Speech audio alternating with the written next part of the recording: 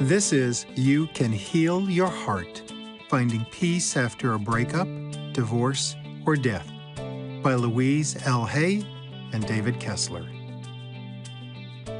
Author's note: we wrote this book to explore how we grieve and find healing after enduring any type of loss, such as a breakup, divorce, or death. Grieving is challenging, but it's our thoughts that often add suffering to our pain. We hope that this book will expand your awareness and thinking around loss to include love and understanding. Our intention is for you to feel your grief fully without getting stuck in the sorrow and suffering. Grief is not a condition to be cured, but a natural part of life. Spirit does not know loss. It knows that every story begins and every story ends, yet love is eternal. Our hope is that the words on these pages offer you comfort and peace throughout your journey. No book, however, should be used to replace professional help if that is needed. We wish you much love and healing. Louise and David. Preface. I've been working in the field of grief for most of my life. I've been fortunate to write 4 books on the subject, including 2 with the legendary Elizabeth Kubler-Ross, the renowned psychiatrist and author of the groundbreaking book on death and dying. During my lectures, I'm continually asked, does grief work apply to divorce? Even at parties, the newly single person will find me and ask, can you help me? I've just gone through a breakup and I heard you know a lot about grief.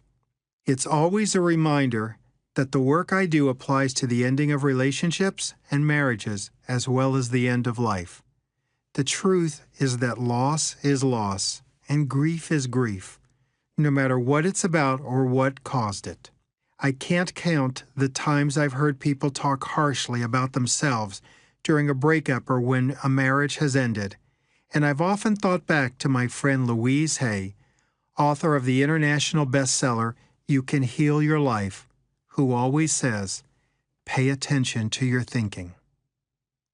In order to launch my latest book, Visions, Trips, and Crowded Rooms, I was invited to speak at Hay House Conference. Although my book was being released by Louise's publishing company, I hadn't seen her in years. I was looking forward to spending some time with her. We'd planned to have lunch right after my presentation. A few minutes after I'd begun, I could feel something happening in the audience. I noticed people turning to one another and whispering. I had no idea what was going on, so I just continued speaking. Then it hit me. Louise had walked in and sat down. Despite her efforts to be unnoticed, she carries that kind of energetic force with her. At lunch, she and I caught up on mutual friends and what was new, and then she said, David, I've been thinking about it, and I want you to be with me when I die. I would be honored, I replied immediately. Since I'm a death and grief expert, it's not unusual to get asked things like that. Most people don't want to die alone. They want to know that their lives and deaths will be witnessed by someone who is comfortable with the end of life. To that end, the acclaimed actor Anthony Perkins asked me to be with him when he died. Best-selling author Marianne Williamson asked me to be with her and her father when he passed. And I was there when my mentor, Elizabeth Kubler-Ross, took her last breath. Then I asked Louise, is there anything going on? Something about your health that I should know about? No, she replied. I'm 82, healthy as I can be, and I'm living my life fully. I just want to make sure when my time comes, I live my dying fully. That's Louise. During the conference, she was scheduled to screen a documentary called Doors Opening, which told the story of her famous hay rides, weekly Wednesday night meetings for people with AIDS and their loved ones in the 1980s. This was where Louise Hay's world and mine first came together. On a rare occasion when she missed a Wednesday night, I'd fill in for her. And what a thrilling ride it was. Picture 350 or so attendees, mostly men and some women with AIDS. Those were the early days of the epidemic, before treatments became available. For the most part, these people were dealing with a catastrophic event in their lives. And then there was Louise, sitting in the midst of it all, not seeing it as catastrophic, but as a life-challenging opportunity. During those meetings, she invited a healing energy into the room, yet she made it perfectly clear this was not a pity party. There was no room to be a victim. Rather, these meetings provided a chance to achieve deeper healing, a healing of the soul. My mind flooded with memories as I recalled those inspiring magical evenings. Now, more than 25 years later, Louise and I were once again in a room together, reflecting on those days and the profound impact it had on our lives. When the documentary began, after a brief introduction, Louise grabbed my hand and we started to walk down the aisle. Our plan was to talk and catch up more, and then return when the film was over to conduct a question and answer session with the audience. We were halfway down the aisle when she paused. "Oh, look," Louise said. "There's Tom on the screen." Tom was an original Hayride member who had long since died. "Everyone is so young," I said. "Let's sit for a couple of minutes," she whispered as she pulled me into the back row. We ended up watching the whole documentary. Afterwards, we got up, composed ourselves, walked onto the stage, and the questioning began. What is sickness? If thoughts create healing, why do we take the medicine? Why do we die? What is death? Every answer that Louise provided gave information and insight into what illnesses are. Then she would give me a nod to interject my thoughts, as if we were playing tennis and she was volleying the ball to me. Our 10-minute Q&A lasted 45 minutes and probably could have gone on for another few hours. And just when I thought the talk was over, Louise proudly announced to everyone, "Oh, I've arranged for David Kessler to be with me when I die." The audience applauded.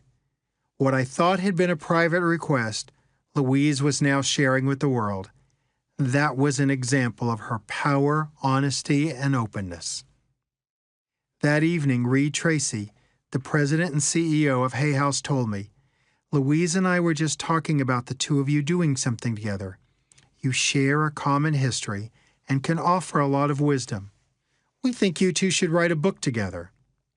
I could only imagine Louise Hay sharing her insights on healing regarding one of life's greatest challenges.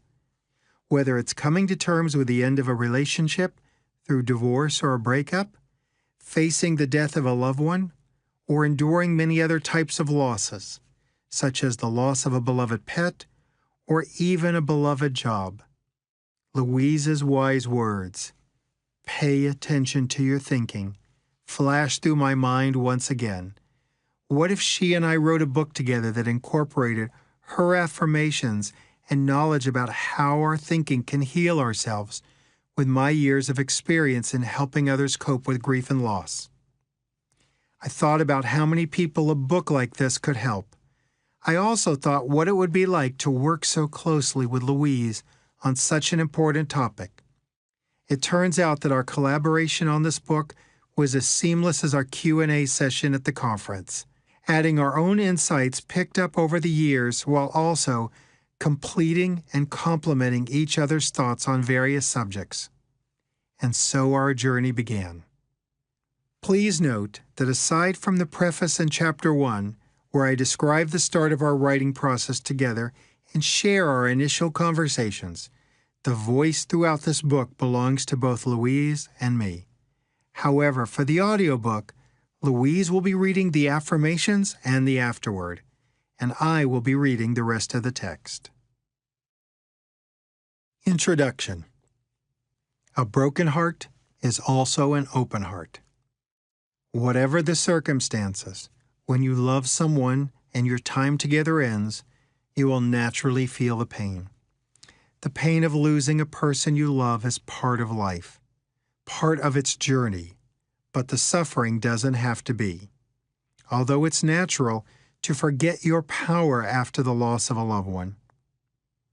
The truth is that after a breakup, divorce, or death, there remains an ability within you to create a new reality. Let's be clear here. We are asking you to change your thinking after a loss occurs, not to avoid the pain of grief, but to keep moving through it. We want your thoughts to live in a place where you remember your loved one only with love, not with sadness or regret. Even after the worst breakup, the meanest divorce, the most tragic death, it is possible to achieve this over time. That doesn't mean you deny or run away from the pain. Instead, you let yourself experience it and then allow a new life to unfold, one where you hold the love dear, not the sorrow. Here's where our real work begins. There are 3 main areas we're going to be focusing on throughout this book. 1. Helping you feel your feelings. If you're reading this book, then you're most likely hurting. And that's something we don't want to take away from you. But this time can be a vital window, not only to heal your pain, but if you feel your feelings fully, to also begin to release it. One of the biggest problems is that you might push aside or ignore your feelings. You judge them as wrong, too little, too much. You carry a lot of bottled up emotions, and anger is often one that is suppressed. In order for it to heal, however, it must be released. We are not speaking only about anger associated with death, but about any time we feel anger. Elizabeth Kubler-Ross, the renowned grief expert who identified the 5 stages of grief, said that we could feel the anger, let it pass through us, and be done with it in a few minutes. She went on to say that any anger we feel over 15 minutes is old anger. Of course, anger is only one of the emotions that arise. When a relationship ends, when divorce happens, and even when death occurs, we are left with so many feelings. Feeling them is the first step towards healing. 2. Allow your old wounds to come up for healing.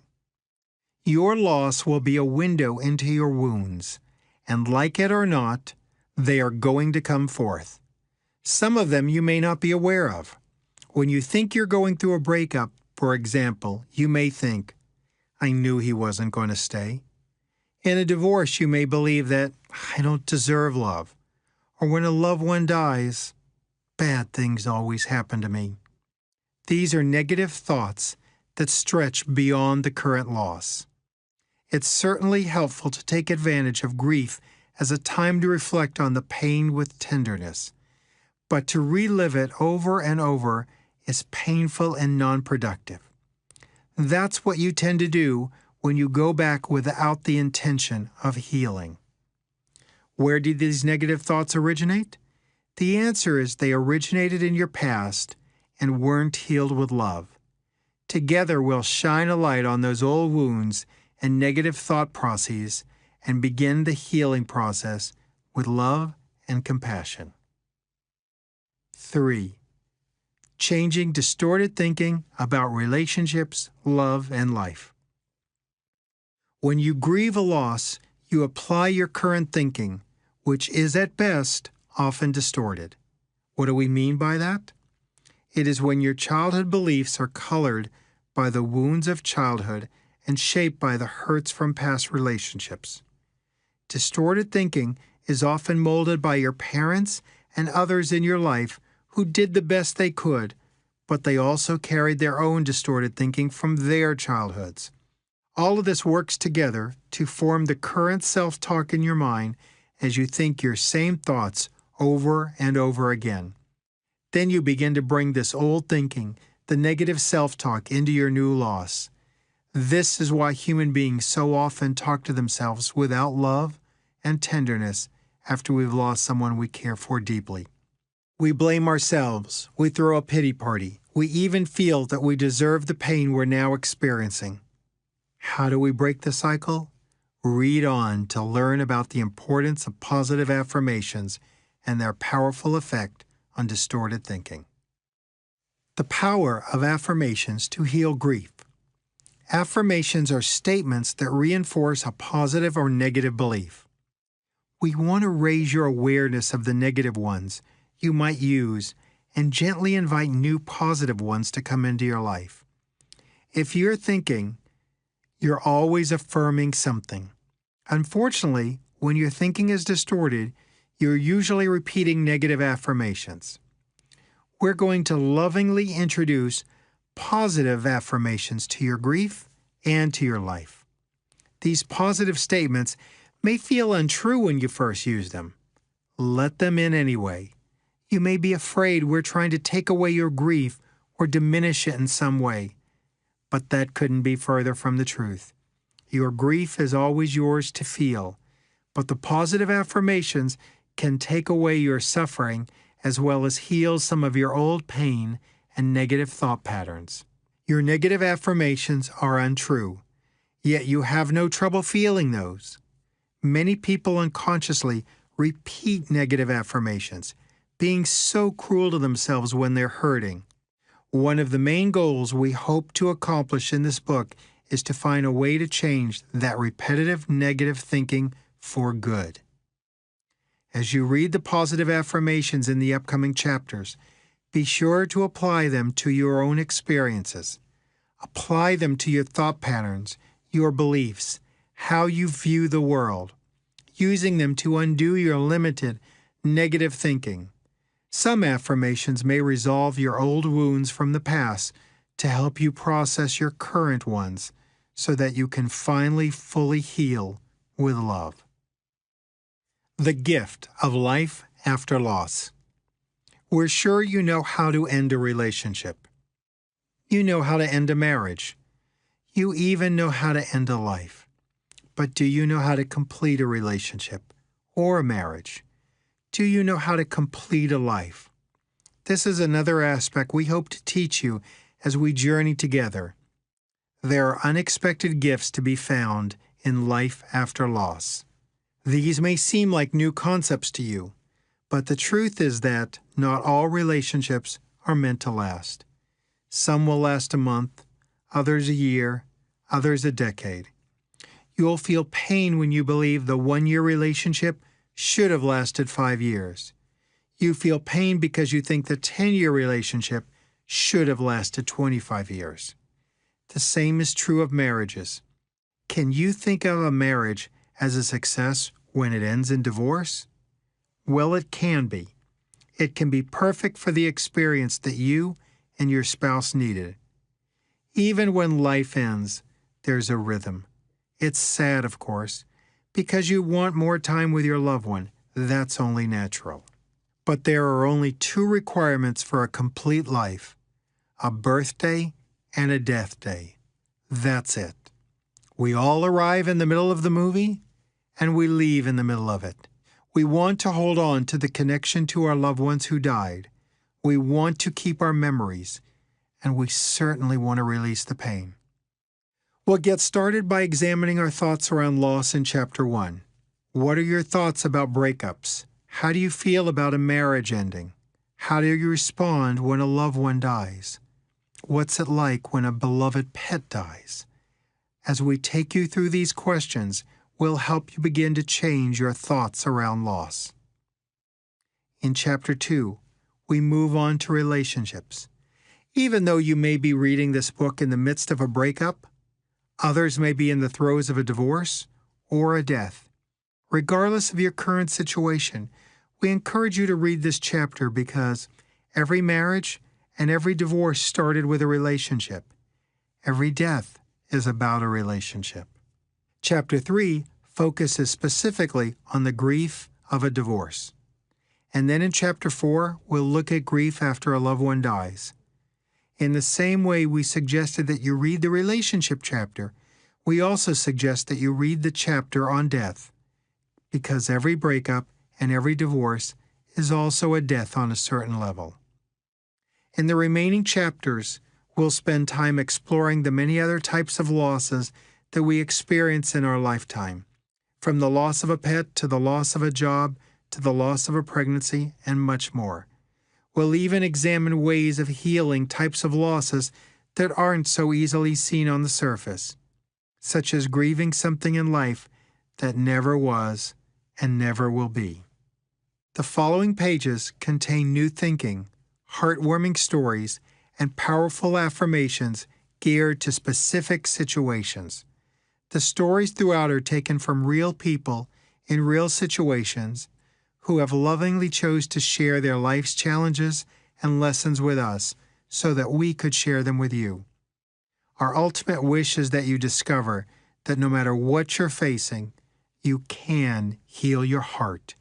You deserve a loving, peaceful life. Let's begin this healing process together.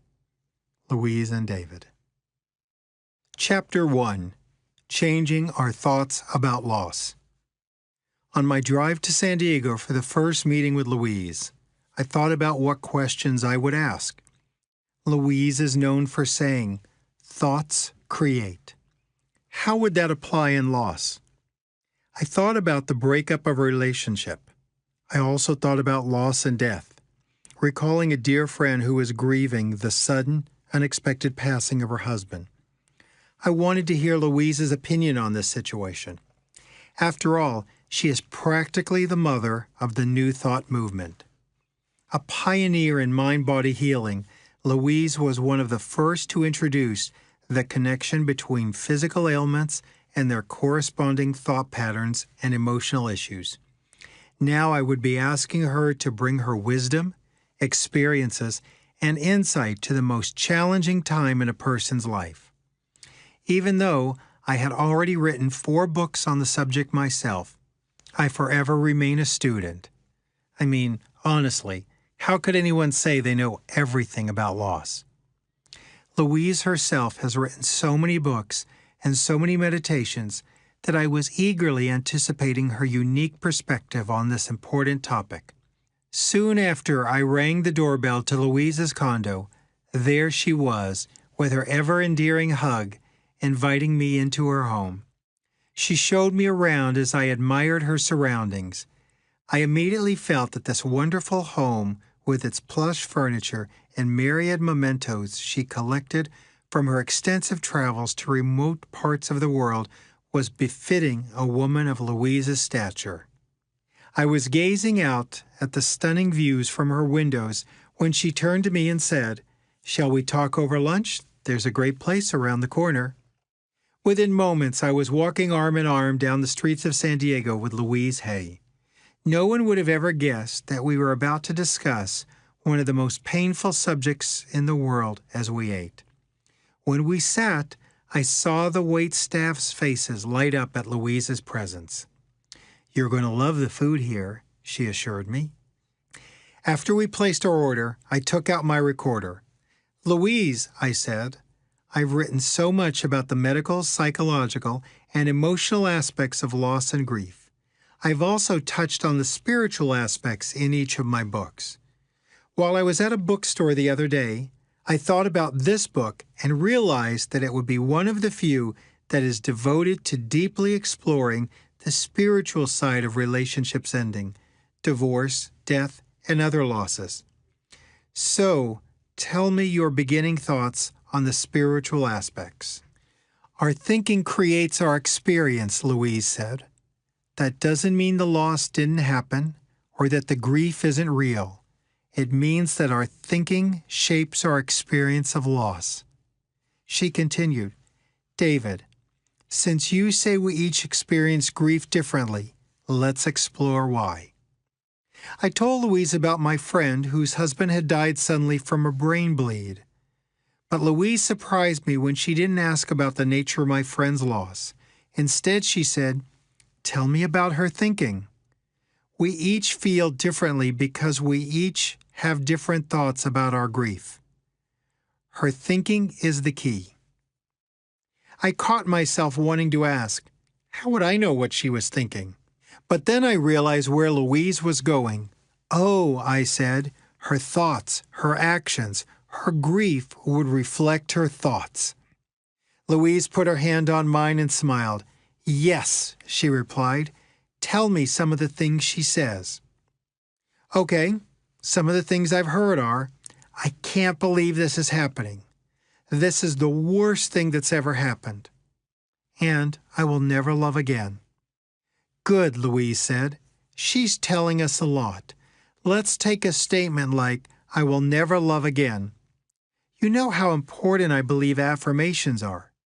Affirmations are positive self-talk. So think about what she's saying to herself in grief. I will never love again. That statement can create reality. But more important, it doesn't serve her or her loss. The pain of grief is one thing. Our thoughts then add suffering. Out of her pain, she may feel like she will never love again. But if she was open to some other ways, some suggestions, she could delve into the underlying beliefs about her statement.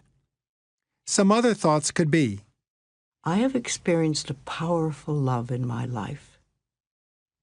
I trust this love I feel for my husband is everlasting. When I think of my husband and my love for him, my heart sings. I added, for people who want to go deeper, quicker, or have moved further in time away from death, they might say, I am open to loving again. As long as I live, I will experience love in all its forms.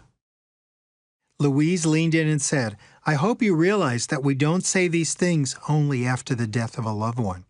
We say these things in our relationship breakups and our divorce too, so let's make sure we examine all those areas. As Louise and I talked, I thought about how there are people who always take the negative path. Yet, there are also those who do their best to end things well in relationships and to find the positive. Take, for example, Darren and Jessica. Darren saw religion as something for his parents and his family, not something he had chosen for himself. But then he and Jessica discovered religious science and began attending a local church.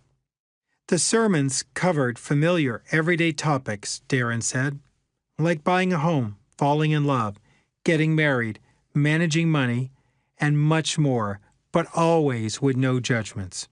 Only acceptance and wisdom. This spiritual talk was about a far more expansive love than what Jessica and I were raised with. As the years pass, we would read books, meditate, and go to workshops. The joke was that years later, we realized that our adage, karma sees all, was a lot like our parents' golden rule. After 22 years of what had seemed to be a good marriage, Darren felt something had changed in the relationship.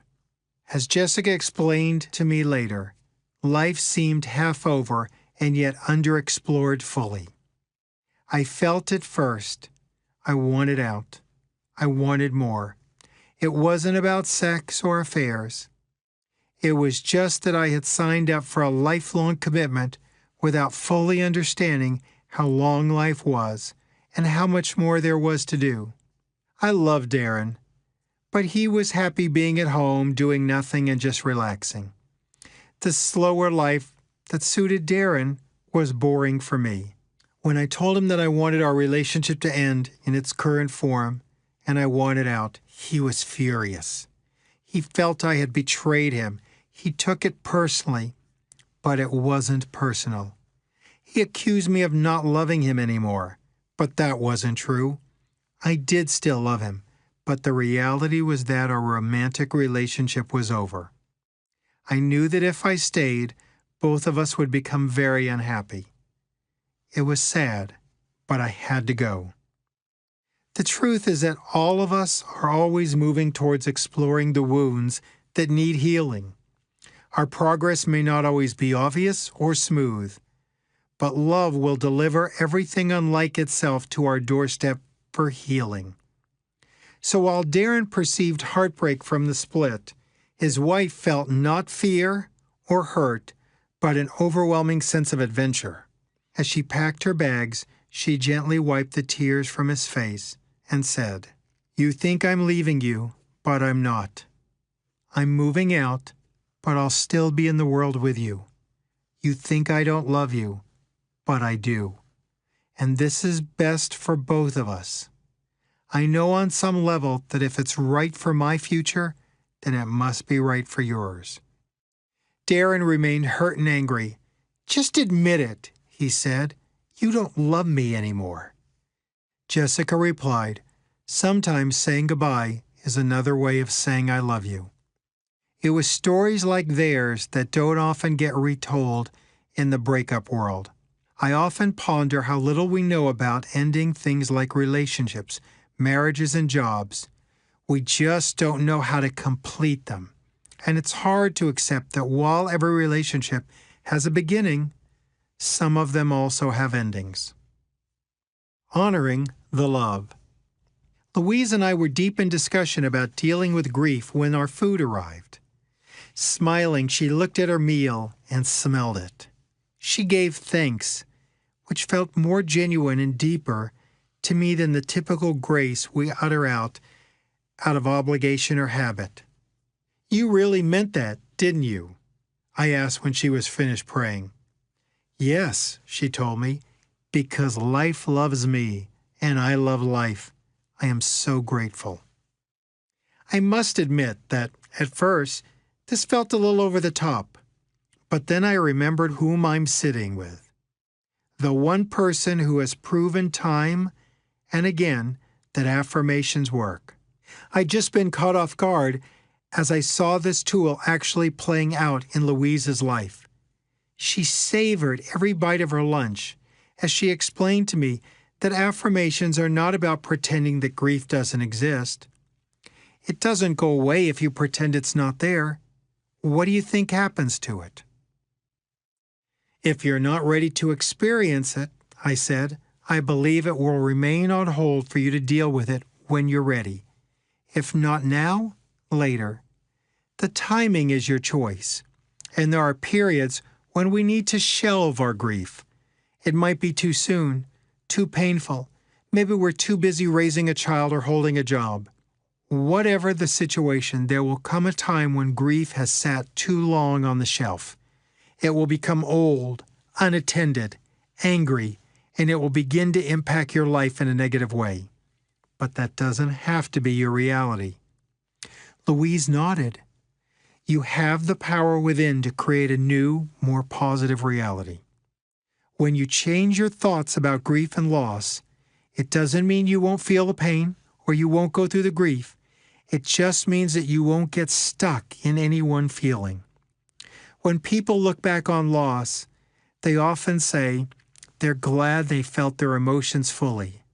They're glad they gave themselves time to fully mourn the end of a relationship. Or, if a loved one died, they're glad they honored their grief afterwards.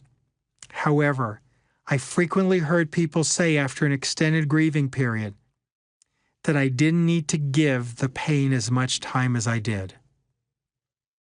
When we talked about a 29-year-old woman named Caroline who was just getting back into the dating scene, she said she didn't regret any relationship she had, but she did regret taking the last 5 years to get over a 3-year relationship. "I see that," I said. "A woman once shared with me that nearly a decade after her husband died in an auto accident, she realized that she would miss him and love him for the rest of her life. But she would rather have learned sooner to remember their love. And when she and I were nearly finished working together, she told me, 'Honoring the love, that's what I'm going to do from here on out. No more honoring the pain.'" That's what we want to teach. We want to honor the love, not the pain, not the suffering. Louise looked directly into my eyes and continued, "In this book, we'll teach about intentions. The work will be about affirmations applied to grief and loss. It will bring hope to sorrow. We can teach people that they can go from grief to peace and show them how to do it. They can heal their losses and their hearts. It doesn't have to hurt for the rest of their lives. But they aren't going to get there in a day." "Very true," I replied. "Healing from loss isn't like getting a cold and a week later you're better. Healing takes time. But we can teach people to say They're looking forward to peace. The grief before the peace is extremely important because it's an authentic expression of your feelings as you build a new foundation, a stronger one. I often think about Kubler-Ross's 5 stages of grief: denial, anger, bargaining, depression, and acceptance. Healing your heart is about ultimately finding acceptance and living in reality. I'm not suggesting you'll be glad that a loss has happened or say it's okay, but you have to acknowledge the reality of it, even though all you want is your loved one back. I shared the following story with Louise. Christina was a young woman who was diagnosed with early-onset ovarian cancer. It was very aggressive. It seemed like everyone in her life was trying to deal with the news when things shifted to the fact that she was dying. In an unusual twist, sometimes people who are very young find it easier to accept death than their parents do. In Christina's case, it was her mother, Deborah, who was struggling to keep up with the events that were happening. Christina was an interesting, brave soul who had insight into her world about what she could change and what she could not. She knew that she was dying, and she accepted it, which brought her a certain peace. During her illness, she and her mother would often argue. Deborah would say, "You're just too young to die." "Well, how do you explain the fact that I am dying?" was Christina's reply. "Your life is incomplete. You can't die so young." "Mom, there's only 2 requirements for a complete life: birth and death. Soon my life will be complete because I have lived and I have died. That's just the way it is, and we have to find peace in it." If anything kept Christina awake at night, it was worrying about her mother. After Christina passed, I would see Deborah every few months and still think about how Christina wanted peace so much for her mother, and yet it eluded her. But years later, I ran into Deborah and immediately sensed a shift that I couldn't explain. I asked her if anything had changed. She told me. I admitted that I wanted Christina back more than I wanted peace. Eventually, I realized that I wanted peace for myself and for Christina. I finally understood what it meant to want someone you love to rest in peace. To this day, I told Louise, Christina and Deborah always remind me of how it is important to want peace. Louise agreed.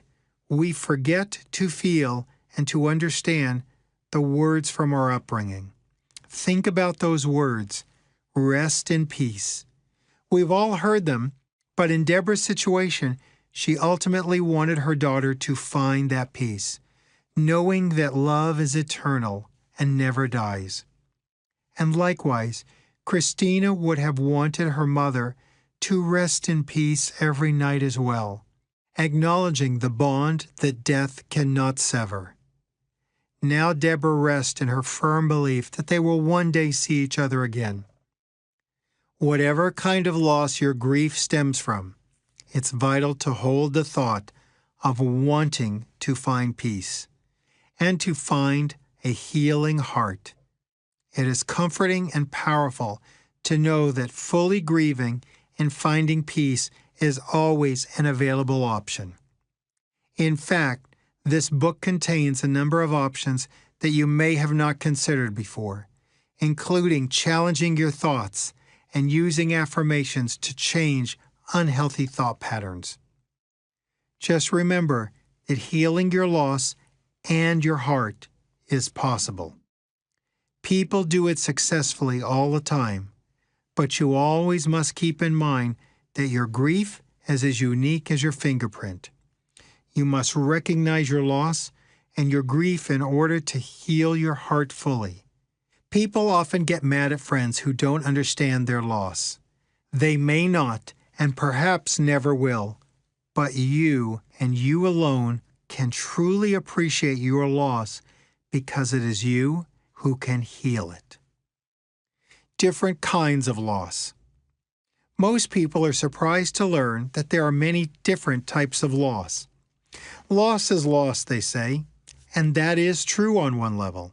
However, since there are many types of specific losses, it's worth looking at their archetypes.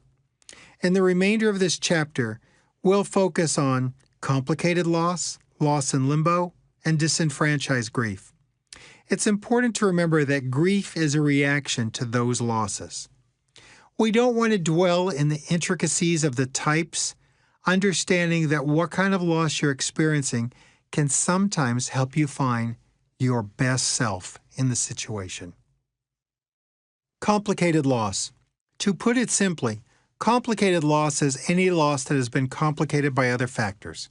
Most of us know that we will experience loss when a relationship naturally ends. When two people mutually agree on separation and divorce, that is uncomplicated loss.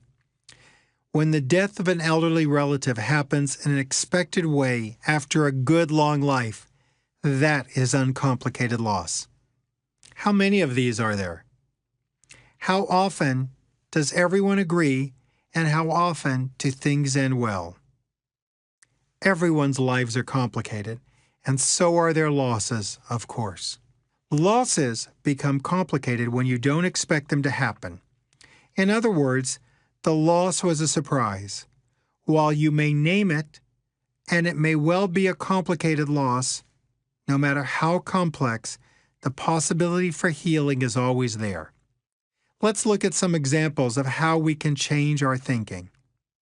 In a relationship, when one person wants a separation and the other one doesn't, you may want to add this to your thinking. While I don't accept this separation now, I will accept it as reality so my healing can begin. The same thinking can be used for divorce. I don't believe we need to divorce, but my partner wants it. While I don't agree with it, I do believe that we choose our own destiny, and my partner has chosen his. Everyone has a right to choose to be in a marriage or not. When someone young dies, you might say to yourself, I didn't see this death coming. I believe this person had more to experience in life, but I remind myself that I do not see all or know all. While I may have feelings of anger and confusion, I don't know what anyone's journey is supposed to be. remember that while the loss is complicated, the healing doesn't have to be. Loss in limbo. Here are some examples of loss in limbo.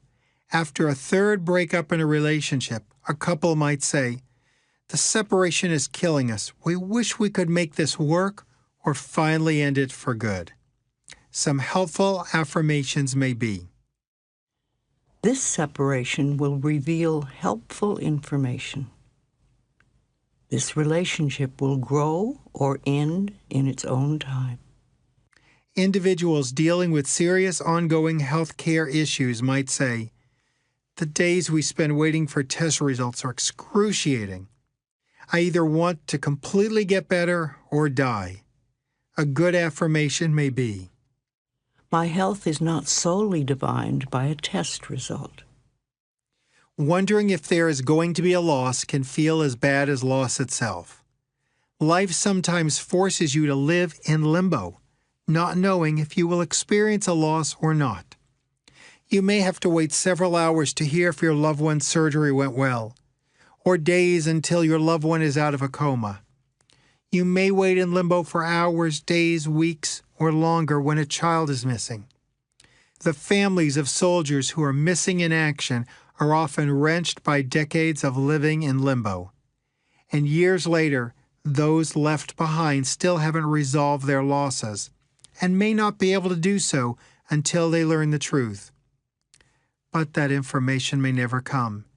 Being in the limbo of loss is in itself a loss. It doesn't have to be that way, however. In the storm, you can find a port. During the limbo of loss, you probably scare yourself with the worst possible outcomes. You don't know how you'll survive if this loss actually happens. In these situations, you can become paralyzed and are no help at all to others or yourself. A healing affirmation for the situation is, Even though I do not know the whereabouts of my loved one, I trust that he or she is safely cared for in the loving hands of the universe. In a breakup, for example, you might think, I must get him back. I'm not ready for this to end. Well, think again. What if instead you said to yourself, I may not know the outcome, but life loves me, and I will be fine with him or without him. if you're having a hard time breaking up with someone, try saying this to yourself. If I am not the one for her, someone else is. So let me get out of the way so that they can come together. Disenfranchised grief. Disenfranchised grief is a result of a loss for which people do not feel they have a socially recognized right to grieve. Disenfranchised grief is often not openly mourned or approved of. Some examples are: the relationship is not socially approved of or publicly recognized, such as a gay and lesbian relationship or marriage. Try thinking. Regardless of what others think about my love, I honor my love and my loss. The relationship exists primarily in the past. For example, the deceased is an ex-wife or an ex-husband. Try thinking. Even though my loved one is now my ex, my feelings of love are not just in the past, but also in the present. I will fully grieve my love for him or her. The loss is hidden or not easy to see. Hidden losses include abortion or miscarriages. Try thinking. I see and honor the loss of my child. There is a stigma connected to how the person died. This could be a death that appears to have an element of poor decision-making or what some consider sin. Suicide, AIDS, alcoholism, or drug overdose are all examples. Try thinking. For suicide, My loved one was in pain and could not see a way out. Now I see him as whole and at peace. for AIDS, My loved one is beautiful and worthy, regardless of her illness. for alcoholism and other drug addiction, My loved one did the best he could. I remember him before he was addicted, and I see him now without his addiction. the loss of a pet sometimes isn't shared because of the fear of ridicule. Try thinking. The love I have for my pet is very real, and I will only share my grief with those who will understand my loss. Remember, when it comes to disenfranchised grief, you can't always change what other people are thinking, but you can always change your own. I honor my losses. As you see, there are different names for different types of losses. While each of us grieves in a unique way, the experience of a loss is universal. It's important to note that if loss is universal, so is healing. While you often have no control over a breakup, divorce, or death occurring, you do have complete control over the thinking that follows. You can create an experience of fully feeling the grief and desiring the healing, or you can become a victim of the pain. Affirmations are a valuable tool that can steer your thoughts towards healing and away from suffering. Let's now take a closer look at loss through a breakup in a relationship and learn how to focus our thoughts on healing, as well as ways to break through those negative beliefs so that we can manifest greater love for ourselves in the future. Chapter 2: Breakups and Breakthroughs in Relationships. The words people say to themselves and the words heard after a breakup have an impact and a message. Folks know that messages in fairy tales are not the truth. When we hear, "and they lived happily ever after," we all know that there is no real happily ever after. Maybe there is an authentically ever after, a hopefully ever after, or even a perfect for us ever after. Wouldn't it be great if after a relationship you could just shake hands with the person and say, "Thanks, that was great," and then go on your way? Or perhaps, "Thanks, I learned a lot of lessons out of that." Or, "What a wild ride that was. Take care." However, most of the time you are in deep grief and you feel as if you're standing under a dark cloud. Are there other options that you might think and perceive? The grief is real, but does there have to be a dark cloud? Could there be an afterglow of love instead? Could you surround yourself in gratitude of your love? Could you stop and think, "Wow, what an interesting time in my life that was. Wasn't that an amazing chapter?" Could you be curious about what comes next? Do you really have to be stuck under the dark cloud, waiting for the storm to come? Like most human beings, you probably see being in love as a hill with no relationship to the valley. Do the times when you are alone have value? We hope you will allow yourself to feel the pain of grief after a relationship ends. But know that constant negative thoughts will only add to the suffering. Talk to people, especially older people. Hear how amazing their lives were when they were in relationships and when they were without a relationship. In all levels of consciousness, speaking, meditating, praying, and saying affirmations have tremendous healing power, and so does silence.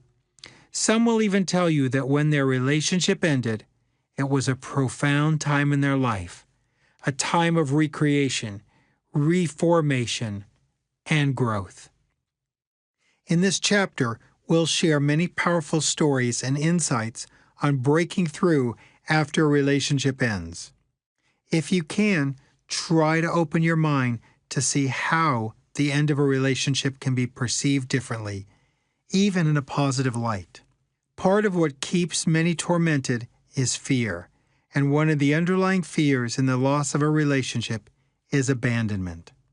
For example, you might think, "He was supposed to be with me." How do you know that for sure? Maybe that simply isn't true, but there are other ways to see it.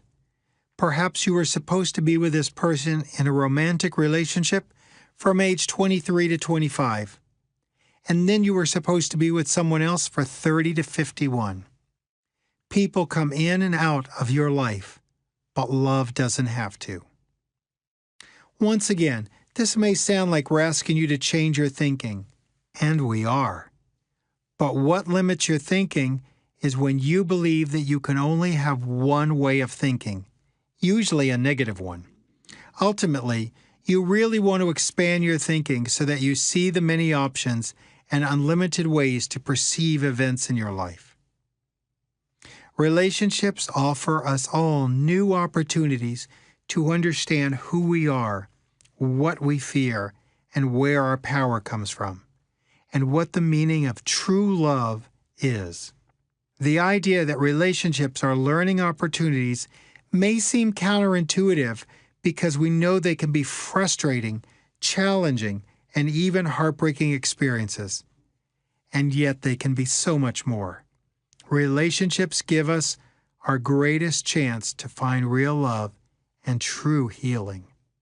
When you're grieving after a breakup, you can wrongly perceive that your wholeness has vanished. When you think your wholeness is impacted by someone else, you believe that you yourself are not enough. You're not complete. You can't find love, and you can't create happiness in your personal and work life. Instead of trying to find the right person to love, let's make you more worthy of being loved.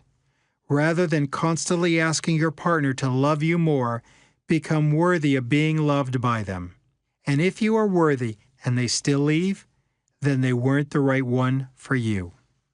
To find love, you must ask yourself if you're giving as much love as you wish to get, or if you expect people to love you more than you love them or yourself. The old saying rings true: if your boat doesn't float, no one will want to sail across the ocean with you.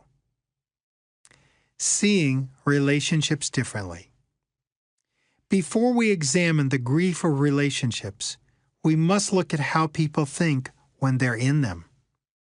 However you think in the midst of a relationship is how you will grieve afterwards.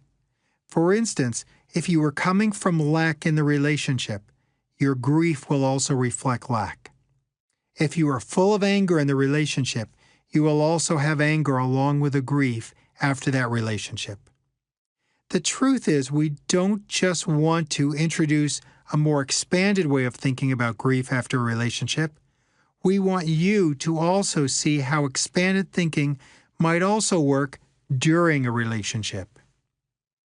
Joanna and her identical twin Grace were born minutes apart, but by chance Joanna was born 2 minutes before midnight on New Year's Eve, and Grace was born shortly thereafter. Even though one sister was only minutes older, they proclaimed their difference in birthdays proudly.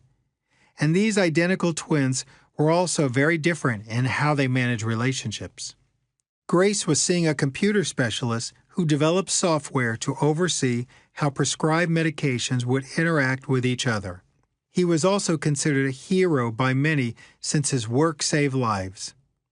Grace enjoyed being with him and loved their relationship. So when he announced to her that one day he had met someone else, she was devastated. She would say things like, "I guess that wasn't meant to be. Unfortunately, that wasn't the right relationship for me." She had a unique way of seeing things for what they were. "I guess that relationship was only meant to last a year," she remarked. Her twin sister asked her, "Didn't you think he was the one?" Grace answered, "Well, if he was the one, we'd still be together. The fact that the relationship is over means that it was supposed to be for a year, not a lifetime."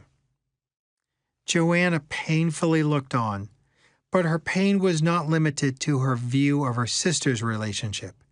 Her pain clearly shaped her own experience of love and romance, which had only two states. She was either in a relationship or she was in regret about a relationship. Her primary relationship was with Phil, a handsome sportscaster. In many ways, they were a great couple, but she still regretted ending her prior relationship with Max. If I hadn't made the mistakes I did with Max, she often wondered, would we still be together? When Joanna thought about her current relationship, she was terribly worried about making the same mistakes with Phil. Grace would simply say, "You need to forget your last relationship and the one before it. You've already learned whatever you need to know. Just be in your current relationship. Be with Phil." Well, that was easier said than done for Joanna, however. But what if I'm too quiet? What if I'm too aggressive? What if our grandmother had wheels, countered Grace? Would we be cars? These sisters were clearly processing the loss of relationships and transitions to new ones very differently.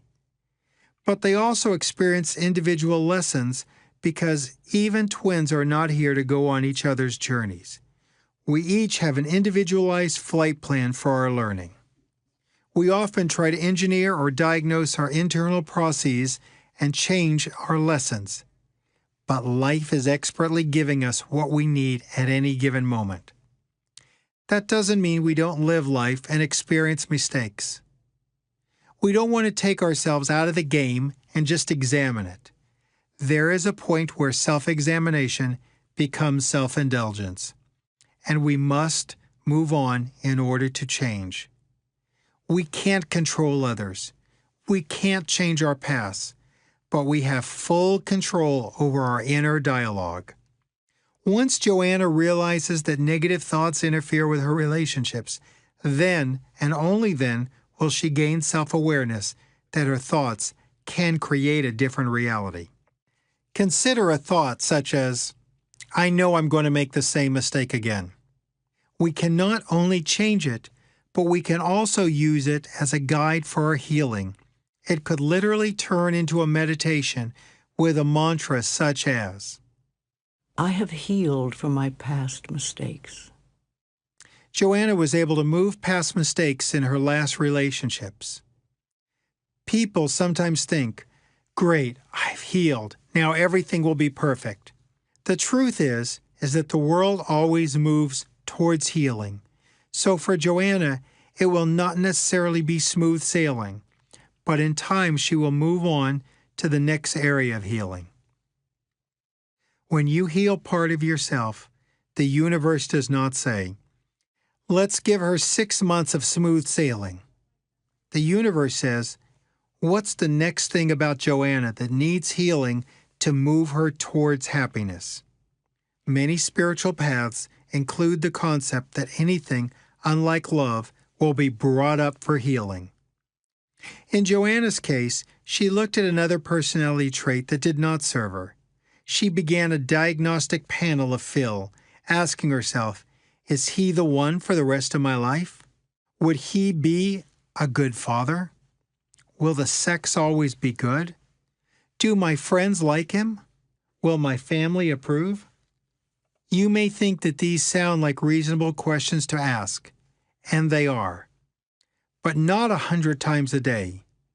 Many people aren't aware that they have 70,000 thoughts per day, and the shocking news is that these thoughts are mostly repetitious. Joanna's concept of a life or a relationship that is too closely examined is a life or relationship that is not truly lived. You can't be present in the moment, genuinely honest and open, if you're too busy running an analysis. Let's go back and examine some of Joanna's thoughts in her relationship that impact her grief if the relationship ends, as well as the quality of the relationship that she is having now. Here's the first question she asked. Is he the one for the rest of my life? The true answer to her question is that he is the one for today. There is nothing to question beyond the present moment. There is no happiness to be found in the future. The very fact that he is here today means that he is the one for today. Can you begin to see that this will help you live in the moment and in reality? He is the one for today is truthful. He is the one for the rest of my life may or may not be true. You simply can't know whether or not you'll be with someone for the rest of your life. When a relationship ends, you feel grief. But it's so much worse if you believe that your partner was the one and now you have lost your forever mate. Remember to use this affirmation. He is the one for today. Let's take a look at Joanna's second question. Would he be a good father? Whenever our thinking is focused on another person rather than ourselves, we won't find happiness. For Joanna, the question should not be whether Phil would be a good father, but rather, would she be a good mother when the day arrived? Let's be real here. Can we ever really know whether or not someone else will make a good parent? Many of us have had siblings or friends who we thought would make great parents, and they turned out to lack certain skills. At the same time, we've been surprised by others who we thought would be bad parents, and they turned out to be great ones. In the end, Joanna only has control of her parenting skills if and when that day comes. A more positive affirmation would be, I am going to work hard to be the best mother I can be. Joanna's third question, will the sex always be good? Ultimately, sex exists only in one place, between your ears. How turned on you will be in the future is none of your business. How much you bring to your sexual experience is all you need to focus on. Joanna can bring all her intensity, passion, creativity, excitement, and sense of adventure to the bedroom tonight. Do my friends like him? Was Joanna's next question. Your friends will be a reflection of the thoughts you send out. If you pose a question that contains doubt, they will have doubts. On the other hand, if you send out thoughts of happiness, your friends will automatically like your significant other because they see you are happy. The positive affirmation is, My friends will like to see me being happy in his presence. and finally, Joanna wondered, will my family approve? Maybe or maybe not. Most of the times your family members will pick up on your emotions. If they don't approve, remember, this is your life. This is your relationship. Only one person needs to approve of this relationship. You. The positive affirmation is, I approve of my relationship. all of our thoughts are valuable. You can't think one way during a relationship and then think completely different in your grief after a breakup. If your thinking during the relationship is negative or distorted, your grief will be negative and distorted. It's vital to see this as a continuum because if you believe that a relationship will go sour, your negative thoughts that permeated the relationship will permeate your grief. And when a new relationship comes along, you won't suddenly have magical, clear thinking. You'll be a victim of your patterns. Grief is a window that provides the opportunity to examine your primal thinking about relationships. If you're grieving relationships well, you will relate well. If you relate poorly in your relationships, you will have another opportunity to change your thinking and how you grieve and how you handle the next relationship. Knowing who you are. Vanessa laughs when she thinks back to her dream relationship. Happily married now to a man who was not the dream, she remembers that first big relationship with humor and love, and no longer with pain. When she was 27, she was overjoyed when she met Ron, a pediatrician at a party. She always knew that someday she would meet someone special who would recognize her specialness too. She wondered what it would be like to be one of those women who married a doctor. After 11 months of dating, Vanessa felt like she had arrived and grown up when Ron invited her to move in. It is my destiny to marry a doctor, she thought to herself. I'll do charity events for the hospital. When he complains about his work, I'll be the one who knows what it took for him to become a doctor. When people talk about how much money he makes, I'll remind them of how much school was required to get where he is. Vanessa went from hanging out in her local coffee house to having tea with the other doctors' wives. And yet, it wasn't all perfect. Ron could be a bit arrogant and self-centered. At one point, she suggested that they redecorate his bedroom, which looked more like a bachelor pad with its waterbed and wet bar. He snapped and said that the room was just fine. He'd had that waterbed for more than a decade and loved everything about it. Except, of course, when you had to drain it and refill it with fresh water. He told Vanessa how cold that first night always was when the water had just been changed. So she put changing the bedroom out of her mind for the time being, knowing that eventually she would get the opportunity to redo it. They celebrated their first anniversary with a trip to Maui, Ron's favorite island. But Vanessa had allowed a guest to join them. Her fear. When Vanessa asked Ron if he had brought other women there in the past, he said, "Yes, this has always been my favorite place, and I came here with previous girlfriends and also when I was single. I once met someone here who ended up becoming my girlfriend." His honesty only made Vanessa more insecure. So let's examine her thinking at this point. Her thoughts were, am I just a number to him? If I hadn't joined him in Maui, would he have found someone else to keep him company? Will he ever marry me? You might imagine her bottom line question to be, do I really matter? Does he really love me? But that wasn't the issue here. It wasn't one particular thought. Rather, it was that all her insecure thoughts boiled down to, I'm invisible. I'm not worth it.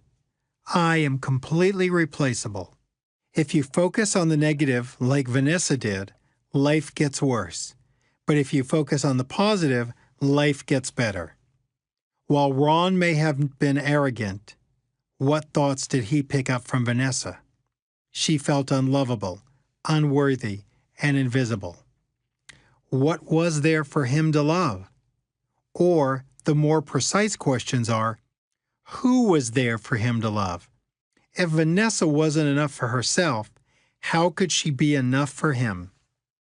We wish we could tell you that Ron and Vanessa had a wonderful time in Maui, but in reality, she became her insecurities, and he became even more aloof. When they returned from their trip, he hoped that life would get back to normal. But Vanessa's insecure thoughts continued to plague her. I bet other women have lived in this house, she kept thinking to herself. She repeated the thought so often it eventually demanded an answer. So she curtly asked him, Have other women lived in this house with you? Once again, Ron answered honestly, Yes, but what difference does that make? You're here now. I just need to know, she said. But in a few days, she asked, Did they break up with you or did you break up with them? She had taken her focus off being in the relationship and put it on the other end of the relationship. She wasn't living life. She was already in grief. Ron realized that trying to reassure her would be pointless. He could feel the downward pull of her emptiness and her neediness. Eventually, the negative words that she had been expecting came. Vanessa, I think you should move out. Her negative affirmations had created her worst fear. She pleaded with him to change his mind, but his decision had been made. She moved out in a frenzy of rage. She knew she had been right all along. She was just a number, another girlfriend, nothing more. For the next few days, Vanessa found herself in a dark place. All of the thoughts and insecurities she had brought into the relationship had shaped her grief. Her negative thoughts continued as she angrily got her stuff out of his place and moved in with Yvonne, an old friend. After a few days, Yvonne said to her, Listen to yourself. I can understand why he didn't want to be with you. You don't want to be with you. You have no self-worth. You describe yourself the way he saw you. Who are you? Do you even know? Still trapped in her negative affirmations, Vanessa vowed that she would make Ron miss her, and she knew what she needed to do. She still had a key to his house, and she knew that Wednesday was always his busiest day in the office. When he was seeing his first patient of the day, she went to the house and let herself in. She remembered that he had complained of the cold first night after the waterbed had been refilled. So she began to drain it. For the next few hours, she sat by the bed, watching the waterbed empty, thinking how alone and cold he would feel that night, and then he would want her back. When the water had drained, she began the refilling process. Then she made the bed as if nothing had happened and left. The next morning, knowing he must have missed her terribly during the night, she waited by the phone for his call. By 4 p.m., shocked that she hadn't heard from him, she decided to call his office. He took the call, and she asked him how he was doing. Fine, he replied, sounding distracted. Frustrated, she asked, How did you sleep? Fine. She hung up the phone. She thought about the effort she had exerted in trying to make him feel uncomfortable and alone. She wanted him to feel the pain of loss that she was feeling. When Yvonne got home, Vanessa told her what she had done. Vanessa, her friend said, look where your thinking has gotten you. You are conspiring with his waterbed to make him feel like he misses you. But the key is, where are you in that situation? What was so great about you that would make him miss you? Was it your laughter, your smile, your great sense of style, your love of board games, your warm personality? You made yourself completely invisible and then accused him of not seeing you or seeing him as just another number. Well, now you're crazy girl number 5 who let the water out of a waterbed to make her boyfriend miss her. No one is going to think about you or how special you are until you do. What Yvonne said finally struck a chord with Vanessa, and she focused on her negative thinking for the first time. She knew that her behavior with the waterbed was ridiculous, but she hadn't put the threads together. Now she would need to show up for her grief, feel it, and deal with it herself. She finally understood that until she showed up for her life, no one else would. For the next few years, Vanessa thought about who she was in the world, not in relationship to her destiny as a doctor's wife or anyone else's wife for that matter. She volunteered at charities because she wanted to. She began to search for her favorite place in the world instead of being fixated on some guy's favorite spot. She started to see her life as a seed that needed nurturing, not as a vine that was growing on someone else's wall. She realized that looking at the other person kept her distracted from the real work in the relationship, herself. After continuing to work on herself for a few years, she met a great guy named Hank, who loved Vanessa for who she was. The waterbed incident became nothing more than a story that got rolled out every few parties by Vanessa or someone else. She often ended the story with, "If you think your negative thoughts, you're going to end up wasting a full day draining someone else's waterbed. When you think your good thoughts, you end up happy, and you end up sleeping well too." As the saying goes, how empty of me to be so full of you. The only person any of us needs to focus on, the only one we can work on, is the one in the mirror. It's always an inside job. In the end, Vanessa realized that her actions hadn't just been about wanting Ron to feel the pain she felt. It was about the abandonment that came up for her around him. Perhaps more important, she was learning how she abandoned herself. She found that if she allowed herself to grieve, she would be able to create a way to examine abandonment, meet it with understanding and love, and ultimately heal it. And that's what grieving well means. As you begin to see relationships differently, you'll recognize that they have a rhythmic flow. Some will last a lifetime, others a few decades, some a few years, and some only a few months. But there can be no judgment here. No matter how long you were with the person, the breakup deserves its personal time of grief. Grief after a relationship gives you the opportunity to understand your own healthy and unhealthy archetypes. Some people are astounded to witness the repetitive negative affirmations they say to themselves after a loss of a relationship. But these can be insightful moments that bring us closer to real love and healing. We see, perhaps for the first time, how we grieve a relationship reveals how we acted in the relationship. Ultimately, as soon as we spot those negative affirmations, we can turn them into positive ones that can reshape our future life and loves. The wrong person can be the perfect person. Many of us think that the relationship went sour or that one was just a waste of time, and consider those moments or years as something we'll never get back. But the truth is that each relationship is an experience that we have been uniquely and personally assigned, whether we are with that person for a week, a month, or a decade. When Marissa turned 30, she was still single.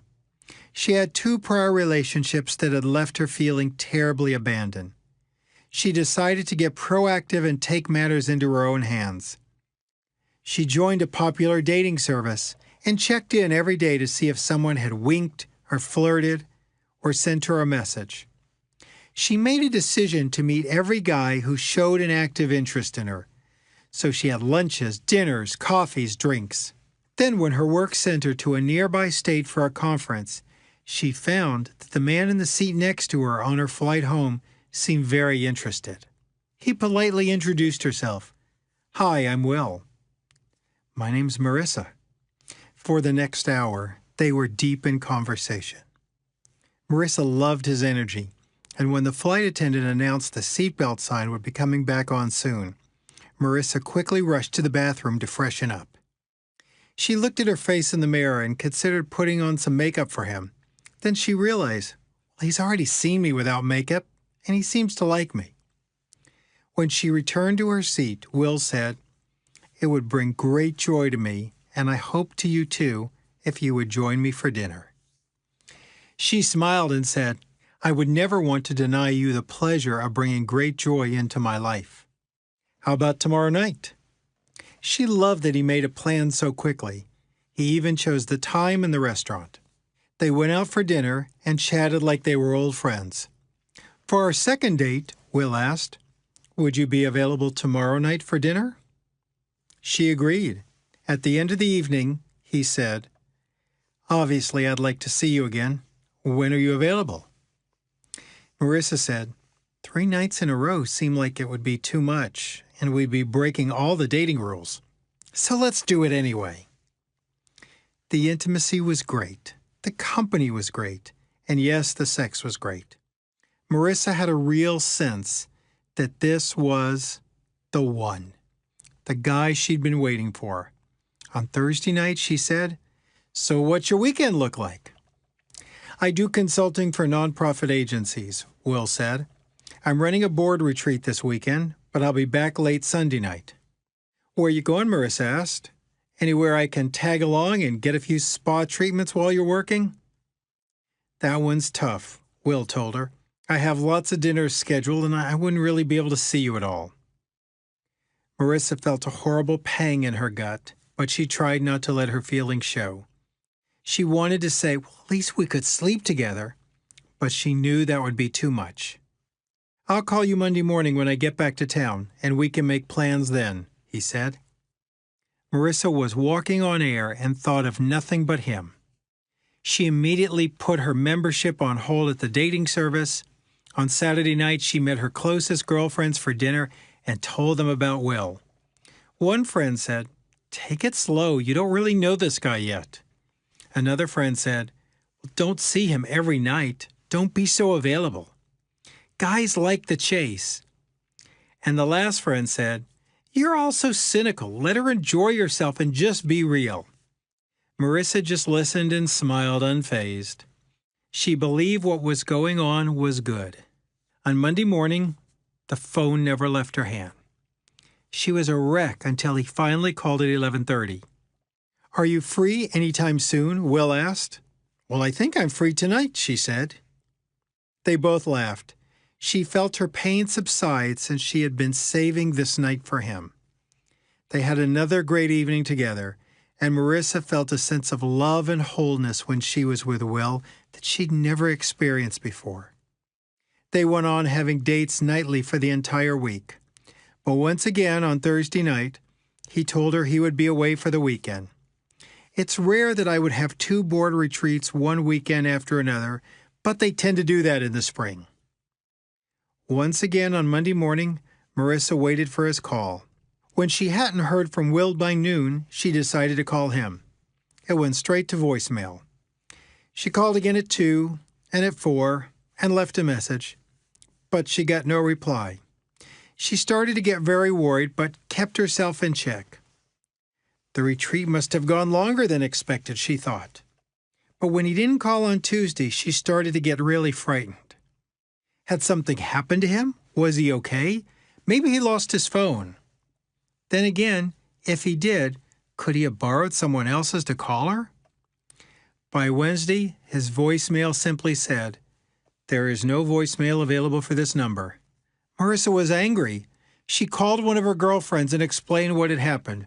"Whoa," her friend said. "You need to slow down and get a handle on reality. You just met this guy." On Thursday night, she had drinks with some of her girlfriends, who took her to task on the situation. The first one said, "Have you gone to his house?" "We planned on going sometime soon," Marissa replied, "but he said a gentleman should always pick up a lady. That's how we ended up at my place." "You mean a married guy should always pick up a lady at her house?" Marissa was stunned at the accusation. "Will is not married." Her friend looked at her for a moment and then said, "Think about it. He's never here on the weekends because he's with his family. He has to disappear because he realized there's nowhere for this to go." "Maybe he was married," the first friend added, "and he realized he liked you so much, but he had to end it."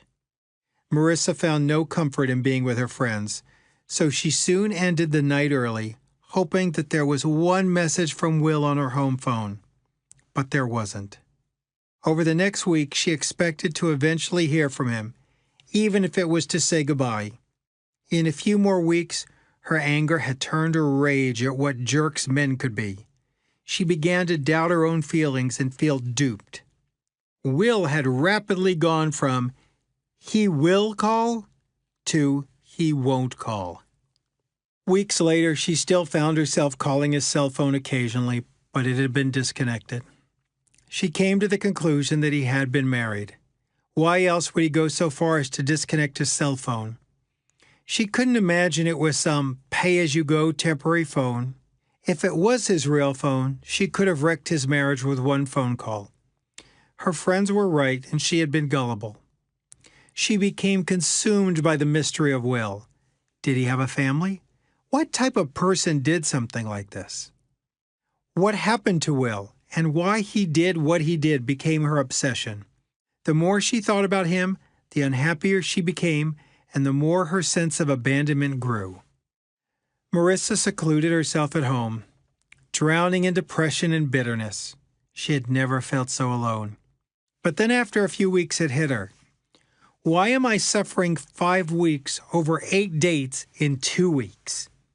She thanked God it didn't go on for months, or it would have taken her years to recover. She realized she had given Will more than he deserved. But more important, the degree of pain and grief she felt couldn't possibly be just over this man. 6 weeks later, Marissa signed back on the dating service, and her friends were happy, but encouraged her to take things slow and go easy on herself. "I've taken 6 weeks to grieve," Marissa said. "I felt so alone. I always feel abandoned by guys. But I can't do this anymore. I'm starting to believe that my feelings of loss have very little to do with my dating." "You don't have to date if you don't want to," one of her friends said. Marissa shot back, "It's not the dating that has to change. It's about always feeling abandoned." In a strange way, dating Will was a great lesson because I was sure he was the one. It made me see what I do, how I set myself up. But I've worked long and hard to change myself and my thinking. She was referring to the inner work and affirmation she was doing. She realized that every day she had been affirming something. Usually it was something negative, such as, "I feel whole with Will. I need someone to complete me. I am only happy in relationships." But now she was counteracting all that with some new affirmations that she learned while working through her deep grief. I am here for myself. Men may come and go, but I will always love and support myself. We don't know Will's part of the story, but don't doubt that he will learn his lesson also. Since he was hurtful, Marissa could say, His journey in life is none of my business. It might seem strange, but Marissa realized that her brief encounter with Will was a gift. He was the perfect person to help heal her abandonment issues. And in ways that we don't know, she was perfect for him too. We could easily just leave it at Marissa met a real jerk. But what would that say about the universe? It just randomly sent Marissa a thoughtless guy? Why? Just to make her miserable? Could there be a reason? If this is an all-knowing, all-loving universe, always moving us towards healing, then there must be a good reason Will was sent to Marissa. Since she was so ready to use this man and this moment in her life to go deeper in her abandonment issues, in many ways, the wrong guy was the perfect guy for her healing. People in intimate relationships usually have the same issues, but in reverse. If you struggle with love, you'll attract someone who has issues with love. If you have issues with power, your partner will too, although not necessarily in the same way. And then, it may not be that obvious. If one person is bossy, he fears he lacks power. His partner may be submissive because she fears finding her power. A couple may have problems with addiction, but while one is the addict, the other may be the codependent partner or the rescuer. If the shared issue is fear, one partner handles it by being bold and fearless, while the other person is timid and makes little to no decisions. Like often attracts like, but in an opposite way. In other words, in any relationship, one person makes the pancakes, the other one eats them. What that means is typically, when a problem occurs, one partner wants to talk and work it out, while the other one prefers to be quiet, to let things settle down and work it out themselves. The more aggressive person pushes all of his buttons, and his refusal to deal with it pushes hers. Both people think the other has a problem and is handling it wrong. But in a very real sense, each one of them is perfect for the other in that moment, in that relationship. Aloof and needy. Another example of a dance we do with each other is known as aloof and needy. While many people deal with abandonment issues, many others are faced with control issues. So it's not surprising that they find out that one person experienced abandonment in his childhood or her childhood, and the other one felt too controlled. When they grow up, one becomes needy while the other becomes aloof, and it's no surprise they go on a date with each other in adulthood. This may sound extreme, but many of us do have a little bit of both aloof and needy in us. While the abandoned, needy individual often fears the other person will leave, the one with the control issues, aloof, feels being overly controlled in the relationship. As the universe magically brings these two people together to heal each other, the person with the abandonment issue ultimately learns to quit abandoning himself or herself, while the control issue person needs to feel confident that no one can control him or her. When people have control issues, they often become aloof and retreat, which of course triggers their partner's abandonment issues. But the truth is, they're not being controlled. They are simply a slave to and being controlled by their own past. When these individuals are in an argument and feel controlled, they are usually living in the past. So in truth, they have lost control, not to their partner, but to their past. Some affirmations are: No one can control me. I am my own master. When I am feeling controlled, I release the past with love and come into the present moment. I am free to do whatever I want. The choice is always mine. Control issue people heal by recognizing their freedom and seeing that cause and effect exist in all experiences, but it doesn't originate with their partner. They have complete freedom to date other people, and the consequences may be the relationship doesn't grow. They may feel the partner should not expect to be put first, but the result is they may not be made a priority either, which probably doesn't feel good. This is very true about the abandoned person too. When individuals feel deserted, they reach out to each other from their wound, which automatically triggers their abandonment issue. When they're in abandonment mode, they are living in the past. If they let that run the relationship, no matter what the other person does, they will automatically feel abandoned. Some possible affirmations are: No one can truly abandon me but me. I am always here for myself. The universe loves and cares for me. aloof and needy are one common archetype. The truth is, every relationship has been perfectly designed to bring healing. When a relationship ends and you sit in your grief, you can either receive the healing and grow or remain stuck.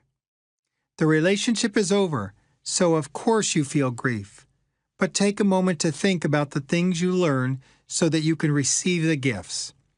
Or else you'll just do the same dance again with another person.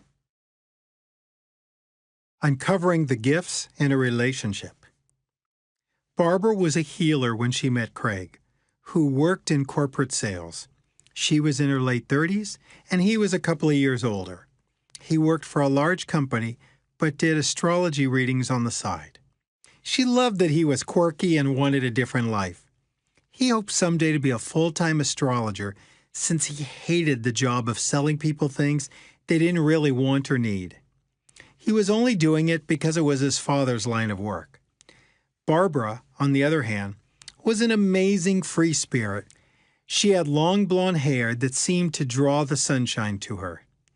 Craig longed for her life because he felt that while hers was in color, his was a dull gray. He drove a company car, and she liked his stability, the fact that he got a paycheck every week. But Craig was dissatisfied with his life and was determined to find a way out of his world and into hers. Barbara told him that the way to begin the journey was to find a spiritual master. The master for Craig turned out to be an American Indian who smoked clove cigarettes. So Craig began smoking too. Barbara was shocked. She disapproved of smoking and couldn't believe he had taken it up. When she told him there would be no smoking in the house, Craig argued that he should be able to smoke in the den, so they compromised on that. He also thought that he should stop accepting his regular paychecks. Saying no to the corporate world would surely help him advance in his creative one. Craig believed that the corporation was draining the life out of him, so he quit and he gave up the company car and his salary.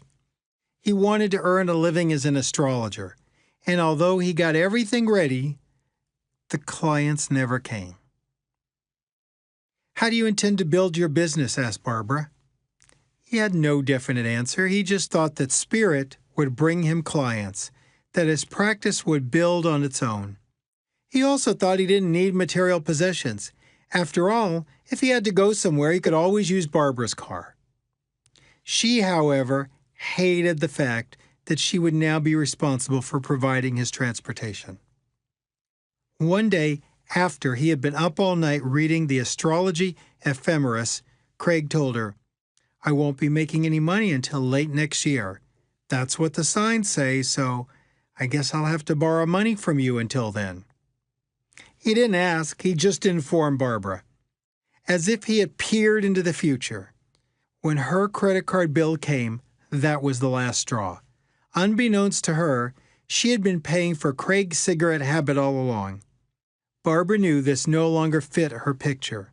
She went out and bought him a used car for $1,200 and said, "This is your gift. I encourage you to go live your dream."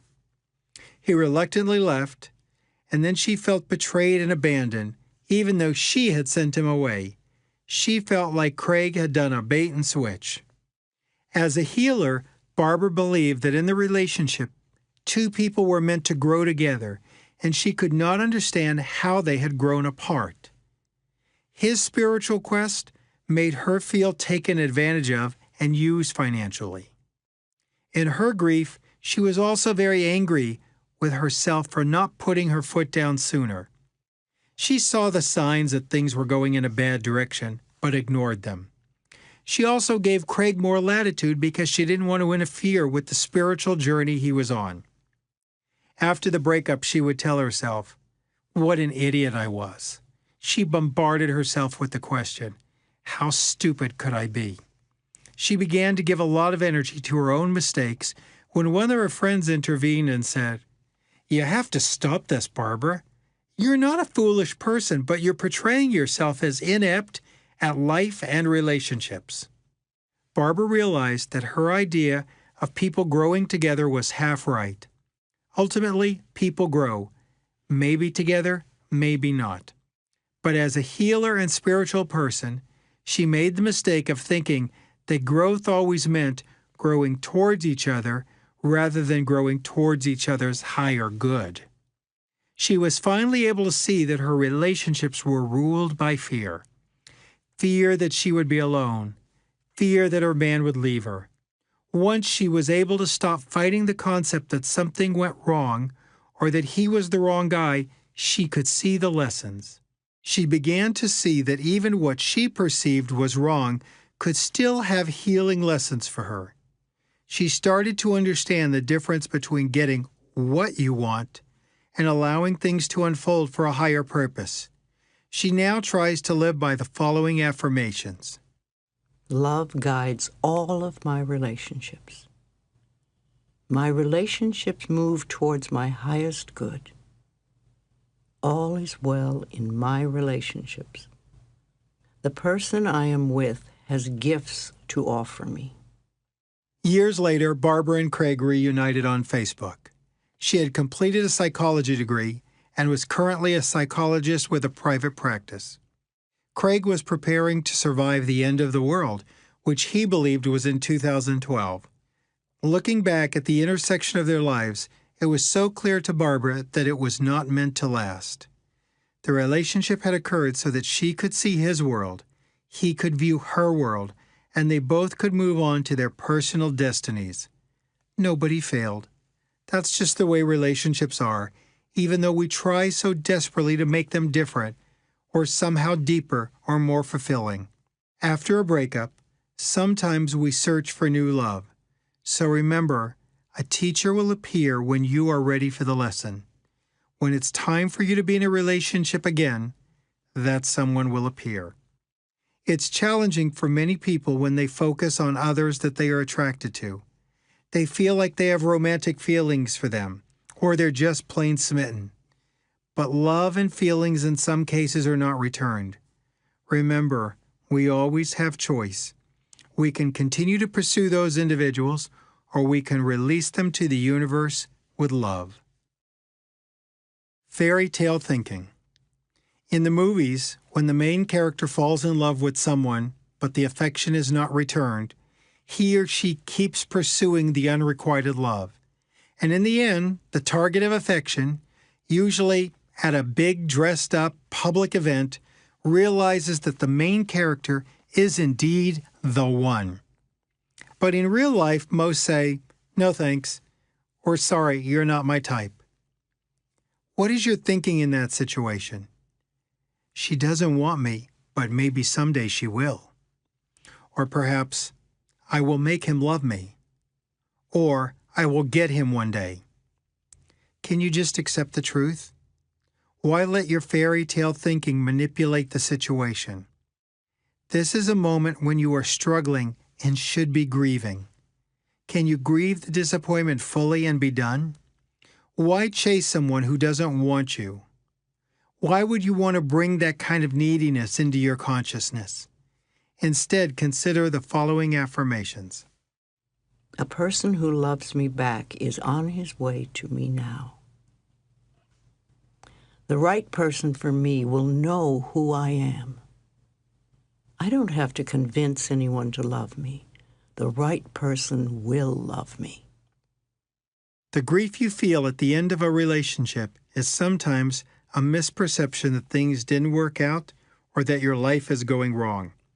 Of course, the loneliness hurts after a relationship ends.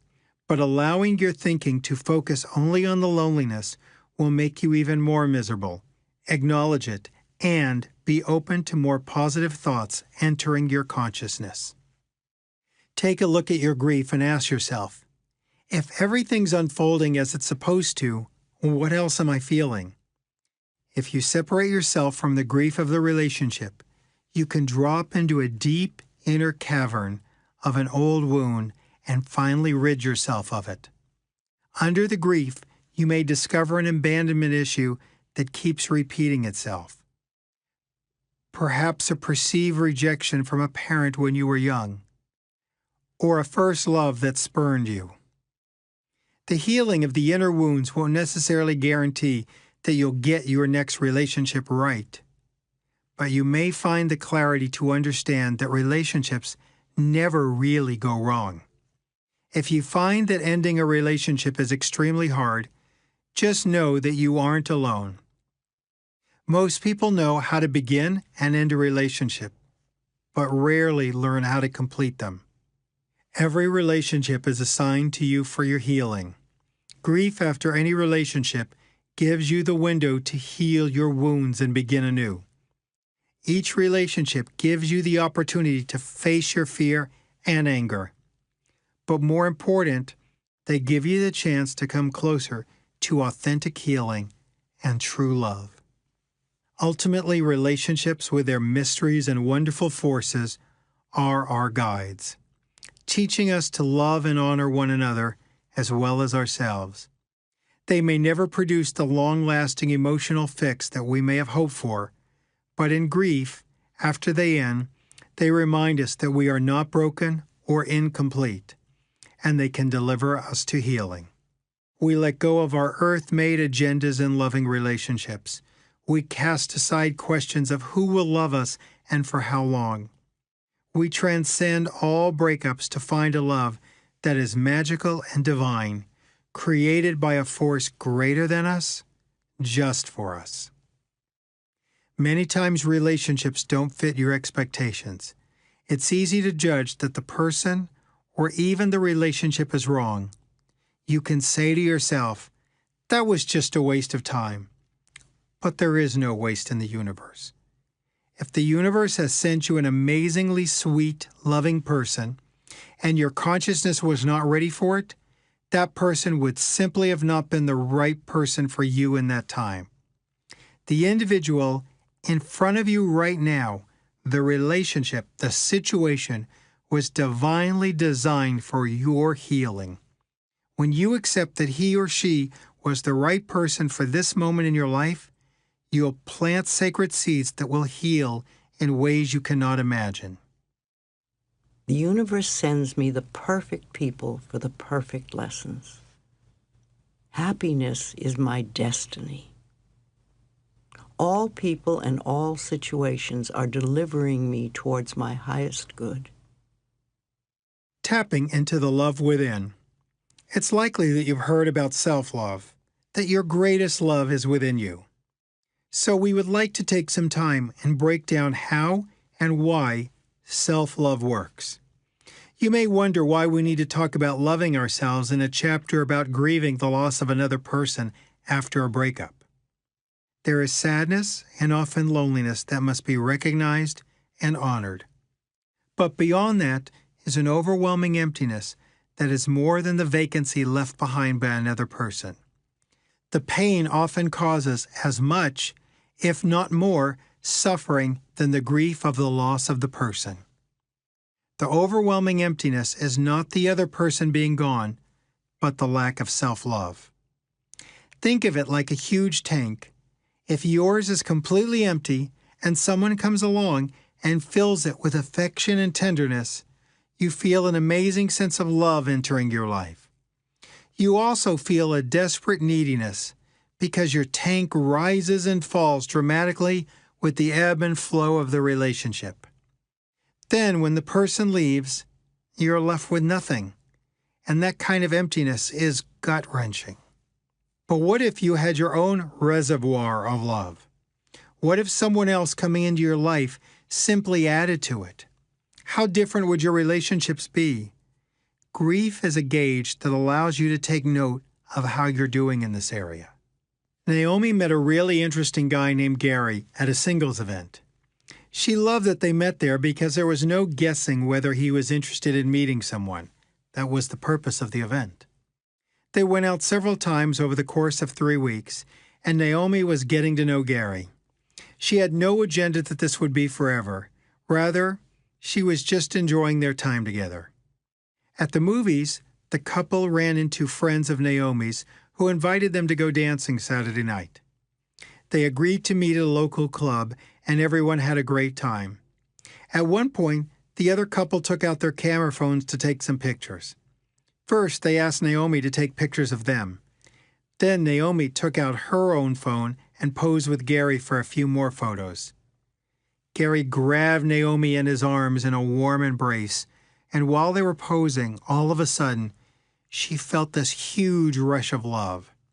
Her friend said, "One more picture just to be safe," and Naomi melted into Gary's arms. The next morning, Naomi showed the pictures to friends who said, "Looks like you two were really having fun." Naomi thought about the love she had felt when Gary put her arms around her. She thought about how different her perception was now, as opposed to what it would have been a decade earlier. Back then, she would have said, "I never felt a love like I felt like last night. Gary is amazing. He must be the one." She had done so much inner work since then that she knew Gary didn't hold an incredible, unique love that was only accessible when she was with him. She knew that he had somehow triggered the love that was already within her. It was not his embrace that sent a rush of love from him to her. Rather, she made the unconscious decision to feel the depth of that love. She also knew intellectually that while Gary was a great guy, after 3 weeks of dating, she knew she couldn't honestly say that he was the greatest love of her life. At this point, you may be wondering if the relationship continued. Gary and Naomi did continue to date, and she would add that they dated sanely. She knew that she had avoided a huge trap that was part of her old pattern. In the past, she would have believed that she met this most amazing guy, the one in the world who held the key to her deep love. She would have felt a neediness for that love that she believed only emanated from him. But now she knew better. The point of this story may sound like a cliche, but no one out there is your source or holds the key to the true love for you. True love is always inside of you, and you decide, consciously or unconsciously, whether you allow yourself access to it. In grief, it's easy to believe your love left with the person and you are now empty. But we are here to remind you, in your loss, that the love you accessed is still within you, ready and waiting. The next person in your life won't find it for you, but you can experience it whenever you are truly open. All the love I need is within me. Other people remind me of the deep love I already have within. Healing the past. Your mind is often at war with itself. It uses the people and situations around you to play out your inner struggles in the world in 3D. Grief is a time when you can look back at the past and review the patterns in your thinking. But as we've already mentioned, to go back and simply relive it over and over is painful and non-productive. If you have the courage to look at your past without blame, without criticism, without fault-finding, you can view how your thinking occurs and what it says. You can find clues as to the makeup of your behavior. That's how grief can provide us with a window of opportunity to not just look into how a relationship ended, but also to understand the thinking that built the relationship in the first place. The next story is about Carla, who had the courage to look into her past as an observer. She realized that as long as she could remember, she was unhappy. "I'd like to say I was born that way, though highly unlikely. For some reason, I was never a happy child," she said. Carla always felt like a victim in her life and unknowingly kept up a pattern of unhealthy relationships, followed by long bouts of grief. An example was when she was 28 years old, and she and Ben, who didn't want to be referred to as her boyfriend, broke up. Carla knew by society's standards that she was considered beautiful, tall, athletic, fun, and smart. She also had varied cultural interests. Without her ego involved, she could see that she was a catch. But that changed when she met Ben. She suddenly thought that she was unattractive, undeserving of love, and unworthy. She came to believe that she would never be happy and find love. If she did, it would run a short course and end in grief. She remembered, I felt so broken. I ended things with Ben because he had already met someone else he was head over heels with. Someone he was willing to actually call his girlfriend and do things with her that he never wanted to do with me. She felt that life was showing her that she was, in fact, not good enough. The grief had me crying day after day, week after week, she said, wondering where I had gone wrong.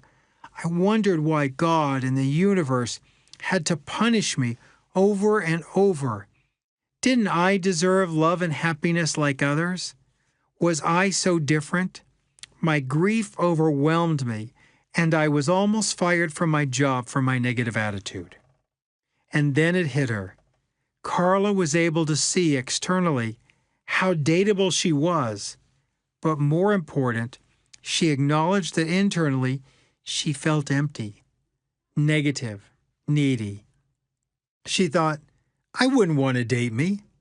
I wouldn't want to be with someone who, despite having the potential for so much good, had such low self-esteem, disliked herself, and had no confidence.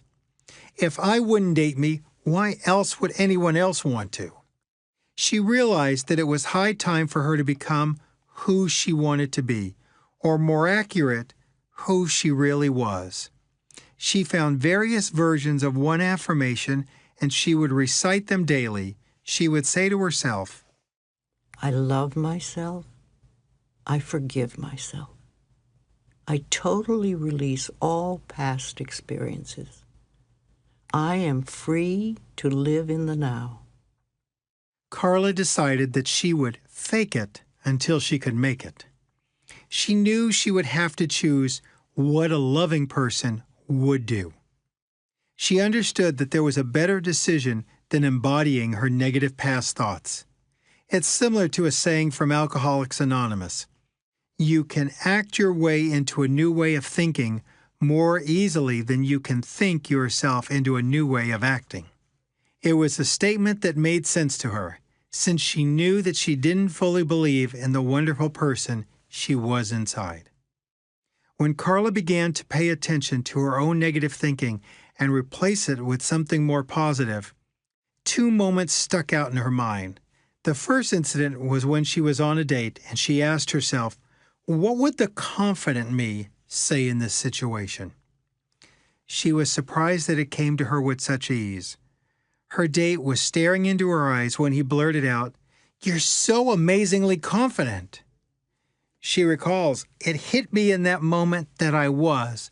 There was some truth in faking it. At 29 years old, Carla had reached a level of confidence that she had not ever known before. She wasn't aware of crossing the fine line between faking it and actually making it, but she knew something was changing. She had thought that the saying, fake it till you make it, was more about faking a feeling. She didn't realize that it was about doing something until her mind, body, and spirit were all in touch with a belief that was already in her. It may have been buried deep down and hidden away, but she realized that this was conditioning her body and her mind to come back in tune with her self-truths. The second moment happened right after New Year's Eve. Carla knew she had a lot of work to do on herself and thought that this year, her New Year's resolution would not be about places she wanted to go or things she wanted to do, but rather about who she wanted to be. She told herself, I want to be confident, loving, and happy. Carla saw herself as someone who walked down the street with a big smile on her face that radiated outward to others, who would in turn smile a little more, and get a little extra bounce in their step. All of her previous attempts at finding validation in outward sources, dating, jobs, friends, had always backfired. And now she understood she had to find these things in herself first. She felt driven to change her thinking, so she wrote the following on a piece of paper. I love and accept myself. I am worth it. She taped that slip of paper on her bathroom mirror so it was the first thing she saw when she woke up. She repeated the affirmations when she brushed her teeth and applied her makeup. The phrases kept ringing through her head and her subconscious. I love and accept myself. I am worth it. Carla started doing this on January 1st, 2012. But sometime later, she didn't need that piece of paper anymore. She didn't need to look at it because she was automatically repeating those words in her head every day, all day long. 1 year later, on New Year's Day 2013, she looked in the mirror, laughed, and said, I love you. I really, really love you. I really, truly felt it, she said. For the first time in my life, I was able to look in the mirror and know I genuinely loved myself. For someone who spent a lifetime in self-hatred, it was a magical feeling that I can't describe in words. I know I still have work to do and more love to give to myself and others, but the feeling of being able to love myself and attract better and more loving people into my life has been astounding for me. My friends have noticed the change in the last year, and they say it's the happiest they've ever seen me. Recently, Carla had a roommate, Ellen, move in, reminded her of herself a few years ago with her self-doubts and criticism, always searching outward for the source of happiness and love. She suggested that Ellen listen to how terribly she was talking to herself and told her how she herself had replaced her negative thoughts with positive affirmations that really helped. Her roommate's response was, yeah, that's a good idea. But Ellen never heard anything about it.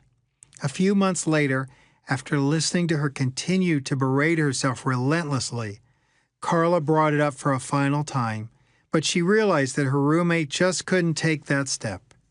Ellen looked so lost.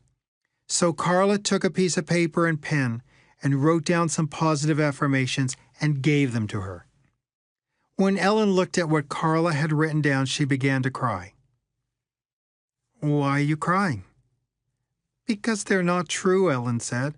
I don't accept myself. I don't love myself. Carla smiled at her and told her, that's why they're called affirmations. Why don't you just fake it till you make it? Carla discovered that as much as she loved the feeling of giving her love to someone else, she loved the feeling of loving herself more, and she tried to explain that to Ellen. Ultimately, Carla knew her strength was in offering more positive options to Ellen, and that her real power was to do it for herself and model it for others. And she genuinely believed, now when a man comes along, he'll be a great addition to my life, but he won't define my life. Loving yourself no matter what. Shelley had been in a relationship with Bill for 4 years. She had felt that something was wrong for a long time, but was too afraid to end things. She had told herself over and over again, if I leave, I'll never find someone else. But she tried her best to gain Bill's love. She often felt depressed and discouraged because somewhere inside of her, she knew that trying to make Bill love her was impossible. She did everything she could think of, including buying him expensive gifts, but she never felt like she was getting anything back. She really didn't think he loved her. One night, exhausted from trying to be the perfect girlfriend, the perfect listener, the perfect everything to him, Shelley sat down on the floor in her bathroom and cried out of desperation. She thought, I'm not good enough for him. I just don't deserve to be loved. And if I leave, I'll be alone forever. Even as she sobbed on the bathroom floor, she knew that somewhere inside, she wasn't being true to herself. When Shelley stood up and looked at her face in the mirror, she saw deep grief and despair, and her heart went out to her own reflection. I have to help that woman in the mirror, she told herself. That was the first kind and loving thought she had had about herself in years, and soon afterwards found the strength to break up with Bill. At first, Shelley was grief-stricken and even more desperate than before, so she reached out to a friend who gave her a book of affirmations. She cried while reading almost every page because the affirmations were the opposite of the mean-spirited things she had been telling herself. She realized that not only had her boyfriend been treating her terribly, but she was treating herself the same way. Shelley went back to that same bathroom mirror and looked at her reflection and said, I love you. It felt so awkward at first, but it also felt right. So she continued. She soon realized that the more affirmations and mirror work she did, the more she was able to distance herself from her old way of thinking. She eventually saw the truth in that she did love herself, no matter what, which became the mantra she repeated for the first 3 months. I love myself no matter what. It was perfect for Shelley because she knew that her mind would twist it around. I would love myself if I weren't getting so old. I would love myself if I weren't in bad relationships. Throwing, no matter what, made all the difference in the world for her as she discovered that she could be loved and love others all at the same time. She was surprised by how this inner work that seemed so small and unimportant could change her life. She remembered all her judgments about looking old, but she didn't try to tell herself that she was young and looked youthful. That would be wrong because it would affirm that there was a better age to be than the one she was at right now. Rather, she began to remove her attention from her inner critic and would affirm, My spirit is youthful. My outlook on life is always vibrant. One day, people began telling Shelley how radiant she looked, and she noticed that her life had become much better lately. She felt radiant. Sometimes, however, when the improvement scared her or her doubts would creep in, she would say, I love myself no matter what. Even if I'm scared, I love myself. Even if I think my life is getting too good, I still love myself. Battling her negative self-talk continues to be challenging for Shelley, but she learned how great it feels to wake up in the morning in a positive mindset, seeing her body as something wonderful, and not whether or not it looks thin or fat. That was quite a revelation for her. Shelley found that even when she went out by herself, she didn't feel alone because the positive statements she repeated throughout the day were her constant companions. She put cards and reminders everywhere in her house and car that said, My life is so good. I am always grateful for my life, no matter what. I love life, and life loves me. In the end, she recognized that her breakup with Bill was a good thing because when she was alone, she found something way better than what another person could ever give her: self-love. One of the quickest ways to nurture self-love and self-worth is through mirror work. Here's how you do it. Pick up a small mirror and look at yourself. If you feel resistance, keep in mind that it's coming from the part of you that finds yourself unlovable. Gaze into the mirror anyway and say to yourself, I love you. I will be good to you. I love and accept you exactly as you are. Give yourself the gift of practicing this every morning when you wake up and every evening before you go to bed. Make the agreement with yourself that whenever you pass a mirror throughout your day, you'll say something positive either out loud or silently. You look good today. I'm happy to be with you. Good things are on their way to you. Staying on your side of the court. Picture your world as a tennis court. You're playing with someone else. You only have control of your own thoughts, actions, and intentions, not what the other player does or thinks. So many times in grief, as well as in relationships, you may try to strategize, control, and operate from what the other person is doing. You have to bring your thoughts, words, and actions to your side of the tennis court. You have to focus on what you're doing and how the universe is responding. And it all starts with your thinking. Affirmations can help maintain positive thoughts. After a breakup or when a relationship is winding down, pay attention to your thoughts. You might be thinking, maybe I could have kept the relationship casual. Or he mistreated me, but everyone is human and we all make mistakes. It may seem more loving or spiritual to think, I should just accept him as he is and be with what is. But that thinking doesn't always serve you.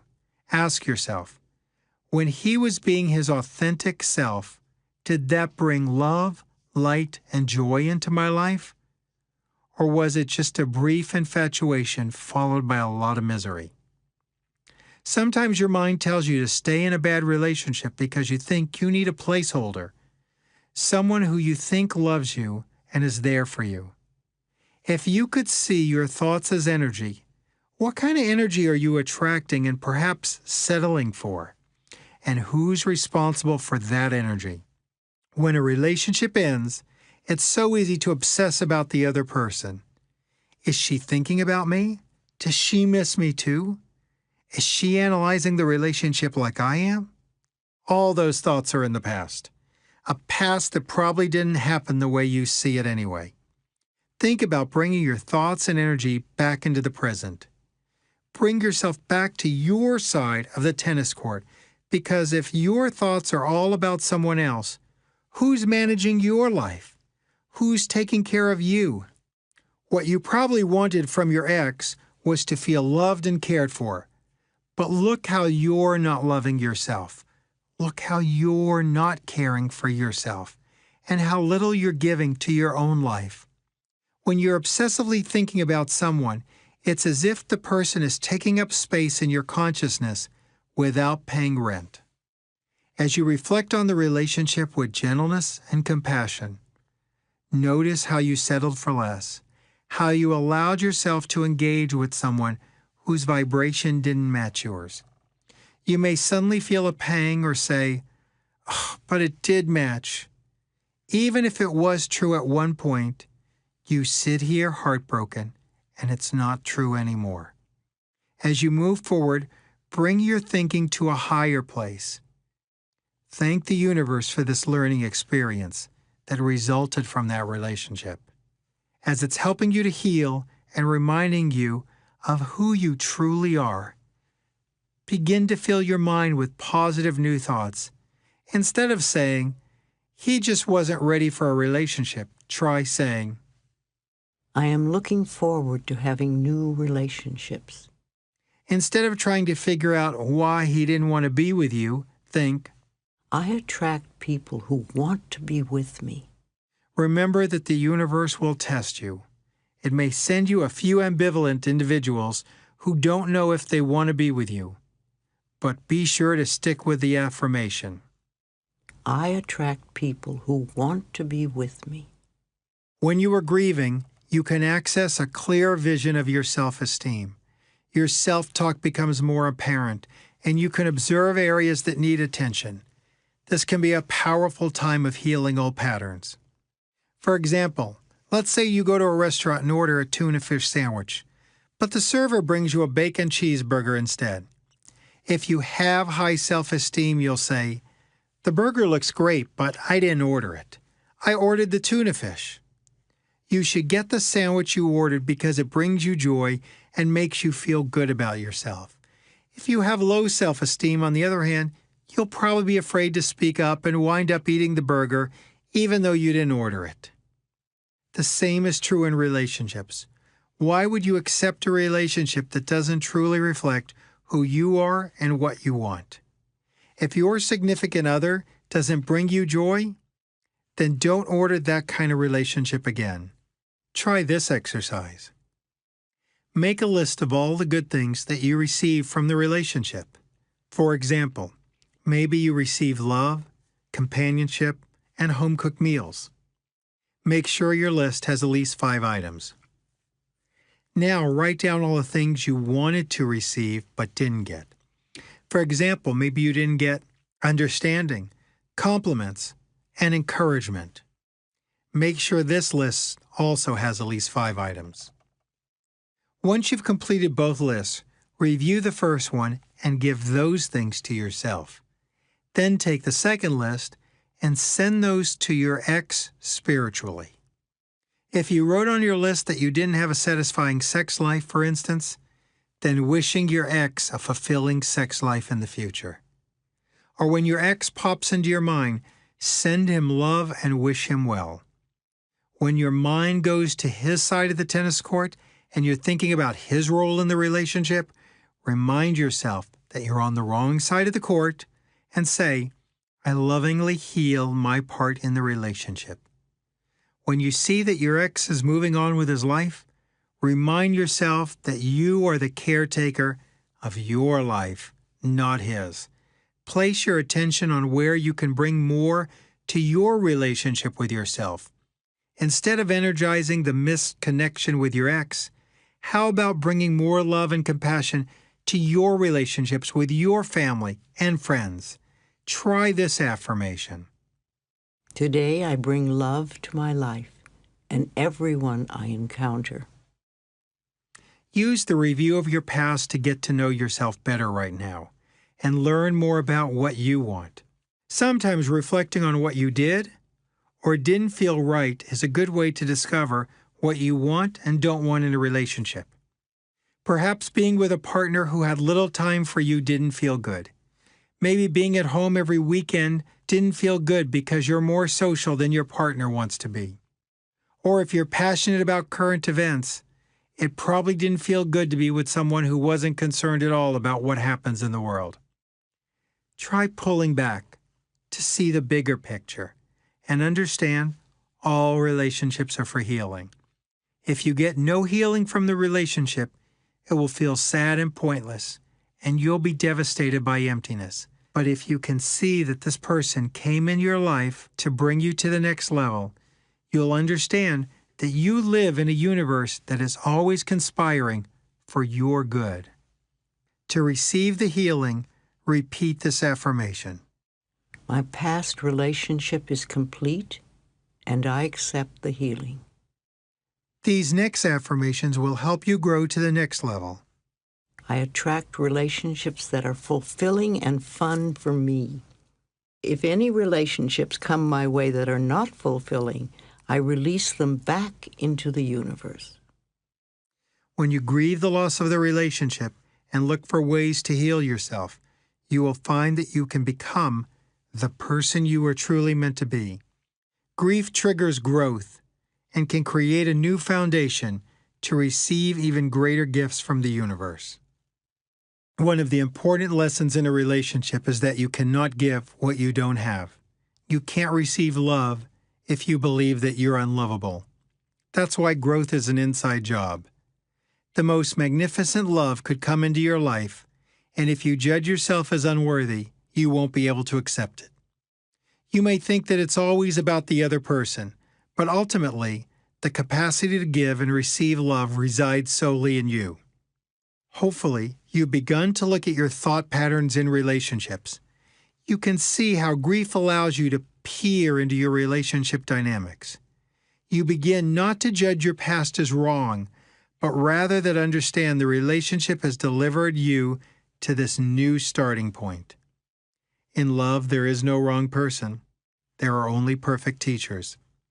If your relationship is crashing, the only thing to do is put on your oxygen mask and take care of yourself. Be gentle with yourself and love yourself. As we move to the next chapter, we'll be looking at another form of relationship loss, marriage that ends in divorce, and continuing the healing journey. Chapter 3. Doing Divorce Differently. Many people feel that marriages have failed if they don't last forever. The same way in which some claim that the only truly complete life is one that lasts 95 years, lots of folks believe that the only successful and complete marriages are those that last till death do us part. The reality is that marriages are successful and can heal regardless of how long they last, as long as they achieve what they were supposed to.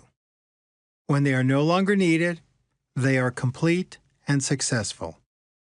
And yes, we realize the idea of calling a marriage a success when it ends in divorce is a radical, unusual statement.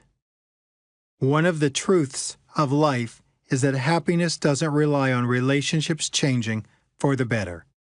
When a marriage ends, two people have usually faced the reality.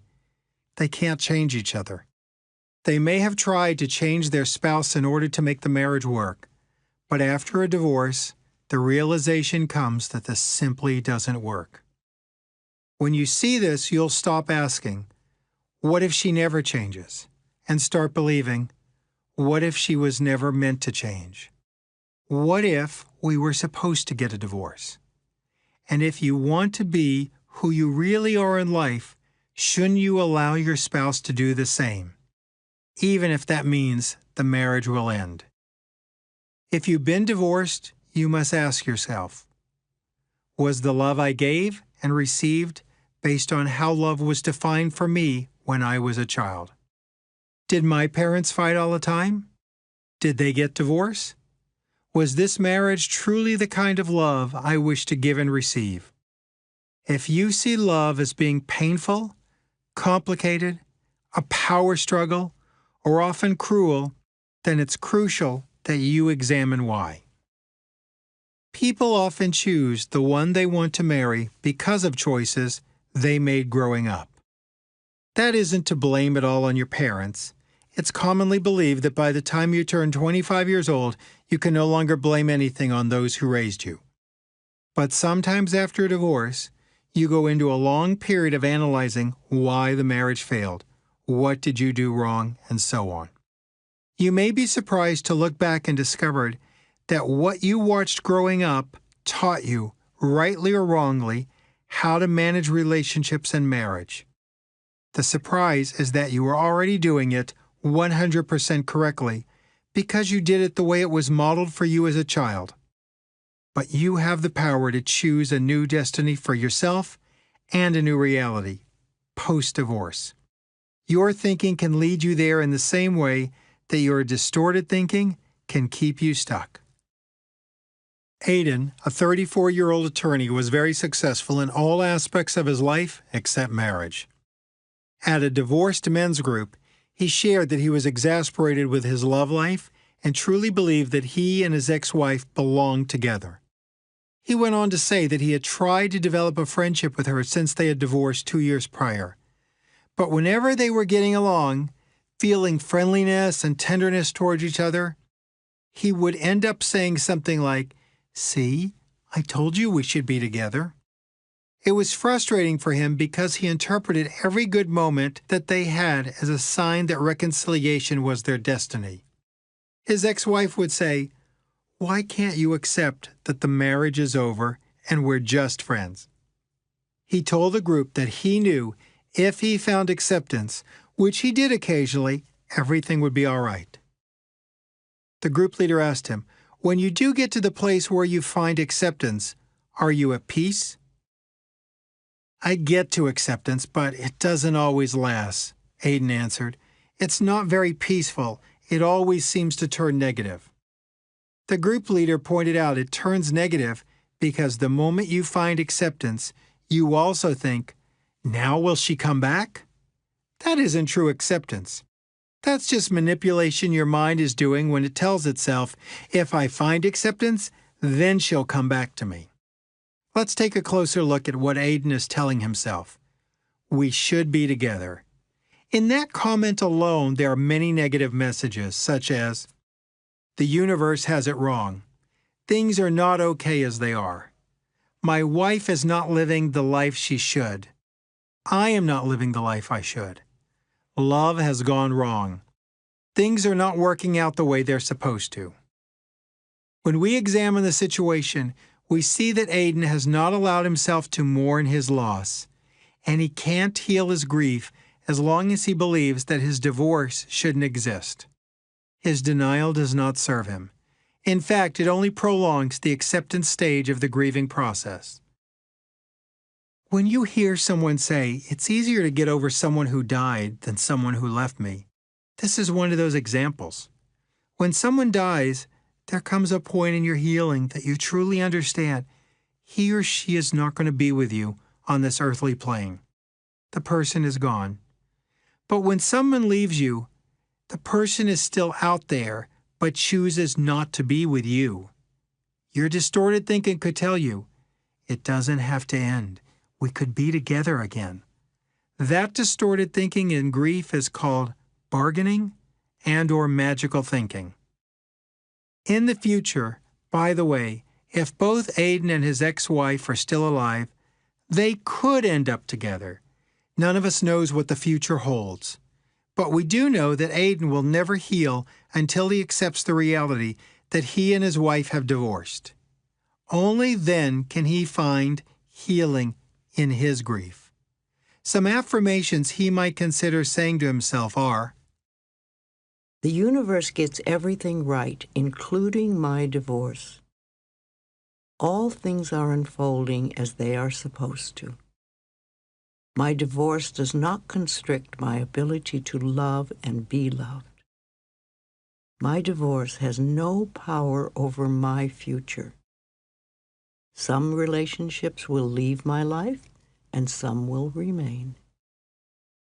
I am open to experiencing love in any form it exists. divorce can be an expression of healing.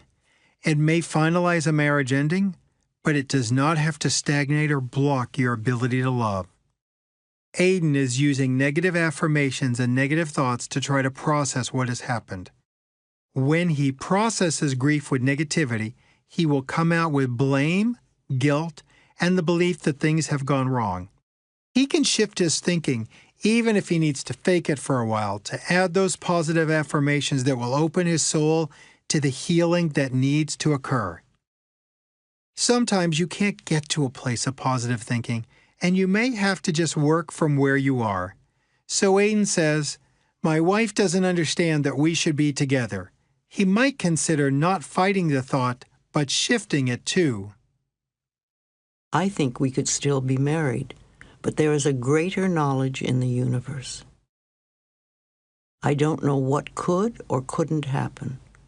I lovingly release my limiting beliefs.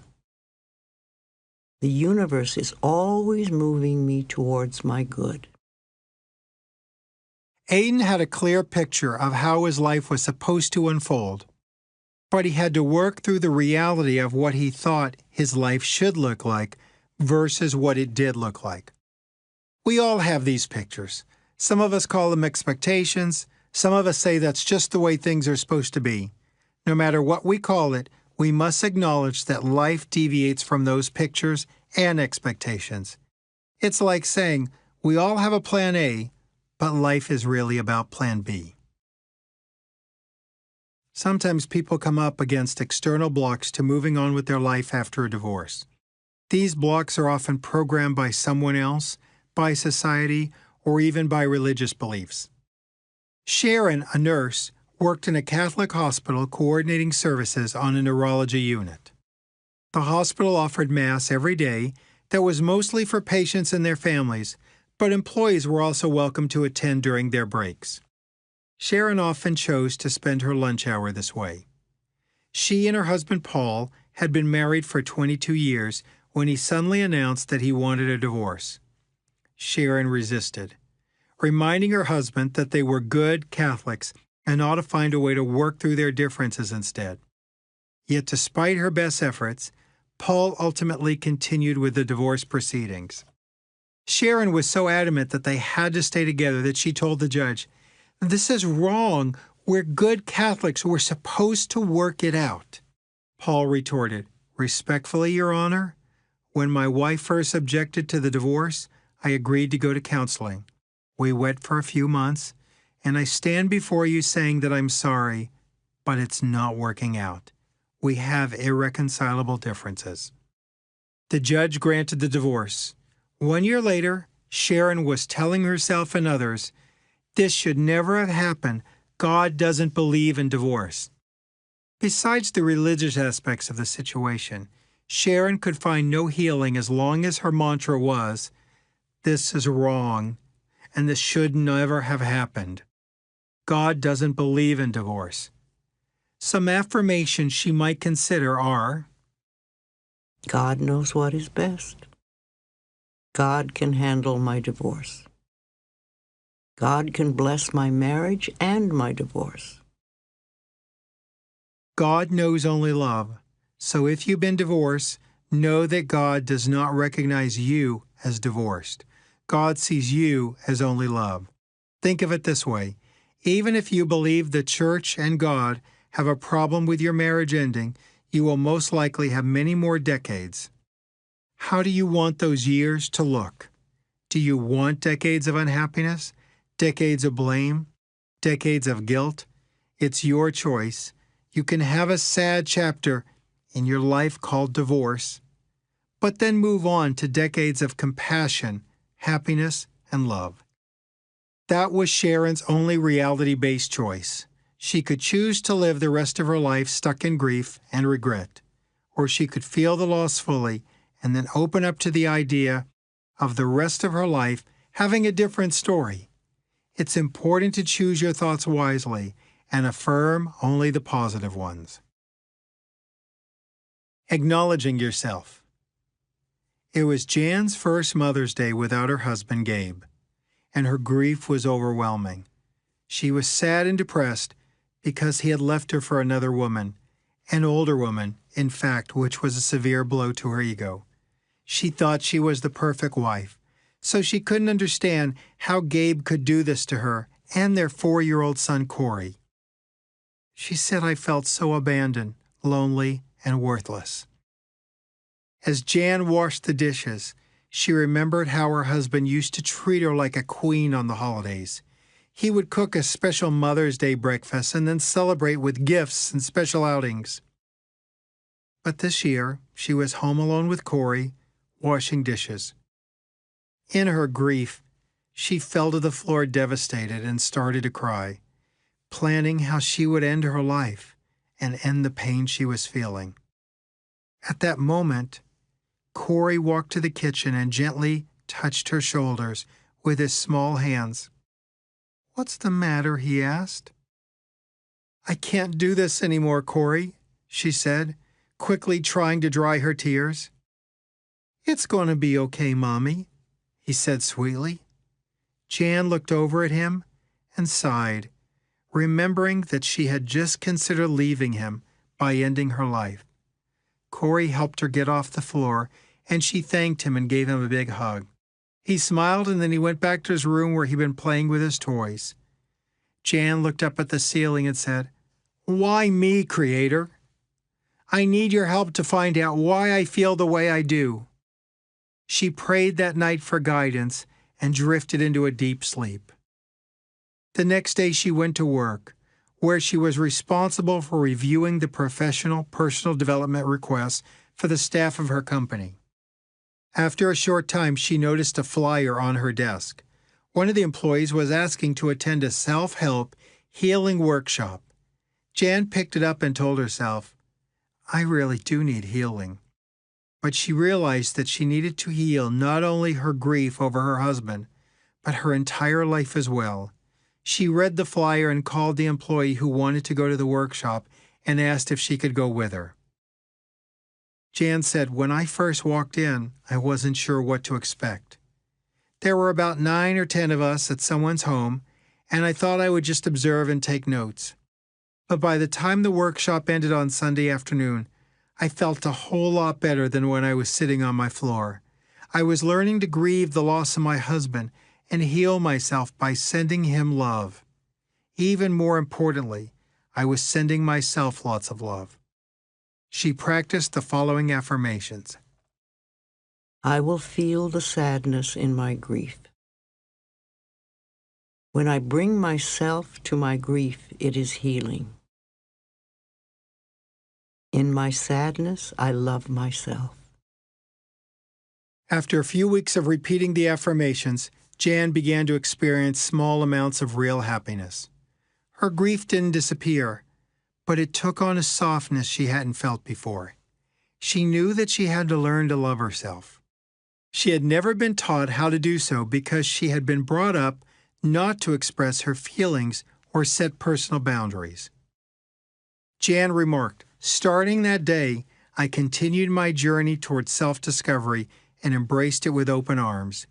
The weekend workshop had given her a jump start to affirm that everything was happening for her highest good, and she believed that out of that situation, only good would come. When she got home, she posted affirmations all over the house. The first one came from her son. It's going to be okay, Mommy. It's going to be okay.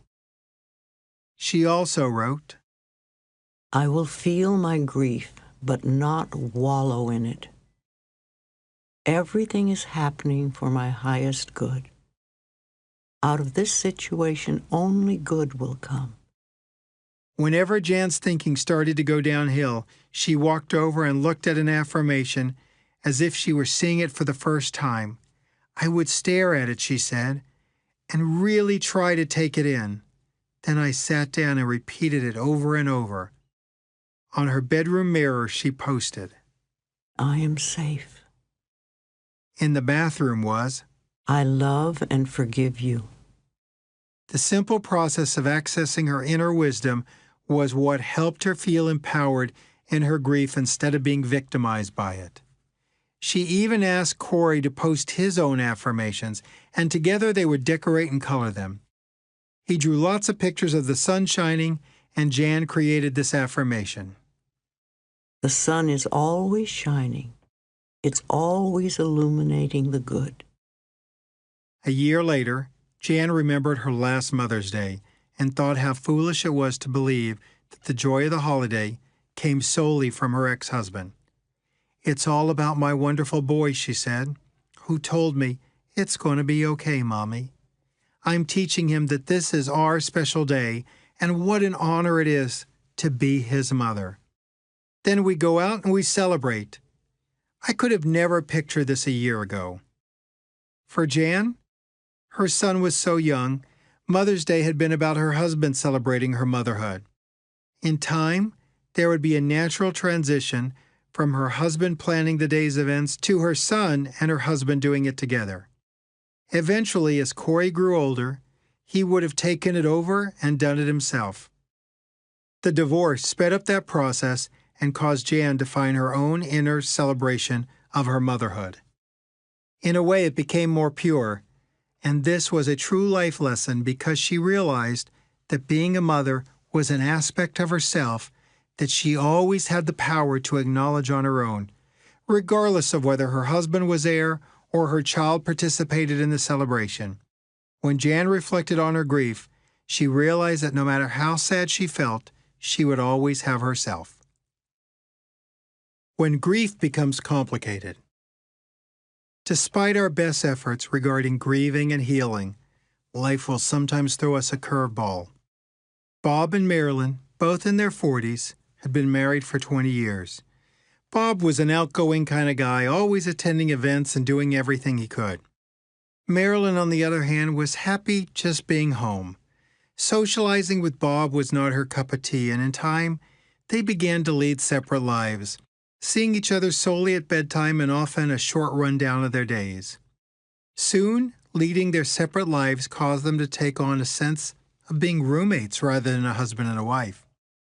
Marilyn began to think she wanted more, realizing that she did want to do things and go places, but not the same things or places that interested Bob. Marilyn still loved her husband, but she saw that the marriage didn't fit any longer, and she wanted a life apart from him. What she feared the most was becoming a reality when she realized that she wanted a divorce. Thus began a year-long process of talking. While Bob felt that they could work it out, Marilyn was willing to try but wasn't convinced it would help. She eventually filed divorce papers. After the divorce was finalized, they remained friends, But in his grief, Bob was falling into magical thinking as he hung on to the idea that someday they would get back together. Then the unthinkable happened a year after they separated. Bob suffered a massive heart attack at work. The paramedics rushed him to the hospital and saved his life. But when he woke up, although he looked fine, he had sustained brain damage that resulted in short-term memory loss. He remembered the past and the big picture, but he had completely lost the last few years. Bob's friends hoped that in time, his memory would come back, and for the first few months, Marilyn was by his side, happy to help. It brings to mind the popular movie 50 First Dates, starring Drew Barrymore and Adam Sandler. In the movie, Drew Barrymore's character has short-term memory loss, so each time she goes out with her love interest, played by Adam Sandler, it's as if they were on their first date. In Bob and Marilyn's case, because of the brain damage, he had forgotten all about the divorce and thought he was still married to Marilyn. As he grew stronger and she was there less and less, he would ask her where she had been, and she had the grueling task of having to tell him again and again they were divorced. If I were a really good person, Marilyn thought to herself, I would just move back in with him as if we were still married and take care of him. Some days she thought she should lie to him and let him believe that they were together, but she didn't want to pretend. She had dreamed of finding happiness after her divorce, but now she didn't think that was possible. She felt it was a no-win situation, and as a result, her negative thinking was creating even more unhappiness. What do you think about this? Do you think she should have lied to Bob and moved back in? When this kind of situation occurs, it's important to change your mindset from, I can't find happiness, to, I can find happiness in any situation. I will find happiness whether we are married or not. If Marilyn could bring a loving, whole, complete self to the situation, the framework of it would have the possibility of bringing happiness to all. She tried it, and when she let go of the shoulds and began to find her happiness, she would visit Bob in a good mood, and he stopped asking about the marriage. Perhaps because she no longer held anxiety about Bob's questions, he no longer needed answers. Today, Bob still doesn't remember much about the last few years, but he's discovered a new normal. When Marilyn finally found peace in the divorce after everything had happened, Bob seemed to have found peace too. Now she talks about how happy she is to visit and how glad she is that they're still in each other's lives after all these years. Grieving through a betrayal. We can't talk about relationships ending or divorces happening without a discussion on betrayal. While betrayal in and of itself can be hard to understand, even harder to comprehend may be the fact that being betrayed by someone offers us the greatest growth. The idea that someone you gave your heart and soul to, the person who knew the real you and vice versa, or so you believed, would betray you is a horrific thought.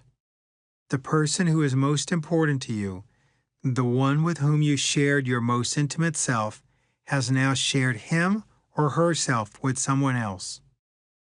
It could have been for an hour or for a night, or perhaps even months or years while you were together. One of the first elements people often deal with in this kind of grief is how they found out. Did your loved one make a confession, or did it come out accidentally? Did you seek out the truth? Trying to get details about it often makes the wound worse because you'll use the information to further hurt yourself. Your partner may have betrayed you once, but with the details you can play the transgression over and over in your mind. A tough question to ask yourself is if you are always suspicious in nature, or whether the news was a total surprise. It's interesting to go back and find a space you were in before you found out, which can sometimes help you uncover your part in what happened. In terms of the actual healing of grief, how you found out is somewhat inconsequential, but in terms of your thinking, it can be significant. Don't expect to see your role in the betrayal when you were in the acute part of the grief. Sometimes, months or years later, people are able to look back and say, I was suspicious, but I think I was hoping it would end and knew on some level that our relationship wasn't meant to be. However, many struggle with this concept because when the words, your role, are used, they think the message is that the one who was betrayed was to blame. What we're really saying is that while no one wants to go through the betrayal, the experience is something that your soul can use for evolution and healing. There is another element to discuss here, not for the purpose of wallowing in grief, but to get it out and release it for healing. One of the first things that the betrayed person asks is, do you still love me?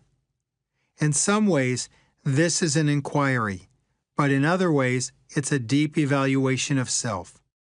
Am I worth loving? Do I mean something to you? Did you ever really care? It's hard to stomach the fact that your loved one's actions don't necessarily determine whether he or she loves you or not. It's common spiritual wisdom that if there was a moment of real love in the relationship, then that was the ultimate truth. There was love.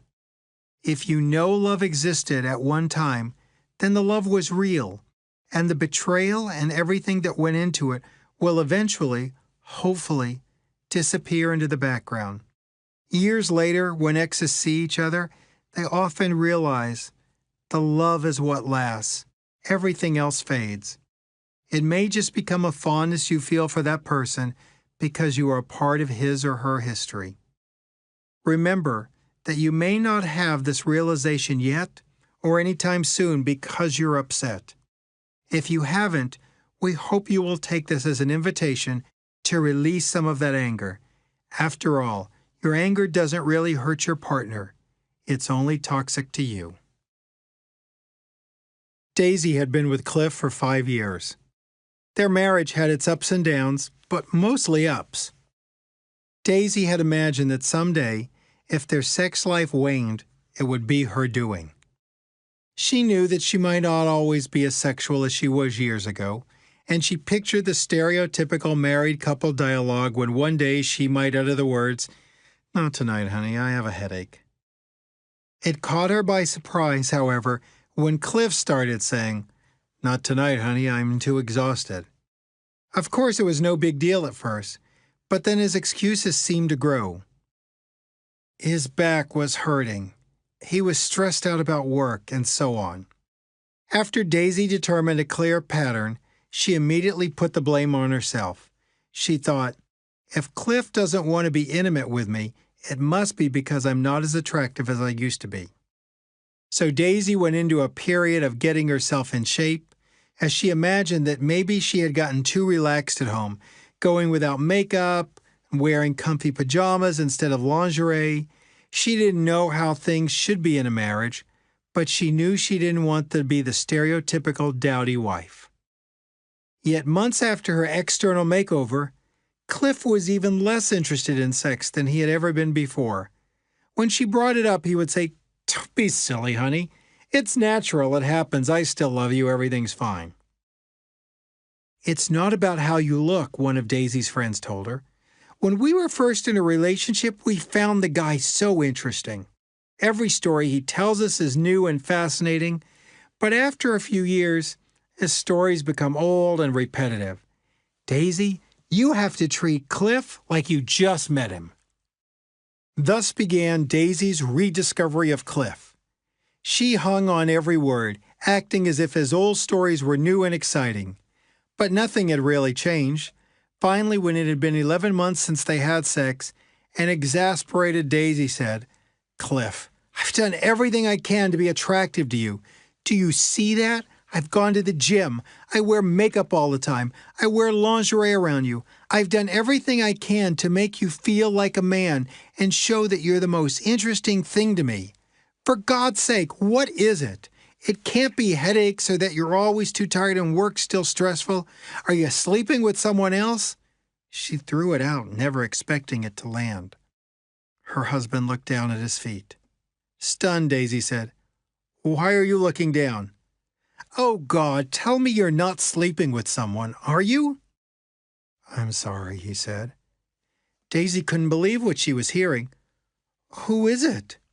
"My secretary." "Your secretary? Could it be more stereotypical?" After a series of arguments, separation, and then ultimately a divorce, Daisy found herself in a world of betrayal and grief. After a few months, her denial had subsided, and she was feeling the full fury of her anger. At any given moment, she would think, "How dare he let me go to the gym and try to have a better body for him while he was admiring someone else's? That jerk had me rushing to the bathroom the moment I woke up to put on my makeup. He let me think I wasn't enough, or that it was stress from work." Her internal dialogue changed from day to day, but it went along the same lines. "And I found his dumb stories interesting. If I heard them once, I heard them 1,000 times. And then the grief took on the form of self-blame. How stupid was I to think if I looked better he would turn into a nice guy? How stupid was I for loving him? How stupid was I for caring?" It's important to realize that what has happened has happened. In grief, we understand we can't change the past, but we can change the way we think about it. In terms of the past, Daisy could change her thinking. She did not have to focus on the betrayal. We know this is hard to do, but it is well worth it. It's not that you would be denying the betrayal, rather you would be focusing on your strengths. Instead of just thinking, "Cliff betrayed me," Daisy might affirm, My instincts are good. instead of thinking the entire relationship was a betrayal, she could say, The love was real. The relationship just wasn't meant to last. In time, she was ready for more advanced thinking. Ultimately, no one can betray me. Who I am is beyond betrayal. As Daisy continued her affirmations, she began to feel a lot of resistance to them. She needed to remember that they were where she wanted to be, not necessarily where she was. The resistance meant that she had more anger to release. So besides reciting the affirmations, she needed to honor her anger and allow it to move through her so that she could release it. She found peace knowing that she did everything possible in terms of looking her best and going to the gym.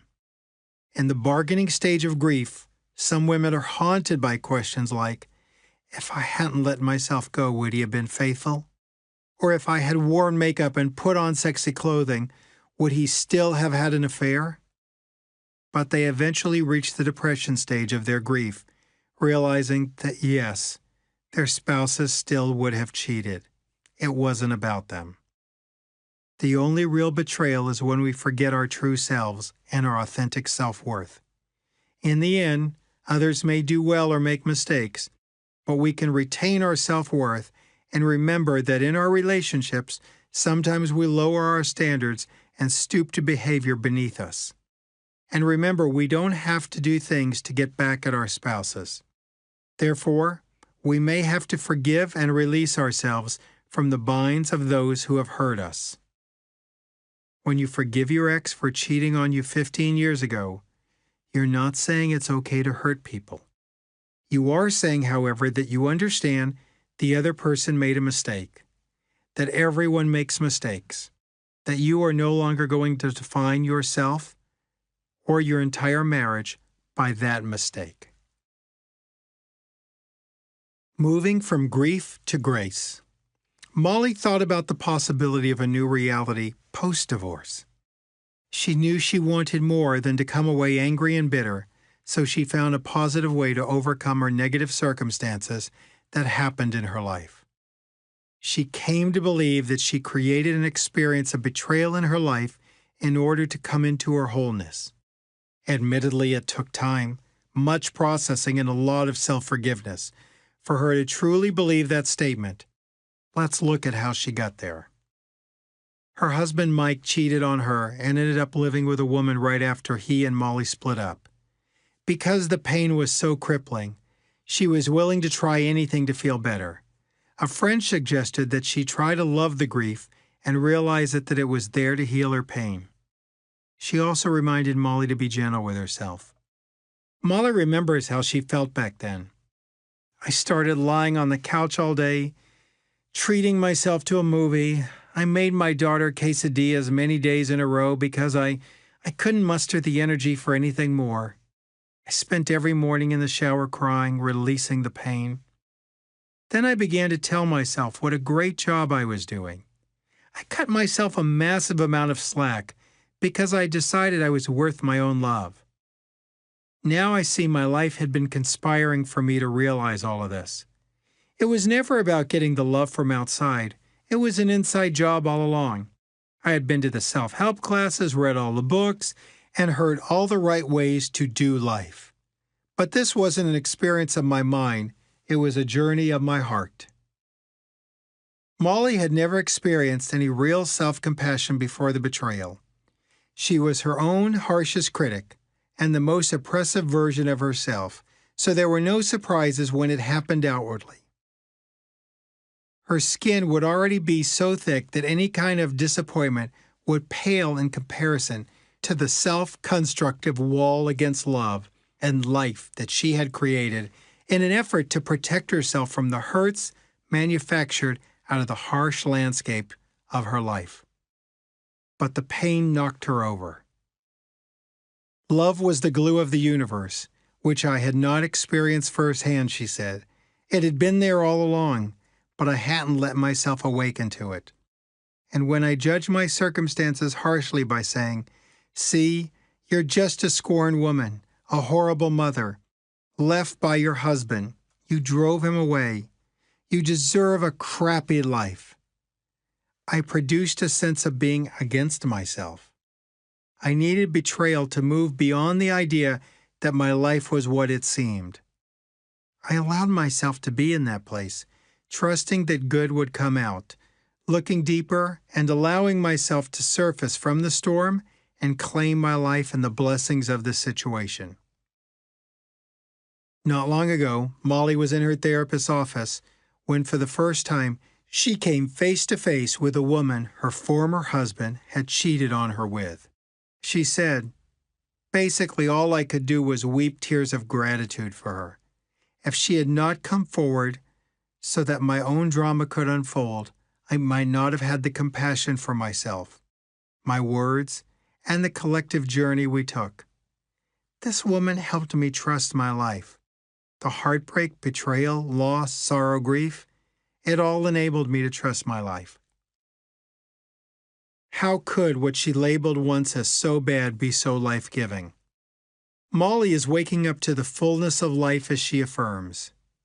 When I let go of attachments to how things should unfold and just let myself be, I was no longer a victim of life circumstances. My mind may have told me otherwise, but my heart led me that way. This other woman was an integrated character in my own life's journey. It seemed to Molly that she was undeserving of the riches of love, but eventually she was able to include herself and everyone else in her definition of what was divine, tender, loving, patient, and forgiving. All of them new attributes for her. In this, she finally accepted full responsibility for the troubles in her life, and she realized this was key. She said, "Never can I blame anyone or anything for my life circumstances. I wavered for months and months with this foreign concept. It was so radical to her and sometimes overwhelming to know that she might accept her life as her own and not blame others for her pain and suffering. But once she wanted peace, that meant letting go of being against herself and others. That meant letting go of what was right and wrong.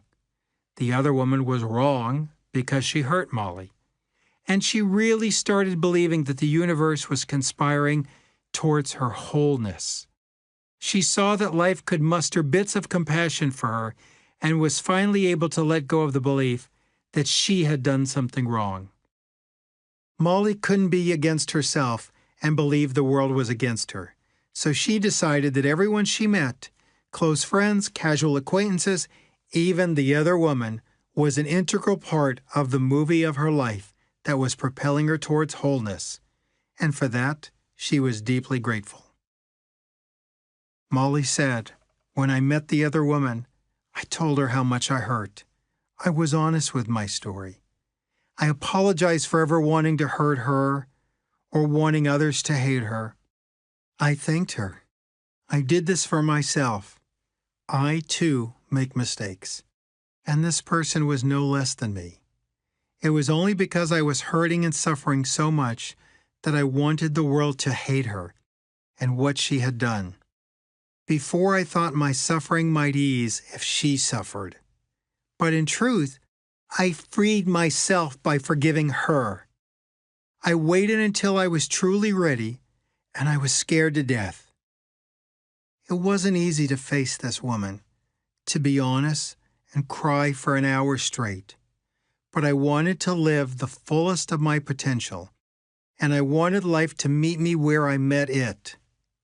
And so life will keep handing me my lessons towards grace. It is all for grace because I choose it."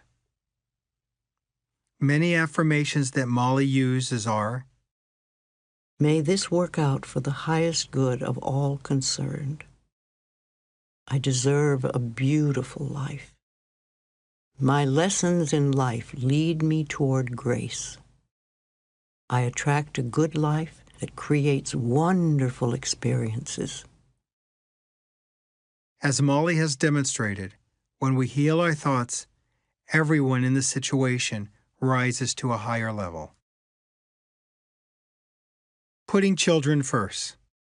So much of your thinking is shaped by your past, especially your childhood. Do you effectively spend so much of your time trying to heal the negative thoughts of your childhood that you don't think about your children when you divorce? They are in grief also, as they are losing the picture they've held of mom and dad always together. It is vital that you bring your loving thoughts to your children's world during this time. If not, your self-examination becomes self-indulgence. In love, it's natural to let your walls down, but in divorce, the walls are often reconstructed even stronger. What are these walls actually? They are the separation from another human being. When children are involved, you need to remember that even though you built the wall in response to the pain over your ex, your children are left grieving, trying to navigate these walls that they don't understand. If you allow these thoughts to rule your world, separation becomes the law of the land. In order to heal this, you must bring your thoughts back to love for your children and yourself. However, it's not an easy task when you believe that building the walls protects you. Take the example of Jackie, whose marriage had ended bitterly. There was so much deep-seated hurt, anger, and resentment on both sides that she and her ex-husband Matt were barely speaking. This past December marked the first Christmas in which they had to figure out how to spend their days separately. Jackie was torn between her anger and resentment towards Matt, and her deep desire to be with their daughter, Amanda, who was not yet 2 years old. Jackie realized that this was a special time in her daughter's life, and the thought of not being with her on such a momentous day ripped at her soul. She felt torn and conflicted like never before, and her heart ached at the thought of not being together. So she and Matt came up with a plan. Jackie would have Amanda in the morning, and Matt would take her in the afternoon. Although they'd have to do an uncomfortable handoff at noon, Jackie was upset by the thought of this and spent the day thinking up various ways to distract herself from her sorrow at not being able to be with her baby during the entire time. In her grief, she had honored and felt the loss, but she also needed to affirm some different possibilities for the day and her future. She said, "I prayed and prayed, and I knew I needed a powerful affirmation. I didn't want this anger and sorrow. One statement struck my heart at its core. I forgive you, and I set you free." I think I said that affirmation 1,000 times. I said it when I thought about my ex-husband. I said it to myself.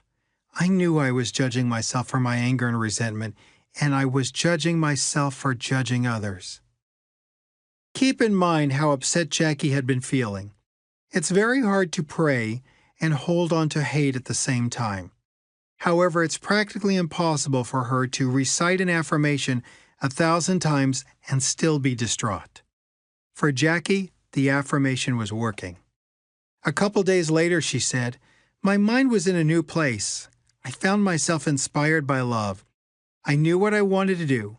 I invited Matt to spend Christmas morning with my family before he took Amanda to his place and they had their time together. I let him know that he was free to say no, but that he was also very welcome to join us. I made it clear that we'd all love it if he were there, and then I let it go." Her husband said yes immediately, and they had a wonderful day. Jackie realized that there was nothing her daughter loved more than being with all of her family, and there was nothing Jackie loved more than seeing so much joy in her daughter's sweet little face. Jackie got some surprises that morning. "It was a miracle," she said. "Watching them together, I found myself appreciating my ex-husband and the role he plays in my life, and the fact that he's always been a great father to our daughter. It was a wonderful day, but it wasn't over yet. When it came time for Matt and Amanda to leave, I noticed my heart wasn't heavy. It was light and free. There were no hooks or chains, no sadness, only an ever-present feeling of love and gratitude. I walked them to the car and said goodbye to my daughter. I hugged my ex and thanked him for coming. I wished him a Merry Christmas, and I told him to enjoy the time with his daughter. And I meant every word." Jackie found that something as simple as an affirmation brought an incredible amount of love and joy into many people's lives that day. It would not have been the same for everyone if Amanda had not been there, and Jackie realized that it wasn't just about her. Healing the grief of divorce. When divorce happens, it's very common to search for the reasons that caused it. Who did what to whom? But remember that these reasons are part of the smaller story.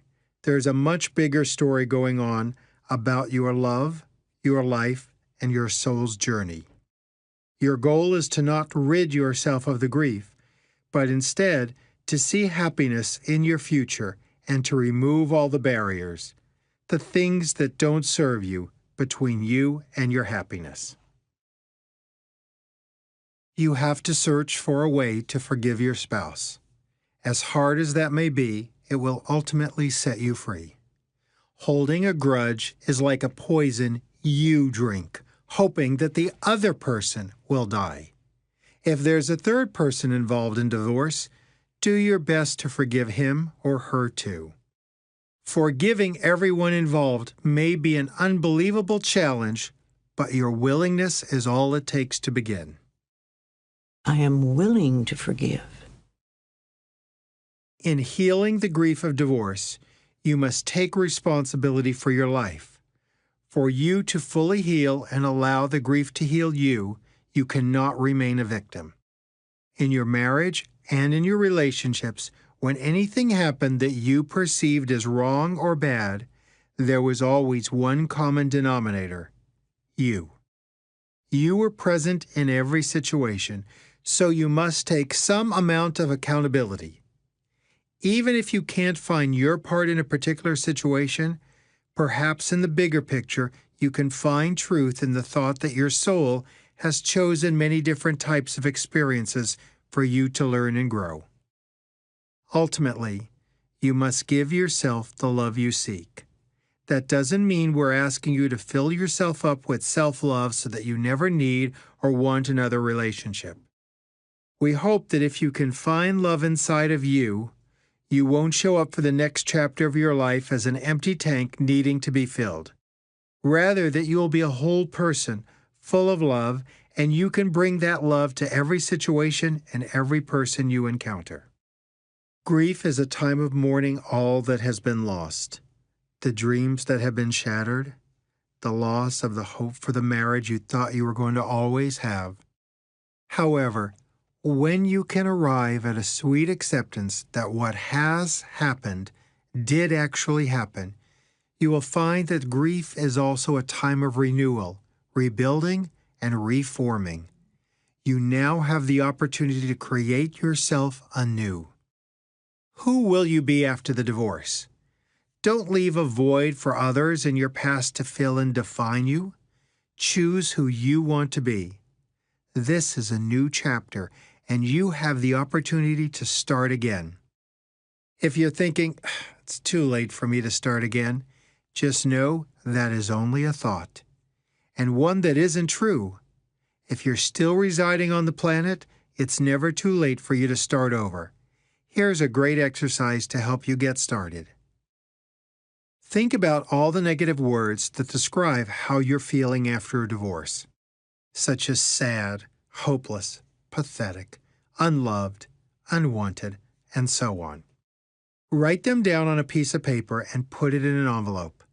Then find a ritual that will truly help you release these words for good. Be sure to do whatever feels right to you in the moment. You may pray over the envelope, or you may choose to burn it. Ultimately, it's about releasing those words and knowing that they don't express the truth about who you are. Next, think of all the positive words that describe how you could feel and who you could be and write them down. Remember, they don't have to be true yet. They only have to feel right and express who you would like to become. Here are some examples.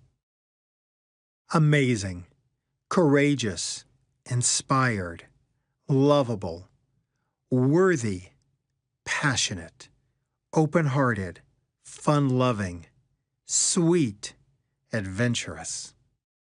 Of course, there are many, many others that you can use. Stick to whatever feels right for you.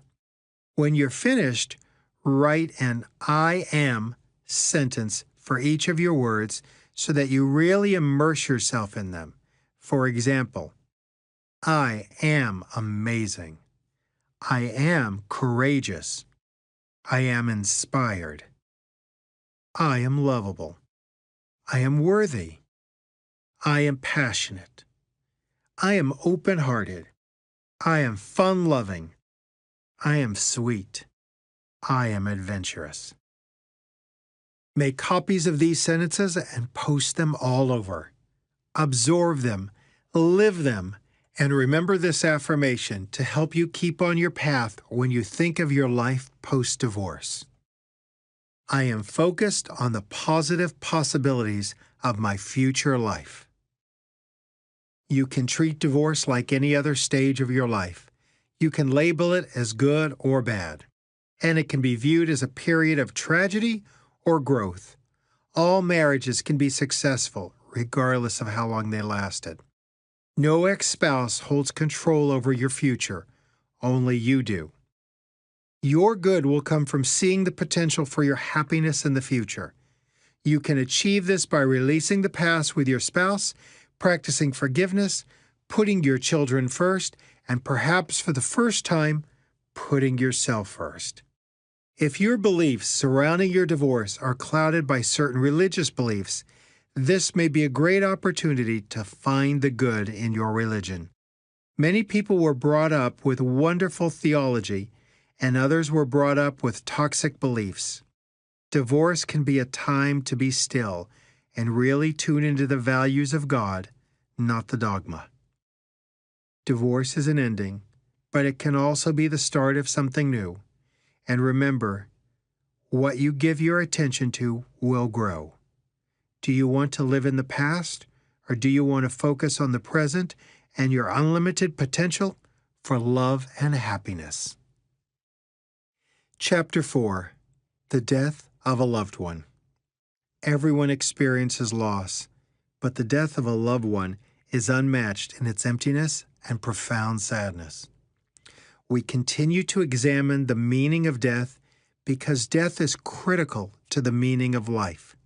Some believe that death is an enemy that eventually triumphs over us, a horrible trick of nature that brutally defeats us. If you buy into those beliefs, then your life is meaningless. However, if you understand that you are born, You flourish, and when your time comes, you die. You will live from a meaningful place and also die in a meaningful way. You must keep in mind that although your loved one has passed on, your life continues. A new, unexpected world appears before you, one in which they will no longer be physically present.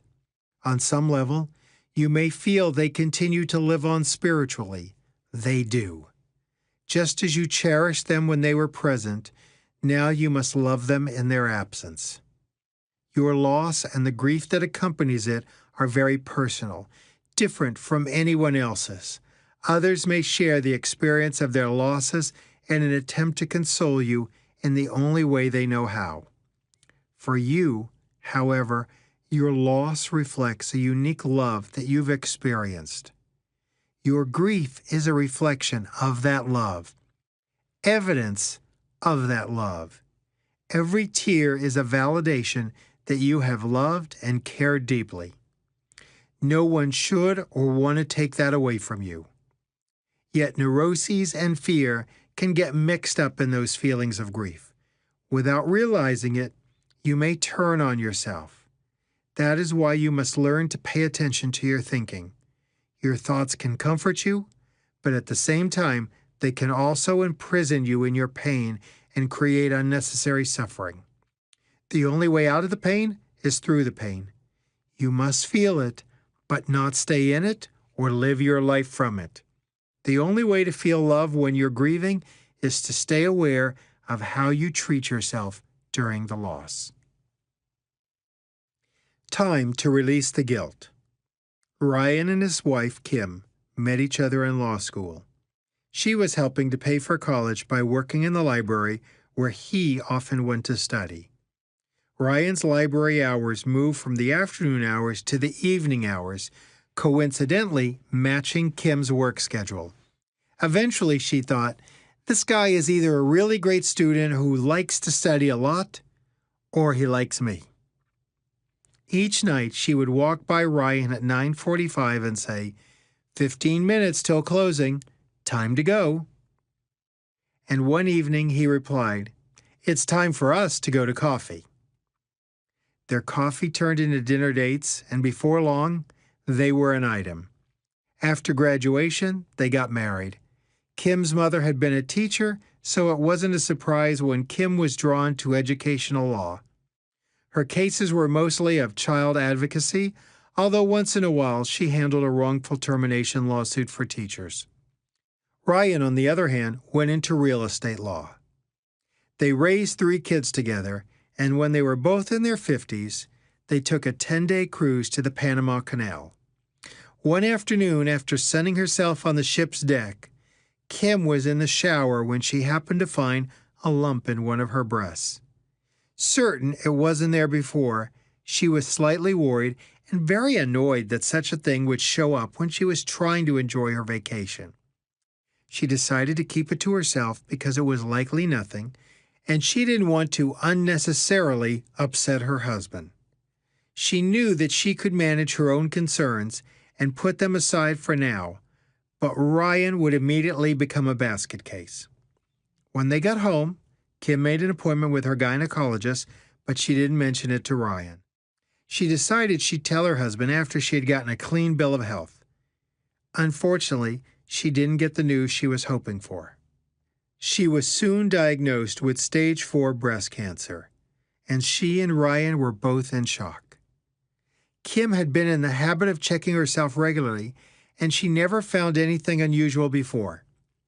How they had missed the first 3 stages and gone directly to stage 4 was beyond their comprehension. They immediately placed their focus on the most aggressive chemotherapy regime there was, as well as complementary therapies. Although Kim's body was handling the treatments well, there were times when she'd say to Ryan, I think dying would be easier than this. After multiple rounds of chemotherapy, it was time to check her follow-up test results. She underwent multiple lab tests and a PET scan, which is an imaging technique that can show whether the cancer is advancing or retreating. Sadly, the results showed the cancer was aggressive, and the chemo had done little good. One of her doctors suggested they might consider hospice care. But Ryan and Kim thought that was a big jump. They believed there was more to be done and they wanted to try everything. They consulted a number of other doctors, but the answer was always the same. Finally, Kim and Ryan had to acknowledge that her body was clearly winding down, and they signed on for home hospice. Kim was afraid that she wouldn't like having nurses around and that she'd feel invaded. But the nurses were lovely. One day she told her husband, "Promise me when my time comes, you'll let me go." Ryan replied, "Only if I can see you again, somewhere, somehow. But I don't want to find you've been dating someone in the afterlife." After a few weeks of pain control and symptom management, Kim had more energy and was feeling better than she had in months. She and Ryan would joke, "Who knew hospice care was the thing that would make me feel better?" For the next 7 months, Kim was slower than usual, but feeling better since she had stopped the chemo. There was even talk she was doing so well she might have to go off hospice. But before they could deal with that issue, she suddenly became weaker. Her doctor said that was the cancer advancing. Kim's world seemed to shrink as she was withdrawing more and more. Ryan was by her side every day, and they agreed that whatever the afterlife was, they would meet again. Kim was no longer getting out of bed and eventually lost consciousness. The hospice nurses were there more and more, and Ryan could see that his wife's body was no longer serving her. He would utter the same words to her that she used to say to him at the library when they first met. "Time to go." He would whisper in her ear, "I'll be all right. You go where you need, and we'll see each other again." When Kim's body began to decline, however, Ryan's peaceful demeanor took a drastic turn. He began begging her, "Please don't leave me. You can't go. You must hang on." Nevertheless, Kim died a few hours later. A year and a half later, Ryan sat in his bereavement group and stated that he remains haunted. "The grief is unbearable because I screwed up so terribly. Kim and I agreed when the time came I would let her go, knowing that I would see her again. But when she was actually dying, I panicked. I begged her not to go and I broke our promise." Ryan forgot that he is human, that life is precious, and he loved his wife dearly. Before her death, he could say, "When the time comes, I'll let you go." But when the moment became real, those were not his authentic words. He was feeling shame and blame for saying what was truly in his heart. He was feeling incredibly guilty and was sure he had failed his wife. The question was proposed to him in the group. What if Kim was the one at your deathbed and said, "Don't go"? Would you interpret that as failing you, or would you see it as her loving you so much that she didn't want to say goodbye? The universe translates our words through our intentions, lovingly and without judgment. The universe didn't hear Ryan refusing to let go of his wife. It only heard his love for Kim, even though he was repeating it to himself. I said those words and really screwed up. Ryan was able to work through his grief, and now whenever he feels bad about what happened, he sends loving thoughts to himself, such as, I could not say those words because my love was too strong. If that doesn't help, Ryan repeats to himself, I could not let go because I loved Kim so much. Now that she is gone, that love follows her wherever she may be. I now release her with all my love. Grieving around birthdays, anniversaries, and holidays. Birthdays, anniversaries, and holidays often represent togetherness. But what happens when the people we love are no longer with us?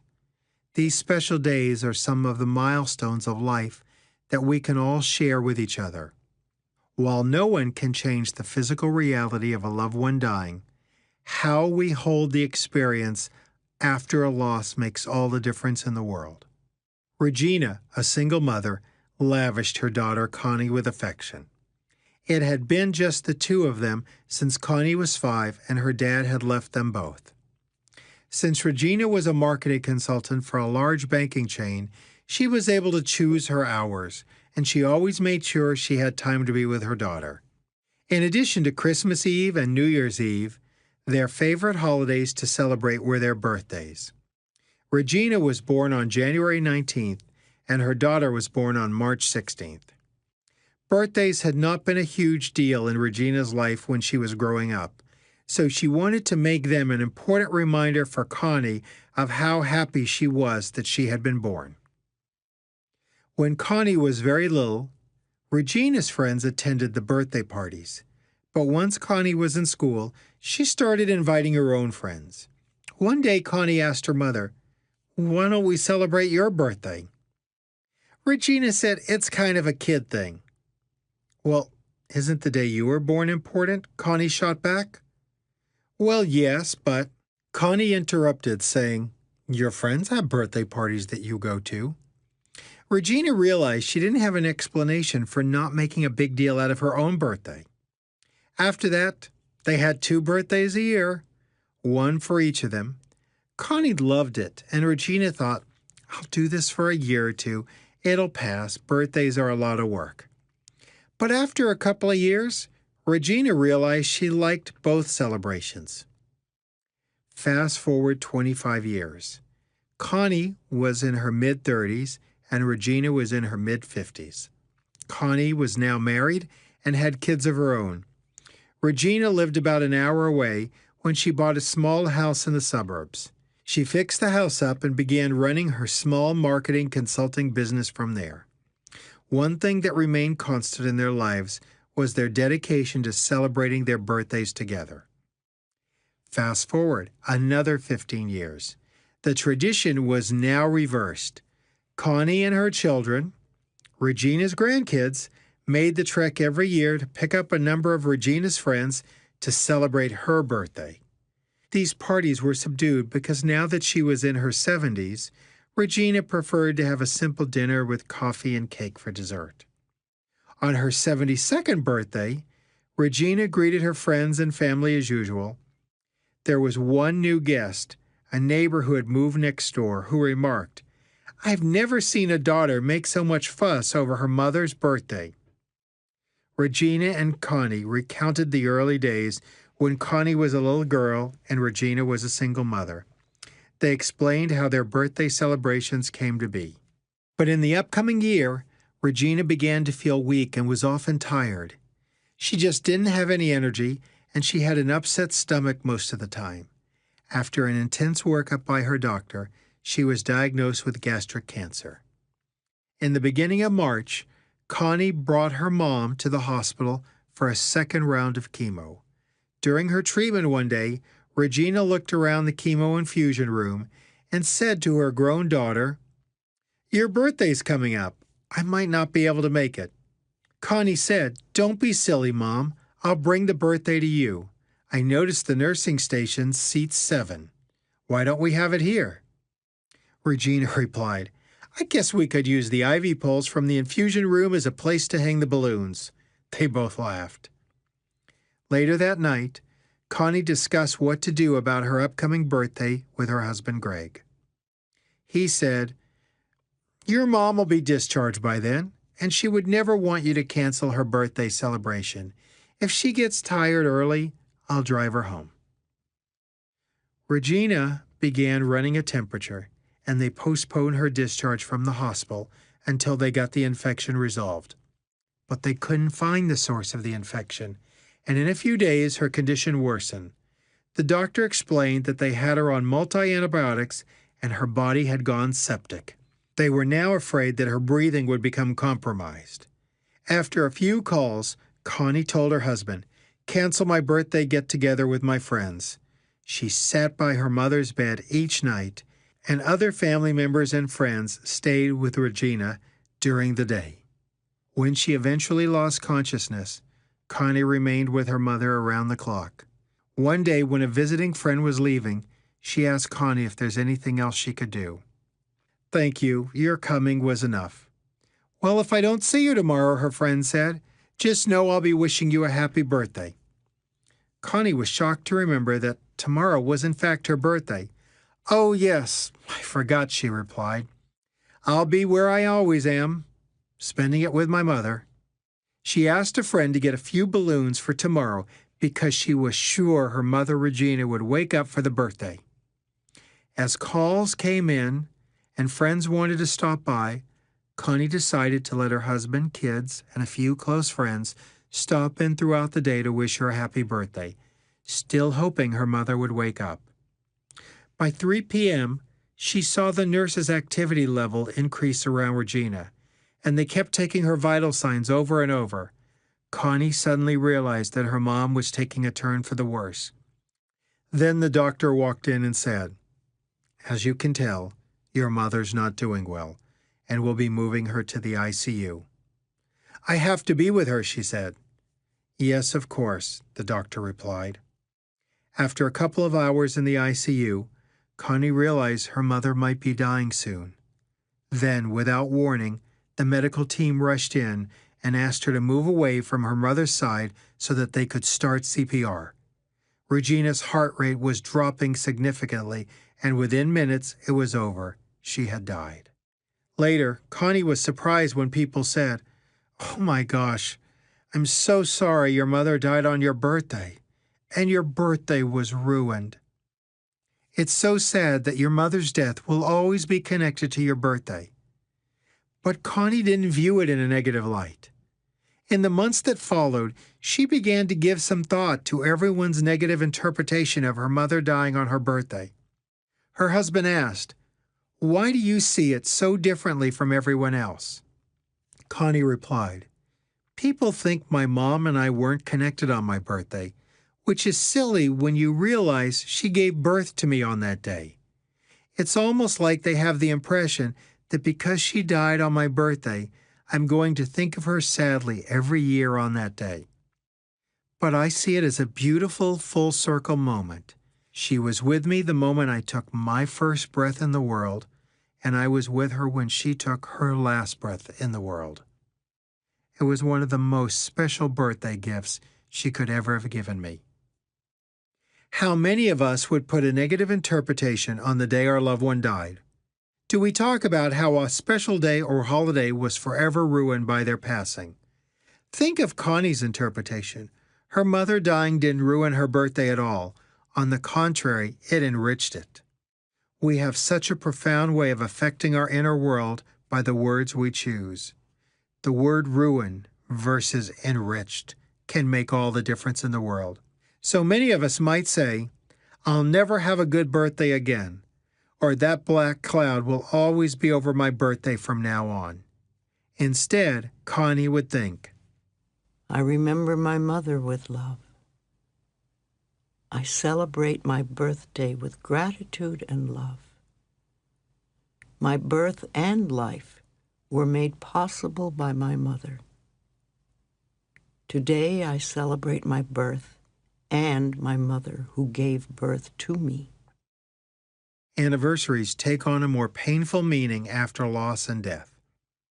After loss, we added new anniversaries, such as the day our loved one died. Each symbol of that anniversary of a death matters to us. 1 month, 6 months, a year, and so on. Adrienne had always been at a loss for what to do on the anniversary of her mother's death. She kept busy, she kept traveling, she tried doing everything under the sun to distract herself. But no matter what, she couldn't escape the pain. She eventually came to the conclusion that the only way out of the pain was through it. She decided that from then on, she would make an annual visit to her mother's grave. For the next few years on the anniversary of her mother's death, Adrienne would sit by her mother's grave and cry, letting out all the sadness. She found it healing when her tears went down her face and landed on the earth below. This year, she was taken back when she sat by her mother's grave, and no tears came. She wondered what was wrong when it hit her. For the first time, she was remembering her mother, from a place of love rather than pain. Because she had allowed herself to be free and fully grieve, she had now arrived at a new loving place. She could be grateful for her mother and the role she had played during her life. Anniversaries can be a time to honor yourself for having strength and courage. They can be a day to honor your loved one. A year ago, or many years ago, you were a different person, but your life has changed. The person you were has forever changed. A part of the old you died with your loved one, but a part of your loved one still lives with on in the new you. This can be a holy transition instead of a lose-lose frame of mind. Today I honor my loved one. On this anniversary, I remember my loved one with joy and gratitude. Holidays are about togetherness. When you lost that someone special, your world loses its celebratory qualities. Holidays only magnify loss, since their sadness feels sadder and their loneliness goes deeper. Many people don't feel they're the victim of their memories, but that doesn't have to be the case. You can take control of how you remember your loved one, and you can take control of how you honor him or her on a holiday. For some, it makes sense to ignore the holidays as if they didn't exist. And don't worry, if you skip a holiday, it'll come right back around next year. For others, it makes sense to take control of them. You don't have to do it the way you have always done them in the past. Simply going through the motions without any meaning may seem pointless and the worst loneliness of all. After Marie's husband died, she and her daughters, like so many other families, tried to carry on. Luckily, Marie heeded her intuition and sensed when something wasn't working. She knew that grief needed space. She said holidays were so important to us as a family, and suddenly there was this huge void. Now, every holiday is a bombardment, a hold that reminds us he's not there. We tried to recreate the holiday and we thought we could carry on as usual. But we learned quickly we couldn't do it the same way we had before, not without my husband. It was just too hard and sad. The first Christmas we glided through because we thought, okay, we're going to do this. On the second Christmas, we put up a tree, but it took a week to hang the decorations. We needed time to grieve without trying to be happy. We were all so sad. Then we came to a mutual agreement to take a break from Christmas for a couple of years. We decided when we came back to it again, we would start a new tradition. Marie chose not to keep up the pretenses of happiness when she and her children were mourning.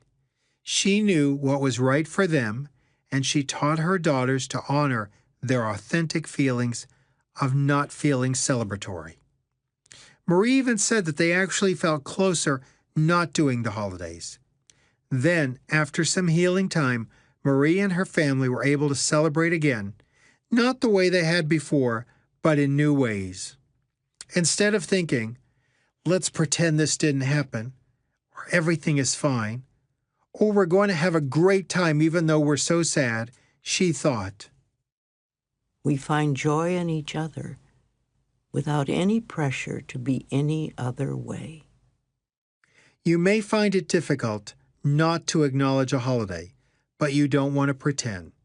You can integrate the loss into the holiday by giving it a time and a place.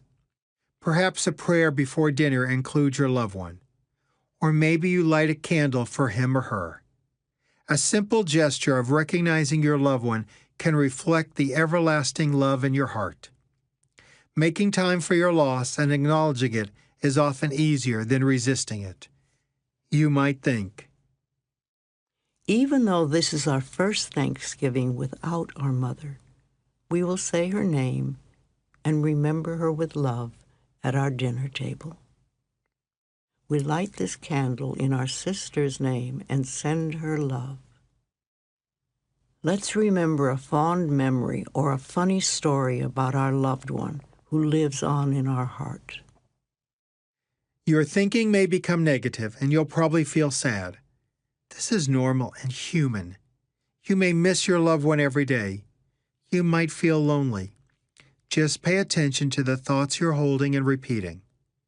Repeating the negative ones can send you into a dark place that doesn't honor your loved one or yourself. Sometimes our loved one's death may become linked to a certain holiday. Perhaps your mother died the day before Valentine's Day, or on Mother's Day, or Father's Day. You'll never forget the day he died right after Easter, or that it was his last Passover. Maybe he died on New Year's Eve, or near the 4th of July. From then on, these holidays will never be the same. Since holidays are markers, even if your loved one didn't die near a particular one, you may still look back and think that was their last Thanksgiving, or his last Christmas. Some individuals knew it was their last holiday, and some didn't. Either way, a formerly joyous holiday is changed forever. The question is, does the day become a holiday that honors the memory of your loved one, or is it a reoccurring doomsday? It's completely natural to think you may never enjoy the holidays again. They will certainly never be the same as they were. However, in time, most people are able to find new meaning in the traditions of the holiday spirit that grow as a testament to the love instead of loss. Holidays are clearly some of the roughest terrain you'll ever navigate after a loss, and you can handle them as the individual you are. What is truly important is being present for the love reflected in the loss. This holiday, we honor the love more than the loss. Holidays are a part of the journey to be felt fully. You can focus on the love and memories that you shared, and ultimately, you get to choose the content of your holiday experience. Try to invite positive words in your interpretations. Words can grind you down or polish you up. The pain of grief can wound you, but positive thinking and kindness can heal you. We remember you with our sweetest love today. Responsibility and blame. When death comes into our world, it's very common to try to find the reason that it occurred. We want to assign its visitation to a misdiagnosis, self-destructive behavior, or negligence because we have trouble making peace with the idea that death happens. Even in emergency rooms after a car accident, you can hear healthcare workers asking, "Was she wearing her seatbelt?" When someone is admitted to the hospital for lung cancer, we ask, "Was she a smoker?" If we can find a reason why death visited our loved ones, maybe we can avoid doing what they did and death might skip over us. In the Western world, people almost believe that death is optional. But of course, that's not how it works. To be born is to take part in an unwritten agreement that we will die someday. Where there is a sun, there is a shadow. Where there is life, there is death. But there is a bit of arrogance in thinking that death will not visit us, or that somehow we can prevent it. In the popular movie Groundhog Day, the main character Phil, played by Bill Murray, relives the same day over and over again. By doing so, he is able to change the way he deals with the experiences in his life. The movie illustrates how events may not change, but Phil can react to them in so many different ways that by the end, the day is completely transformed. When he meets a homeless man who dies, Phil is determined to change his fate. When he relives the day, he tries to give the homeless man some money. Then he brings him to a restaurant and feeds him. But that doesn't change the inevitability of the man's death either. Despite all of Phil's interventions, the man dies anyway, and Phil realizes that however much he has control over his life, he cannot control death. Yet many people really convince themselves that if they change what they do, they might not die. The point is not that eating right, exercising, or making healthy choices are useless because we're going to die anyway. Rather, we strive to eat well exercise regularly, and to make positive choices because that's the loving way to treat our bodies. When someone says that's a contradiction, we might say, you should do all those things because they benefit your body. They'll likely add years to your life, but don't simply do them because you hope to escape death. Remind yourself that you are responsible for your health, but you are not to blame for any illnesses you may get. It's helpful to look into cause and effect concerning an illness, but that doesn't mean you should blame yourself if you do become ill or feel like you failed when you're dying. Assigning fault. Sometimes when bad things happen, our first instinct is to look for who is at fault. Anita was a 19-year-old college student majoring in dance. Her dorm leader, Kathy, also studied dance, but in the graduate program. Anita loved Kathy, who was a bit of a house mother and very sweet. She always helped students with their disagreements and was a calming influence on everyone. One day Anita was heading to her dorm room when she bumped into Kathy's boyfriend, Bert. "Hey, have you seen Kathy?" he asked her. "Not today." He said, "If you run into her, let her know I'm in the coffee shop." When Anita got to the common room of the dorm and saw Kathy, she passed on Bert's message. "Thanks," Kathy said, and went to meet him. About an hour later, Anita heard there had been a terrible car accident on the main road leading to the mall. It turns out that Kathy had been hit by a car and was killed instantly. When Anita first heard about it, she was shocked and devastated. But as time went on, she realized if she hadn't given Kathy that message, Kathy would still be alive. At the funeral, Anita thought about how she had played a part in her friend's death. No one had said so, but she felt it and talked to a few friends about it. One of them told her, "It wasn't your fault. You couldn't have known what was going to happen." Another said, "You were just doing what Bert asked you to do. You were just being nice." Anita knew they were telling her the truth, and yet she still felt responsible. She kept telling herself, "I should have kept my mouth shut." Soon the sentence, "If I hadn't told her, Kathy would be alive," played like a broken record in her mind. Anita was very naive at this point in her young life, and she believed that she had in fact played a significant role in her friend's death. "Before I entered the scene," she thought, "everything was fine. I must be bad. My entering a situation makes it worse. I bring no good to anything." She thought over and over, "I'm bad luck." Anita dropped out of school shortly after this and got involved in some horrible relationships. Her next 5 years were a living hell. She lost contact with everyone she knew, and she moved from place to place, getting fired, getting hired, doing what would ever earn her some money. One day, her travels took her back to the small university town where it had all happened.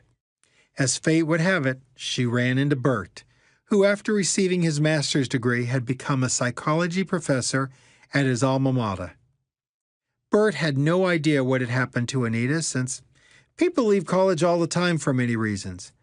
But after they started talking, it was clear to him that her life had really gone downhill. He said, "Anita, it wasn't your fault that Kathy died. If that's your thinking, then it was my fault for asking you to give her the message. I would never have done anything deliberately to cause her death." "Of course not," said Anita. "I know how much you loved her, so why would anyone think it was your fault?"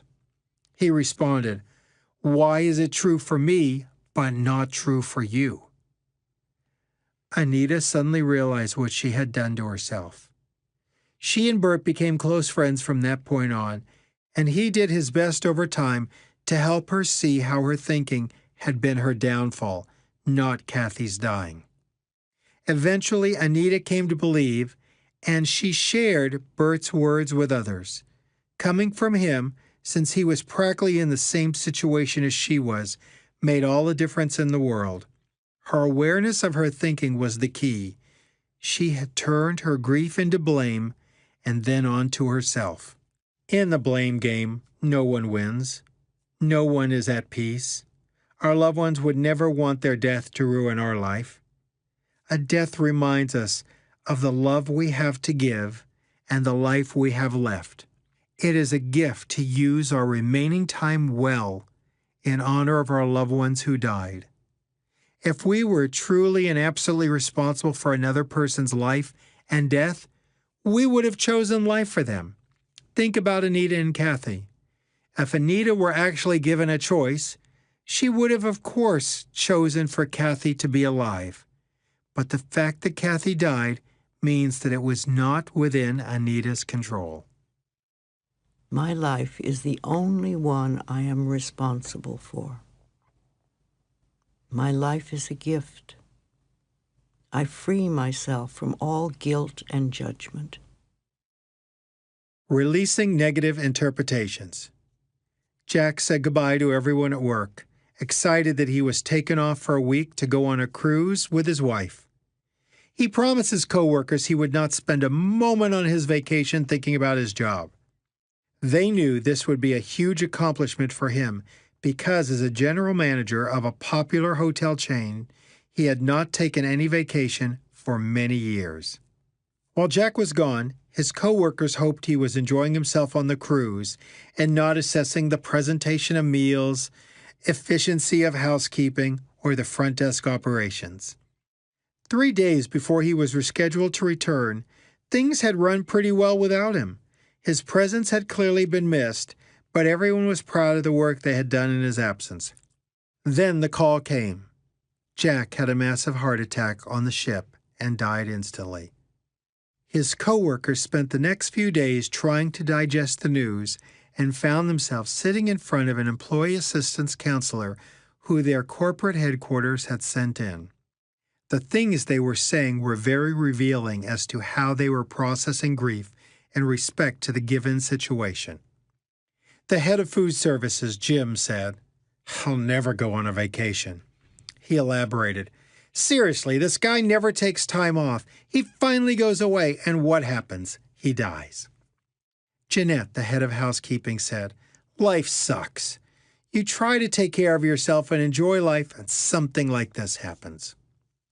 Julie, another manager, remarked, "Jack was such a nice guy, always trying to do the right thing, and he died before he reached the age to write his bucket list." All of these statements are negative interpretations. We may feel that someone died too soon, or we may not be able to understand the whys of it. But what do those negative interpretations do to our lives? What if each life is here to teach the rest of us lessons? What if each death holds a lesson too? Can we look back on Jack's life and find the lessons? His coworkers would say he loved his work. Can we say? It is great that Jack did what he wanted to do in his life. If we judge him, which is really a judgment of ourselves, we can see he didn't take as much time to enjoy life. So, we could affirm, Jack's life and death are reminders to live a balanced life. Another lesson we can learn from Jack is to take time to ask ourselves important questions. Am I living the life I want? If I died tomorrow, would I die with regrets?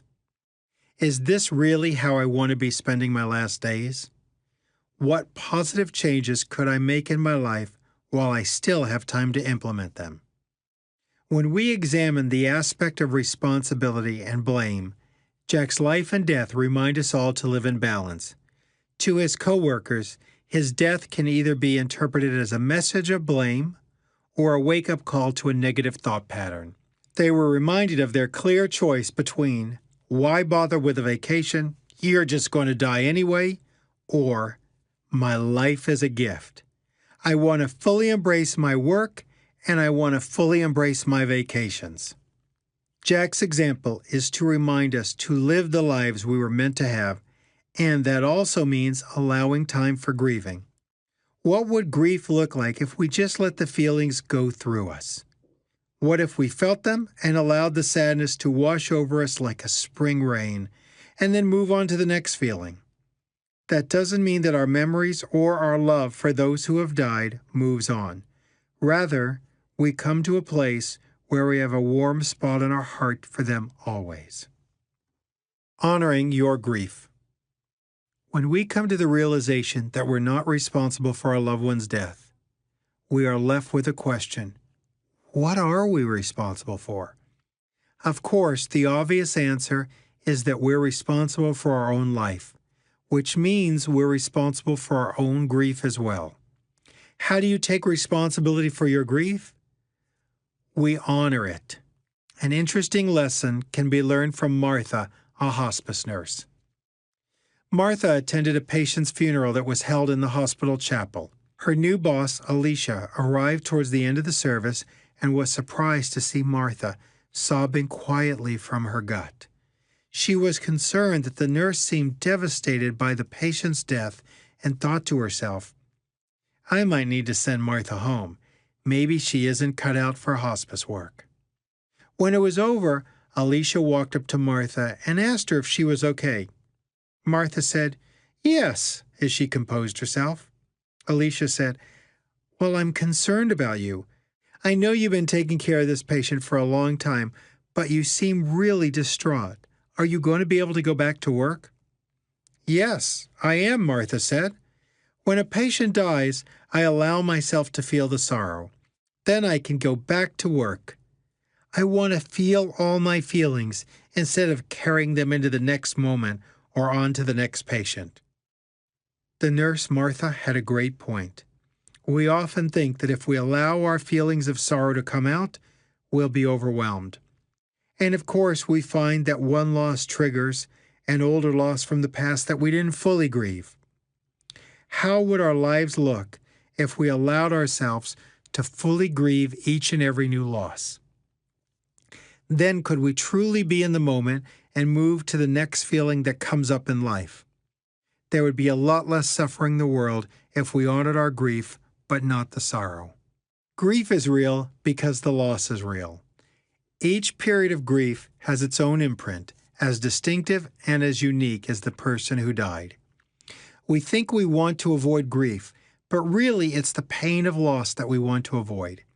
Grief is the healing process that ultimately brings us comfort in our pain if we allow it to happen without the interference of our distorted thinking. Rising above grief. When you rise above your initial thoughts about grief, you can find the gratitude for the time you and your loved one shared together. As short as that seems to have been, it's possible to discover so many hidden gifts. In grief, it's hard to imagine that anything good can come out of loss, and it's important when consoling someone who's grieving to not try to point out the silver lining. When you've lost someone you love dearly, there is no silver lining to be found. What does exist is that accepting the loss over time, you may find a deeper meaning.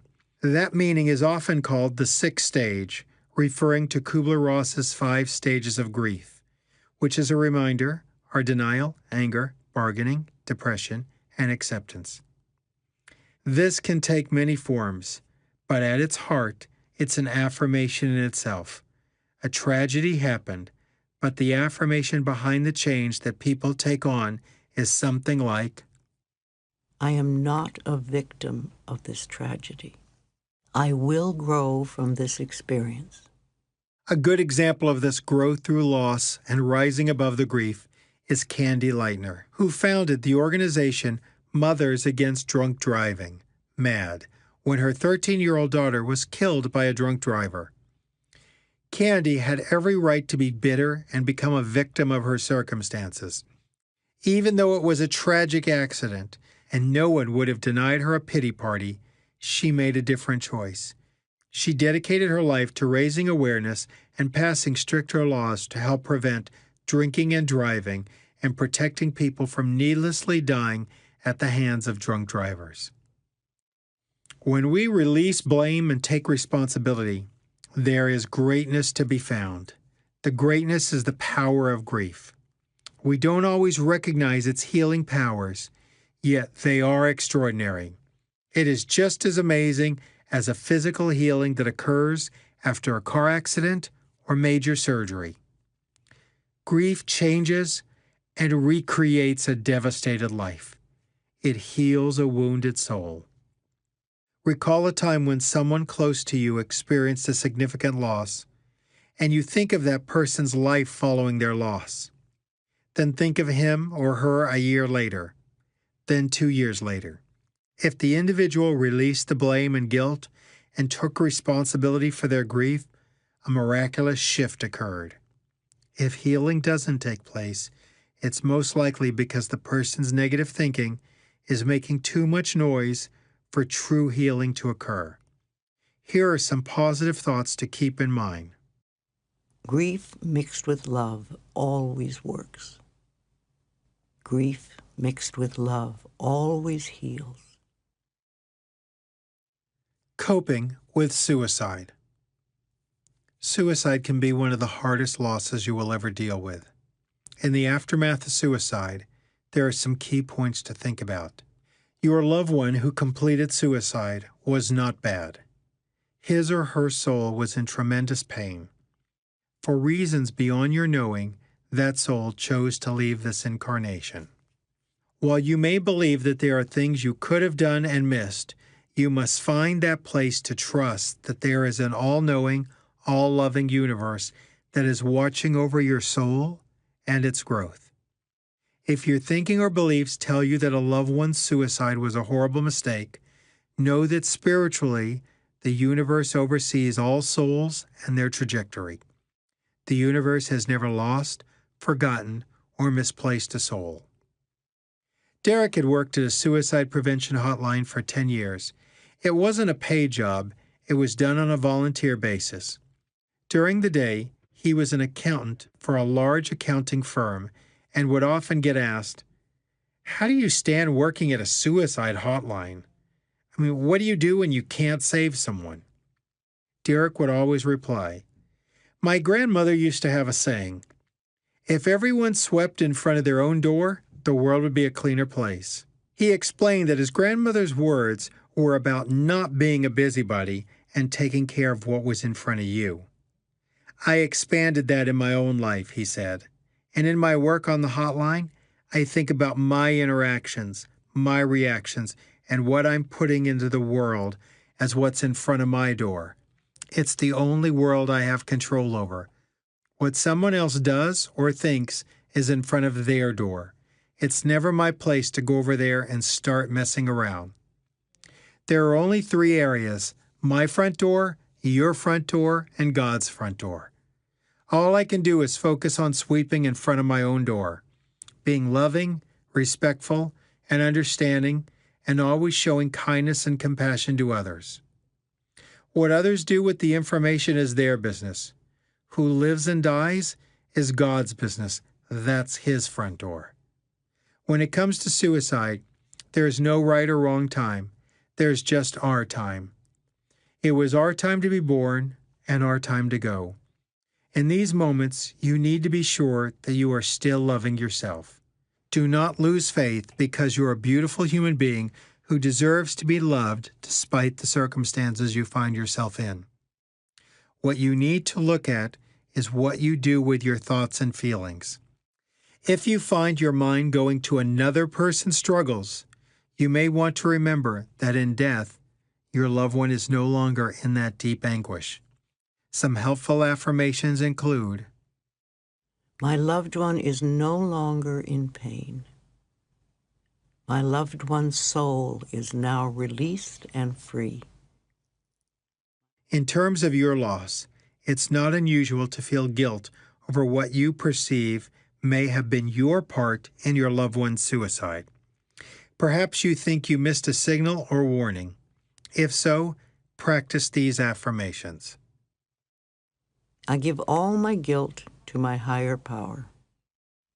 I recognize that his soul's journey is happening exactly as it was meant to be.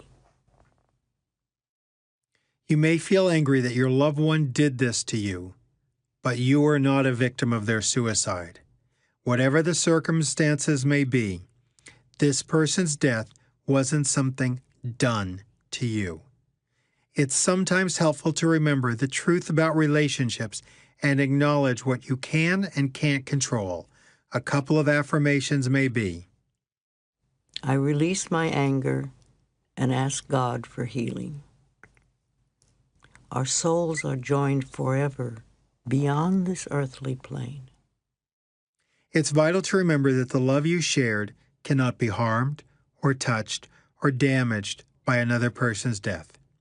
Someday your soul will understand the awareness that how you die in this lifetime is only a small part of the story. This type of death often calls for lots of forgiveness. I forgive my loved one for leaving.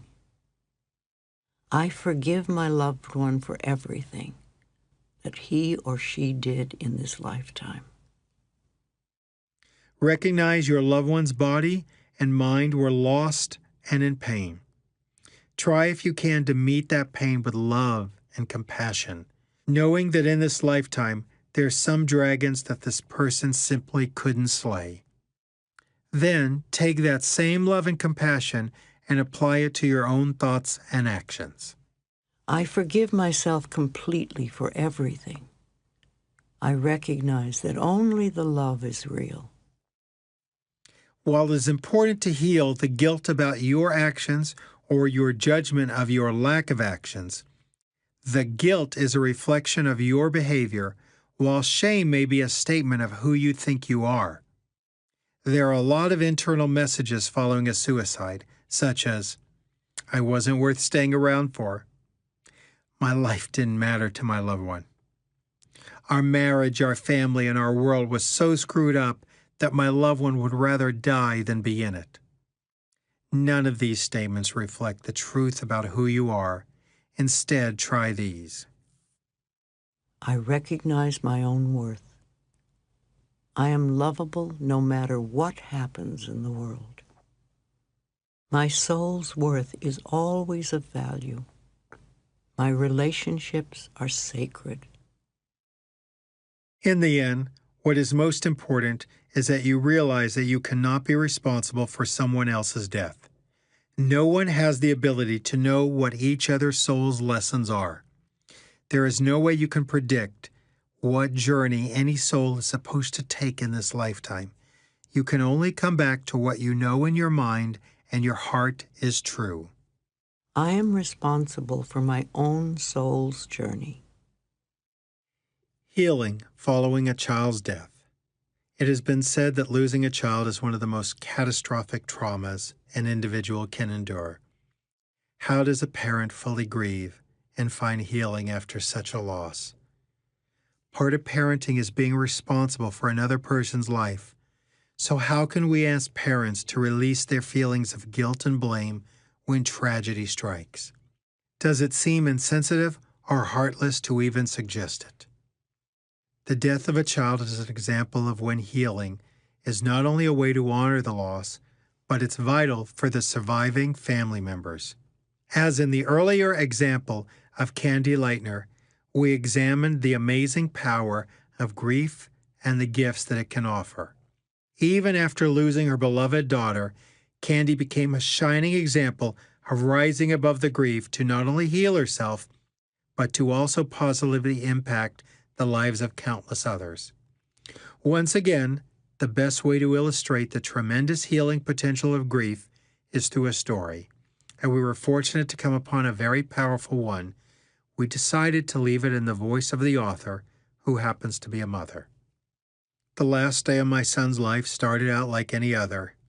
After our morning ritual of singing a wake-up song, tickling and getting dressed, I walked my son Jesse, who was 6 years old, outside to meet his father, who was picking him up for school. Jesse's 12-year-old brother, JT, had already left on the bus. I was in a hurry to get to work, but I gave Jesse a hug goodbye. I noticed that he had written in the frost on my car window. The message he wrote said, "I love you," along with 3 hearts carefully drawn with his little finger. My heart melted, and I made the conscious decision to run back into the house to get my phone so that I could take a picture of it. It was a chilly December morning, but the sun was bright, and I posed Jesse in front of his loving message and angled the camera as best I could to capture both him and his message. Then he was on his way, and this was the very last time I would see my son alive. Jesse was a first grader at Sandy Hook Elementary School. That morning, which was December 14th, 2012, a mentally ill young man shot out the front entrance of the school and walked into the building. He gunned down my precious Jesse and 19 other students, along with 6 teachers and administrators. I was later informed that Jesse died while bravely running into harm's way in an attempt to save his classmates. Although I was told this later, I already knew in my heart that this was what Jesse would have done. In his courageous, selfless way, he would have thought he could save the day. I spoke at Jesse's funeral, standing just behind his small white casket. Afterwards, many people kept asking me what they could do. This whole tragedy started with an angry thought, so my advice to people was to change an angry thought into a loving one each and every day. After all, it's only a choice. Start with one thought a day, and I believe we can make this a more loving place. Over time, my friends and even strangers have continued to reach out to me to tell me how this message has positively changed their lives, and how they're now spreading the word to their own families and friends. It's just a simple choice, but it's powerful enough to change lives and maybe even the world. To honor Jesse's memory and enable myself to continue on, I made a conscious decision to face this tragedy with love and forgiveness. The outpouring of love and support from our town, the nation, and the entire world has shown me that we can unite as one in love and be victorious in the face of evil. I believe this tragedy has changed many lives for the better. As individuals, we are now choosing a more loving, compassionate path. As we see from her letter, we are all faced with a choice when we wake up in the morning. Will we choose to live our lives in fear or in faith? Then we step out into the world where good and evil do battle every day. It is the charge of each of us to bring light and love into the world, and we achieve this through every thought and interaction we have on a daily basis. Regardless of the circumstances, death is one of the hardest experiences we as human beings go through on our journey here on earth. Despite the pain, we can see that there are other ways to think about and honor our loved ones. For example, we discussed earlier, we need to remember that birthdays, anniversaries, and other holidays can be reminders that our love is eternal. When you're having a hard time with your grief or struggling to hold on to that connection with your loved one, try this exercise. Find a quiet place to sit with no distractions. Close your eyes. Focus on your breathing, slowing down each inhale and exhale. Picture your loved one's face in your mind's eye. See her at a happier time in her life. Allow her essence to fill your inner space. See her eyes sparkle, the glow of her face. Feel the connection between the two of you that continues. Now tell your loved one anything you need to say. If you feel it in your heart, she will feel it in hers. Understand that this connection remains unbroken even though she is no longer in her body. Now, listen in quietness for anything she may want to say to you. After you have heard what she has to say, if anything, thank her for the connection that remains and breathe into your heart. Release all the strings that attach you except one delicate string that flows from heart to heart. When you're ready, bring your awareness back to your breath, open your eyes, and ground yourself in your body. When you stand up and walk away, remember that your loved one walks with you. The ultimate truth is that love never dies. If anything negative came up during this exercise, treat it as a gift of knowledge. Do you need to forgive your loved one? Does he or she need to forgive you? Did you get in touch with any blame or guilt you're holding on to? If so, remember that embracing your grief can help you heal. As you allow yourself to fully feel your grief, begin to release the negative thought patterns around blame and guilt.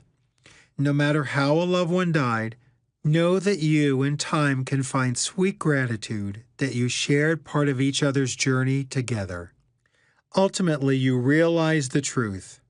The power of love cannot be knocked down by death. In the next chapter, we'll look at another type of loss that deeply affects us, the death of a beloved pet, and apply the same tools of grieving and forgiveness so that we can both heal ourselves and honor and acknowledge a profound loss. Chapter 5. Honoring Pet Loss. Grief is a natural reflection of life and exists in any relationship where we have feelings and attachments. We all mourn for those we love, for those we disliked, and even for those we hated. We don't grieve when there is no attachment. In that context, it seems silly to think that we would not grieve for the animals in our life that we are indeed very much attached to. Our pets share our living spaces, and in many cases, our beds, and are truly members of the family. Despite this, people who are grieving over an animal that died will often find that they must be very discreet about their feelings and with whom they share them. They instinctively know that they are dealing with a form of disenfranchised grief, a type of grief that other people might deem as less than. Some have shared their heartbreak only to be met with, "Well, it's not like it was a person," or "It's just an animal," or "Just go get yourself another pet." The reality is that the grief from pet loss is not as easily fixed as some would have us believe. It's hard to live in grief that's judged as unworthy. Grief is about love, and our animal companions often show us some of the most unconditional love we will ever experience. How often, despite our best efforts, do we absorb some of society's judgments and think, "I shouldn't be grieving this much"? Yet, when we let these thoughts in, we betray our genuine feelings. To complicate our grief even more around pet loss, we're often clearer on treating them humanely. When they're in pain at the end of their lives, despite us wanting them to stay around, we often choose to euthanize them to make sure they die in a respectful, dignified manner, surrounded by love. But sometimes it makes the loss a little harder when we wonder if we did the right thing at the right time. People feel very strongly about their animals. Many people resonate with humorist Will Rogers' statement, "If there are no dogs in heaven, then when I die, I want to go where they went." Holding pet grief preciously. Ella had a German Shepherd named Garlic. He earned that name because despite Ella's best efforts, he always had bad breath. When people met him for the first time, they would comment on what a beautiful dog he was, and that his breath really wasn't that bad. For years, Garlic was a fixture in the neighborhood. Whenever anyone was out and about, they couldn't help but greet the dog with a, "Hey, Garlic," whenever he was in the front yard or on a walk. When Garlic died of old age, Ella and her family thought about how they had shared his life with the whole neighborhood. So why shouldn't they share his death with everyone too? The alternative, that he would just disappear into the neighborhood like a child's toy or a patio chair, was unthinkable. And if they kept their grief private, they would be followed by weeks and months of randomly running into neighbors who would unknowingly ask, "Where's Garlic?" Then they'd have to explain it over and over again. Ella decided to write an obituary for Garlic and email it along with a photo to all of their neighbors. She used the list from the Neighborhood Watch Committee, although she was a bit concerned that there might be some backlash for using the list for that purpose. But her family affirmed the following to themselves. We lovingly share our grief with our neighbors. To their surprise, almost everyone received the news lovingly as well. And when Ella was in her neighbor's kitchen one day, there was Garlic's picture taped to their refrigerator. Ella and her family were also amazed by the number of email responses they got back. One of them read, "You don't know us, but we knew Garlic. Garlic would visit our house every day around 4 when we brought the kids home from school. We often thought that such a sweet dog must have sweet owners. We hope to meet you soon and offer our sympathies in person." Whenever Ella was asked about the obituaries, she simply said, "His life mattered, why shouldn't his death?" This was an amazing example of how she held her family's grief so preciously that others in turn held the grief respectfully too. It's obvious that the neighborhood was changed by this dog's death. One person brought over a casserole, another brought a pie, just as if Garlic was a person. Someone else made a donation to a pet charity in his name. A profound sense of sweetness and tenderness blanketed the neighborhood and lasted long after Garlic's passing. There is a unique difficulty with the loss of pets as opposed to that of human loved ones. When we get a pet, we are automatically their caregivers for life. Like children, we take care of them, keep them safe, feed them, and tend to their well-being. They are our responsibility. That makes it easy to turn grief into guilt, believing that their death was our fault.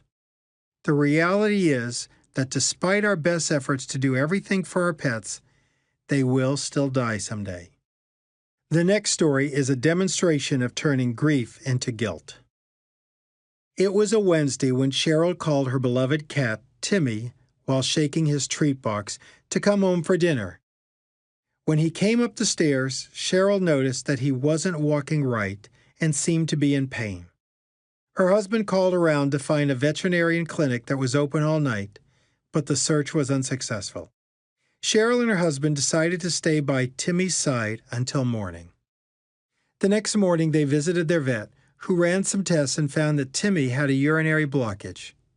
He said that he needed to keep Timmy overnight, but Cheryl and her husband were welcome to call for updates to see how he was doing. They were very relieved. In the afternoon, Cheryl decided to take her 7-year-old daughter to the local pool and spend some time with friends. They had a wonderful afternoon, and on the way home, she decided to call the vet's office to see how Timmy was coming along.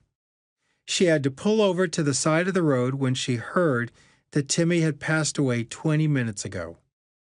It seems that the vet had left her a message at home rather than on her cell phone. Cheryl was shocked and immediately became filled with negative thoughts and reactions. She didn't know how she managed to drive the rest of the way home, but when she was back at the house, she broke down. How could this have happened? She moaned over and over. Apparently, Timmy's little heart just gave out, and Cheryl and the rest of the family were left shattered. Timothy was more than a cat to them. He had been their fellow family member and friend. The guilt and the questions that sometimes accompany grief set in almost immediately. We should have driven around to find a clinic in the middle of the night. Why didn't we? Was it his diet that killed him? Did we feed him the wrong food? Did he have a delayed reaction to the Christmas ham we gave him as a treat? Was there too much salt in it? Why didn't we notice that he was drinking more water? How could I have been relaxing by the pool while Timmy was dying? They buried Timmy in front of a tree in the backyard, and Cheryl would go out there and meditate. One afternoon, she began to talk to her beloved cat, telling him how sorry she was that she didn't do more to save him. She recalled, "I took a few deep breaths, and suddenly I felt a sense of calm overtaking me. Then I heard the words, 'Forgive yourself. You didn't do anything wrong. I know how much you love me, and I'm still around in spirit.' At first I thought I was making it up, but if I was, why did I feel so much more peaceful than I had since Timmy died? I believe he was helping me let go of the guilt and anger I was projecting onto myself." After Cheryl received the message from Timmy, she said, "The grief I was feeling was actually a blessing, although I didn't realize it at the time. I had lost sight of the meaning of life and was taking my loved ones for granted. I had forgotten how precious life is. Grief was bringing us all closer together and bonding us even tighter. I had been given a gift of unconditional love from one heart to another. That is the most important love in life, so we must hold our loved ones closer and love unconditionally as we did with our beloved Timmy. She added positive affirmations such as, I forgive myself and set both of us free. I choose to focus on the blessing Timmy gave us of unconditional love. After a few days, Cheryl started to feel lighter. She learned the special cat will forever be a part of her heart and knew that they would meet again in heaven. Paying attention to our thinking is just as important with the loss of a pet as with the loss of a person. We use affirmations to remind ourselves of our goodness, our true identity, which, by the way, our pets always see in us. That is what makes their love unconditional. In grief, we can go back and look at why we didn't notice that our cat was drinking too much water, or how stupid we were to give them an unhealthy treat. It's important to remember that our pets often get treats and they don't die. Likewise, there are days when they are thirsty and they don't die. As we go back and pick out things that cause their death with our distorted thinking, it is nothing more than gathering evidence that we are bad. Timmy reminded Cheryl of the truth. Forgive yourself. You did not do anything wrong. I know how much you loved me, and I'm still around in spirit. When we have relationships with people, they are only with us for a period of time. We don't know whether that's a month, a few years, or 50 years. The same is true with our pets. Perhaps one of the startling differences is that sometimes our pets will have a sense of when their life is winding down. We've all heard stories of when dogs or cats become ill and withdraw and isolate themselves until it's their time. What if pets also have a sense of when their death might be coming, even from an accident? The following story of Homer the dog is just such an example. Homer had brown and black short hair on his lean body and huge brown eyes that seemed to respond to every emotion around him. His owner, Andy, remembered the day his world changed. Andy said, "One Friday, my beloved Homer, whom I had for almost 10 years, was hit and killed by a car in front of our house. He must have not seen it, as he was very good with the road and avoiding any cars. My wife and I were devastated. I meditate, as well as practice affirmations and mirror work daily, and I'd been having a feeling that Homer was going to be leaving, but I was preparing myself for a long, slow decline, not a sudden departure. On Sunday afternoon, after not being able to go more than 20 minutes without crying since it happened, I reached out to someone I knew who was an animal communicator. She told me that she connected with Homer, who said that he had tried to tell me he would be leaving, but I didn't want to believe it. He said the car was just the story around his departure, and he was going to leave by some means or another. Homer also said that he had supported me long enough, and I had journaled as much that morning. I had battled depression and negative thoughts for much of my life, and often he was the only one who heard my cries. I knew he had fulfilled his mission to help me, as I was no longer in a painful place and had much more work to do. I felt so amazingly blessed, I didn't shed a tear the rest of the day. I could look at his toys, the yard, anywhere he had spent time, and feel joy that he was there, not the sorrow. Andy also received an outpouring of wonderful comments on his Facebook page and personal messages. I thought Facebook love was powerful on birthdays, Andy said, but that has nothing on posting about a pet's death. Homer touched so many more lives than I ever imagined, and he continues to do so. Besides fully embracing the grief that we feel when our pets die, just like humans, they often leave behind incredible lessons. Andy had cried in his sleep nightly, and one night before bed, anticipating another night of sadness and grief, he repeated to himself, I will remember all the gifts that Homer gave me. With that, he decided to write down all the affirming lessons that he learned from his beloved dog. We believe that they apply not only to Homer, but often to all of us as well. Lessons from Homer. I will live in the present moment. The present moment is all that matters, and dogs are the perfect teachers of this. Homer would jump off the bed every morning, ready and eager for the day. He never held a grudge or was stuck in the past. He greeted every moment like it was a long-lost friend. I treat each experience as if it were for the first time. Homer met each meal, each treat, each walk, and each person with such vigor, excitement, and joy. His energy and enthusiasm were infectious. Everything was a celebration. Homer had a lust for life. I ask for what I want. Homer was a master manifester. He would sit, stare, beg, drool, whatever it took to get what he wanted. It never failed to work. His perseverance and tenacity were amazing. People always gave in and offered him a treat, pet him, or played ball with him. I give and receive unconditional love. Give and receive love. Be a conduit of love. Homer enjoyed other dogs, but he really loved people. He lived to sniff, snort, and smell people, and nothing made his eyes light up like being petted by a stranger when he was out for a walk. I don't judge others or myself. Don't judge yourself or others. Most of the time, Homer was a true Zen master, so sweet, easygoing, and relaxed. He accepted everyone and never wanted anyone to change.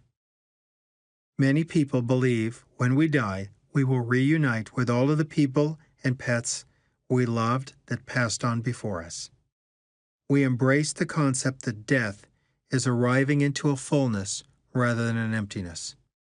In other words, when any of us leaves this earthly place, it will be standing room only, because we will once again be surrounded by all our loved ones whom we've been missing so much. Let's imagine that scene with our pets greeting us as well. To see their faces again, their tails wagging, hear their barking, their meows, their chirps, their whines and grunts, and being around all of their other loving attributes. What a tender arrival we will have when we die. I embrace all the gifts my pet has left me, and I am thankful for all the experiences we shared. My sweet pet will always be surrounded by my love. Chapter 6. Other Loves, Other Losses. Besides breakups, divorce, and death, there are many other kinds of losses. Some are more obvious than others.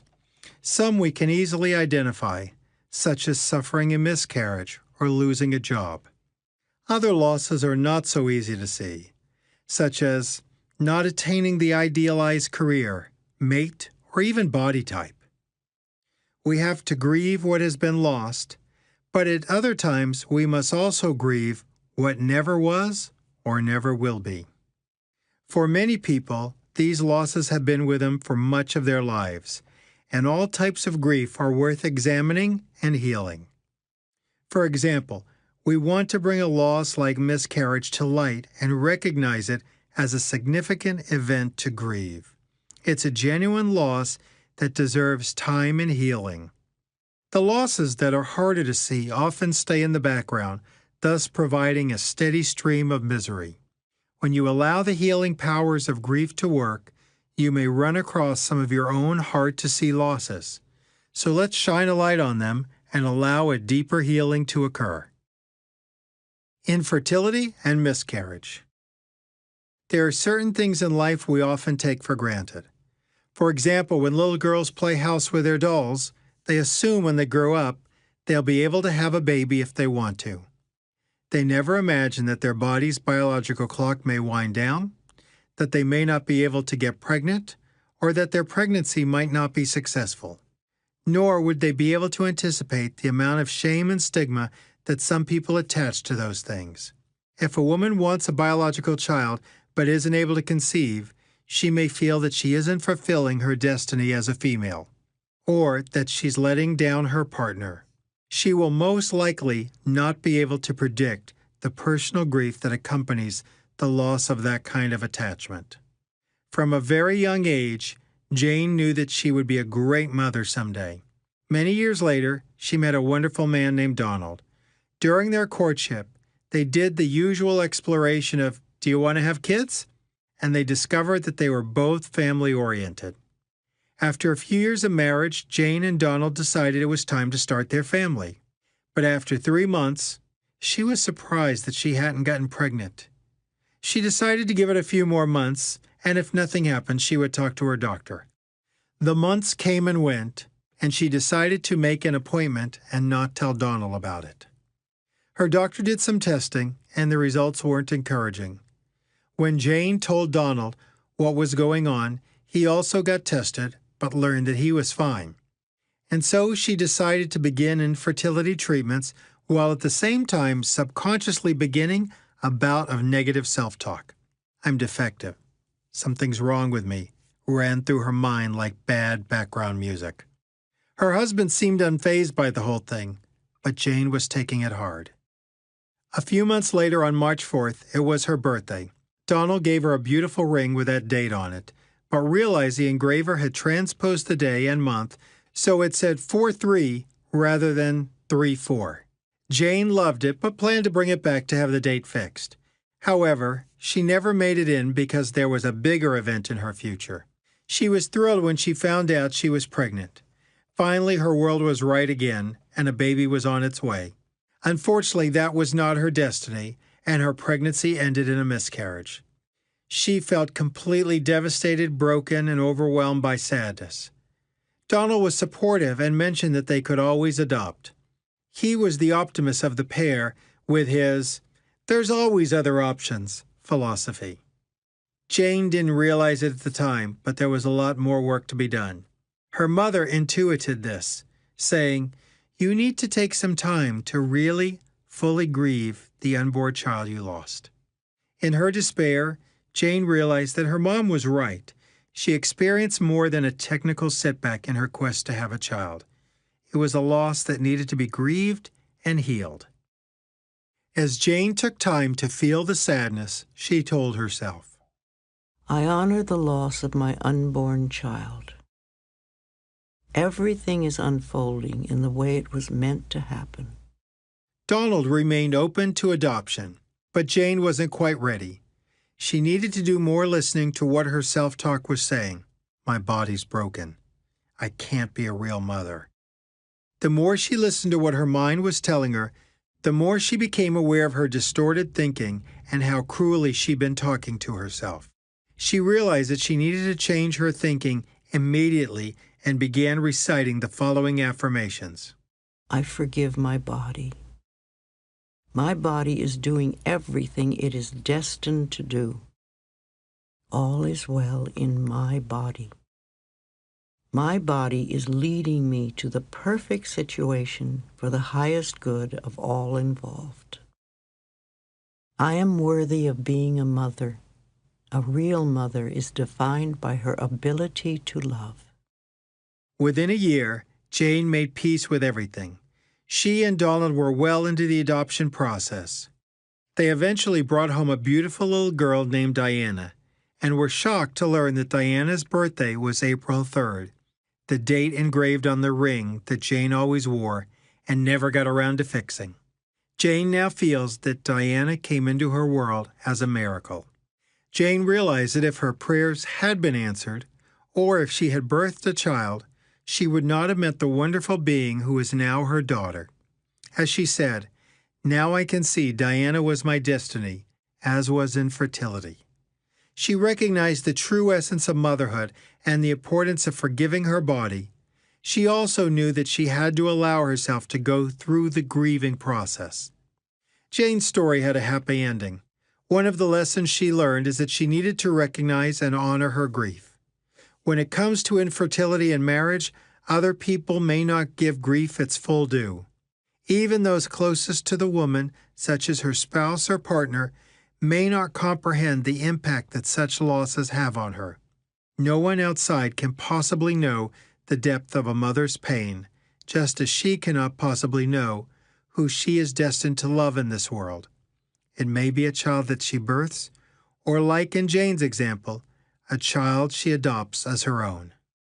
Many women have said that when they reach menopause, grief began to show up, such as grief they will never be able to have a child, or even more children. Some mistakenly think their womanhood has been diminished. Whatever the change in your life may be, you must make sure to look within to honor your losses, feel the grief fully, and not attach negative statements to it. Consider these affirmations. As my body changes, my womanhood expands. My life is an incredible journey of love and learning. You ultimately learn the truth that who you are is beyond the circumstances of your life. Your essence is grander than anything going on in your body. You are an amazing being whether or not you have children. You are incredible during your child-rearing years and just as wonderful after them. I am becoming a more beautiful, amazing woman every day. Job loss. When it comes to types of losses, a big one for many people is job loss. This probably comes as no surprise because we live in a world that confuses doing with being. In other words, what we do gets misinterpreted as who we are. When we meet someone new, one of the first questions we ask one another is, "What do you do?" So much value is placed on what we do for a living that when it's stripped away, we're left to wonder, who am I now? In 2008, Danny was having a regular morning working in the corporate office of a medical equipment company, returning calls as usual. He had been with the same company for 30 years, so most of the day-to-day issues he encountered, he had already solved dozens of times. His work was now a well-worn path, and his office was his second home. That afternoon, Danny had his monthly meeting with his boss, Keith. As he walked in with the usual files in hand, he noticed that Linda, the head of human resources, was sitting beside Keith. Keith stood up and said, "I'll just step out for a bit and let you two talk." Danny thought nothing of this. He had met with HR many times before over the years due to various employer issues. Today he wondered who had done what. He was surprised when Linda said, "This is going to be a hard meeting, Danny." Wow, he thought, one of my employees must have done something really bad. He definitely wasn't prepared for what she told him. "I'm sorry, but we have to let you go. Given the last few mergers, the CEO and executive team felt that we have enough talent and your services have become redundant." Danny sat there stunned as she continued. "We'll be keeping you on for 2 more weeks and then paying you 3 months of severance." "Is this for sure?" Danny asked. "Can I talk to Keith about this and maybe he'll change his mind?" Linda put her hand on his and said, "We both know that when he made up his mind to do something, it's unchangeable. Just accept it, Danny." For the next 2 weeks, Danny drove the commute that he had done repeatedly for the last 30 years, knowing that in a matter of days, he would never do it again. On his final day in the office, he packed up his belongings and looked around the room, realizing he would never inhabit that space again. 3 decades were ending in the amount of time he used to take for a vacation. Luckily, his wife, Melissa, had been practicing affirmations for years. She talked to him about accepting the loss, but not accepting his negative beliefs about it. They focused on the positive and used the following affirmations. My talents and abilities are in demand. All is well. I am safe. "We need to be careful to watch our thoughts and spoken words," Melissa told him. "It takes a lot of effort because we've both been programmed by parents who lived through the Depression to worry first and ask questions later. Together, they kept one another on track. When well-meaning friends and family members pitied Danny's situation and said, 'It's really terrible out there in the job market,' he would gently respond, 'We don't choose to believe that.'" Danny and Melissa truly accepted and grieved the loss, but also firmly rejected believing in a world of poverty and lack. Instead, they affirm, The universe is lavish and abundant. Danny felt the grief and comforted the pain with grace and courage. The fear and panic had subsided significantly as he opened himself up to new possibilities, and they came to him easily. Within 2 weeks of his job ending, he was offered a contract position that eventually led to a permanent job with an established company. One of the lines we often hear when people lose a job is, "It's not personal," which means that it's not personal to the employer, but of course to you as the employee, it's absolutely personal. It's haunting to believe that you are of great value to your company, yet now, in a very real way, they've said they can do the job without you. No wonder people are so often left feeling valueless. When you feel that a work situation has indeed become personal, remember that it's your job to personalize the healing. How about telling yourself, I am of value. remember to affirm that statement solely based on who you are, not because of what you do. Keep this in mind too. My value lies beyond any job. Acceptance, that is, making peace with the reality that what just happened really has happened, can be the hardest part of dealing with job loss. You can't change what has happened, but you can accept and grieve it in a positive, productive manner. Many people believe that acceptance means liking what has happened or being okay with it. What it actually means, however, is that you're acknowledging the reality that the loss has occurred. You have moved from the shouldn't have happened stage, denial, to it did happen stage, acceptance. In some ways, job loss is like a sudden death. It may feel like a betrayal, similar to other lessons we've discussed. One of the keys is to pay attention to what your mind is saying. If it's telling you, I'm no one anymore, I don't matter in the world, I'm no longer relevant or of use to anyone, those are negative beliefs that should not be repeated. You need to accept the reality of the loss, but not those negative beliefs. Ultimately, you must realize that what happened is actually for your highest good. To get in touch with what lies beyond your sight, try the following affirmation. Everything is unfolding for my highest good. Accepting your authentic self. When you are practicing acceptance in your surroundings and in the world itself, you must also turn your focus inward and be willing to accept your authentic self. Be open to releasing and healing certain aspects of ideals you've been trying to hold on to, as well as expectations others have placed on you, but that don't serve you. Kenneth was reflecting on his experience of love. He thought that whenever you really love someone, your heart would eventually become bruised. He knew that most people aren't taught how to love in relationships, especially if they're gay. In the past, gay men and women haven't had many open role models. When we see images of gay pride or individuals talking about being proud and comfortable in their skin, it can be tough to remember that such pride comes after years of feeling less than whole. As Kenneth said, I have quite a few scars on my heart, which come from being insecure about who I was and being ashamed of who I loved. Kenneth had spent years trying to be the person his parents wanted him to be, yet he longed to uncover his authentic self. Some gay people have a bigger challenge in this area due to extreme pressure from family members and a society demanding they be a certain way. Many don't often realize that some gay men and women have to grieve that mold that they were supposed to fit into. Despite Kenneth's best efforts, he couldn't be the person his parents wanted him to be. And since he lacked good role models, he had a string of relationships in his 20s and 30s that were all imbalanced. His partners loved him, but he didn't love them back, or he loved them deeply and they didn't return the affection. He also had many long-distance relationships, and now realizes that they were just another way of avoiding true intimacy.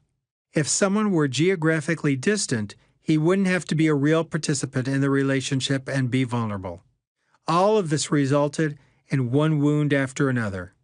Then, in his early 40s, Kenneth began working with a therapist. During one session, he He was feeling particularly heartbroken about Jerry, a man he was dating, because once again, his feelings weren't being reciprocated. His therapist suggested that Kenneth try drawing what he was feeling. Draw what I'm feeling? What would that look like? Kenneth thought to himself. He decided to open his mind and go for it. The first thing he drew was his heart, which was broken. It was a full heart, yet it had a crevice here and a big crack on one side. In another place, a chunk was gone, and on the bottom, it was completely shattered. He cried when he saw all the pain and grief. When Kenneth showed the drawing to his therapist, she pointed to one area and asked, "What is this gash about?" She then requested that he write down what each crack represented, who hurt him, and how it happened. Now it was an intense exercise. He saw a grieving, wounded, depleted, dehydrated heart that had not received enough love.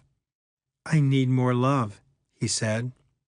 The therapist pointed out that while the issues seemed to him like they were only about being gay, they were actually about his lack of self-love and not having the willingness to be vulnerable in a relationship.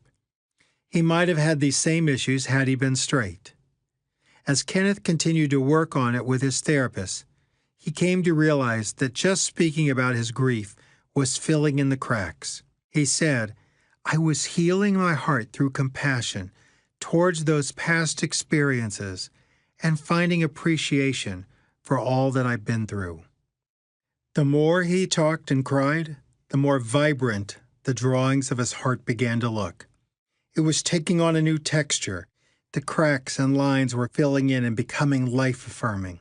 Kenneth felt connected to the place where his spirit lived and learned that his heart could constantly regenerate itself. He relaxed into that knowledge and said, Spirit lives unchanged and whole in my beautifully worn, cracked, full heart.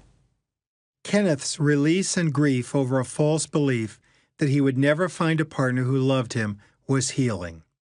He now believed that he would love many people in his life, so why not spend some time in a relationship with himself, loving and treating himself like the partner he wished he had?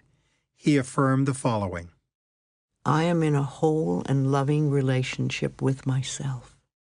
Whether he was going on a fun hike by himself, getting a massage, or buying himself flowers, he relaxed into being in a good relationship with himself. He said, I became more understanding and forgiving, and that's how I looked at it. I knew that if I was ever going to have a relationship with a partner who was loving, I had to create it within myself first. Kenneth eventually did find that relationship with Dan, and to this day he repeats his favorite affirmations over and over. I am living a balanced life. In my relationship, I am giving and receiving love. Today, Kenneth is risking more, although he still has plenty of lessons and pattern breaking to do. For example, he told Dan early on, I'm going to break your heart. A bit stunned, Dan asked, What do you mean? Kenneth said, When two people are in love, they ultimately break each other's heart. I don't choose that reality, Dan said. I believe that when we're in love, we're going to break each other's hearts wide open. Love will crack open those closed, shut-down places in our heart. Kenneth didn't expect that response and had never seen it that way. It made him realize that he was still engaged in negative thinking. This discovery was one of the many gifts the relationship gave him. He got to see things differently and shine a light on some of his issues. His partner's response was a reflection not of the wound, but of the opening that can be created, a more loving view and positive belief about love. Their relationship remains strong, and they continue to open and heal each other's hearts. Kenneth's issues were around his identity and lack of self-love, but many people have grieved over the loss of who they thought they should be. Some men will have to grieve the six-pack abdomen they hoped they might achieve, and many women will have to let go of that bikini body they'll never attain. Others wish they were taller, shorter, even another race. In the end, we must all grieve these wish we were thoughts and move towards happiness and acceptance of our true reality. Let's take a little more time to examine this type of grief. Grieving what never was. Most of us understand how we feel about people and pets we've lost. But there are other kinds of griefs, of course, including the type we feel regarding our assumptive lives. The following is a perfect example. Dawn had done a lot of work on healing her cancer. Her journey had included Western medicine as well as complementary treatments. She now sat in a support group and shared that she was cancer-free, but still overwhelmed with sadness. The news about my cancer treatment is good, so why do I feel sad? She asked. While she had done her healing work, she hadn't taken the time to grieve. What did she need to grieve with cancer? Many things. The completely cancer-free life that she expected turned out to not be a reality.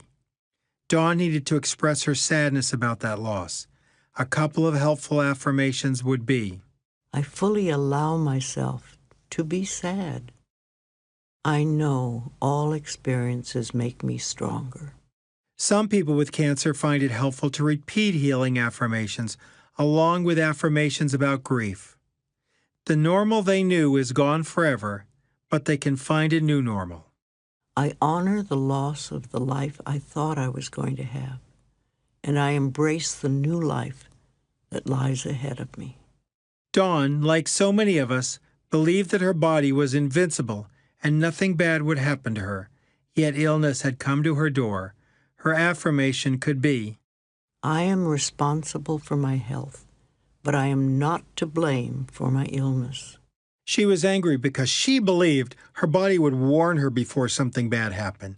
It didn't, so she needed to forgive her body for betraying her. I forgive my body. I love my body. Releasing unhealthy, unrealistic ideals. Grief can also come from a picture of the ideal mate you thought you would find. You might have been so focused on waiting for Mr. or Mrs. Right to share your life that you woke up one day and realized that most of your life, in fact, passed you by. That can lead to sadness and depression, the source of which is hard to identify. You don't realize that your depression is a form of grief. You have to mourn the person who didn't show up and the life that never was. The good news is that when you take time to grieve that loss, maybe for the first time in your life, you can finally live fully in the moment. Deidre, who attended a workshop on healing grief, said, When I finally identified what I was feeling, I was overcome with tears. There was such a sadness that he didn't show up. But a great relief followed the tears when I realized that my search was over. The rest of my life could be about me. Your perfect mate may or may not show up. But it doesn't matter because there is always a newfound freedom that comes with accepting reality and living your life fully for yourself. Another type of grief you may need to work through is the career success you hope for but never achieved. You believe you were supposed to be a famous dancer, a Pulitzer Prize-winning author, or a movie star, but it never happened. Of course this feels like bad news, but you have to accept your destiny and appreciate your life. You can spend your time being upset that your big break hasn't happened, which will provide you with day-to-day experience of misery, by the way. Or you can realize that your career is just one more expression of yourself, and you can dance whether or not you have a huge audience. You can enjoy writing, even if it's only for your writing group. You can act for the joy of it, even if you don't have an Academy Award on your mantle. When you watch a movie and the plot takes an unexpected twist, you don't get up and start yelling at the screen that it hasn't followed the storyline you envisioned. It's the same with your unseen grief. Your life is like a movie with a plot that is constantly unfolding and is beyond your control. Just as you wouldn't stand up in the middle of the movie theater shaking your fist at the screen, don't stand up in the middle of your life blindly shouting about all the things as they are unfolding. Feel them, grieve them if they are losses, and don't add negativity to the mix. You will find that grief has a wondrous power to heal and give comfort to all your losses. Just as there are many types of connections and attachments, there are many different types of losses. As you begin to recognize the loss as real, then and only then can you begin the healing process. In this chapter, we've covered a variety of seen and unseen losses, yet you may be able to think of some others we haven't mentioned. Regardless of the type of loss, it deserves its due. All of my losses deserve healing, and grief will heal all my losses. Whether your loss was something that happened in the external world or an expectation of life that didn't turn out the way you expected, healing is always possible. The unseen gift is that when you fully feel and heal your grief and let go of your expectations, you'll find yourself, for the first time, truly living in the present moment. Chapter 7. You can heal your heart. The final chapter is a reminder that life is always moving towards healing. We carry undeveloped parts of ourselves that long to be acknowledged and healed. They may show up as judgments, betrayals, breakups, or one of a million other challenges that we face. Healing needs only your openness and willingness, because life loves you. If you are open to experiencing any insights when you experience a loss, you are on the right path. And if you're not, life will still bring you the lessons you need to find healing. Although you may misinterpret these lessons as a type of punishment, they are just a part of the experiences of life. Letting go of judgment and resentment. Penny had been in Hollywood for 3 years, and she was sure she was going to be somebody. She had come from a small town in Iowa and had moved to California to study acting when she was 23. She had gotten small parts here and there, but was mostly waiting for her big break. Her friend Cindy had gotten a job catering.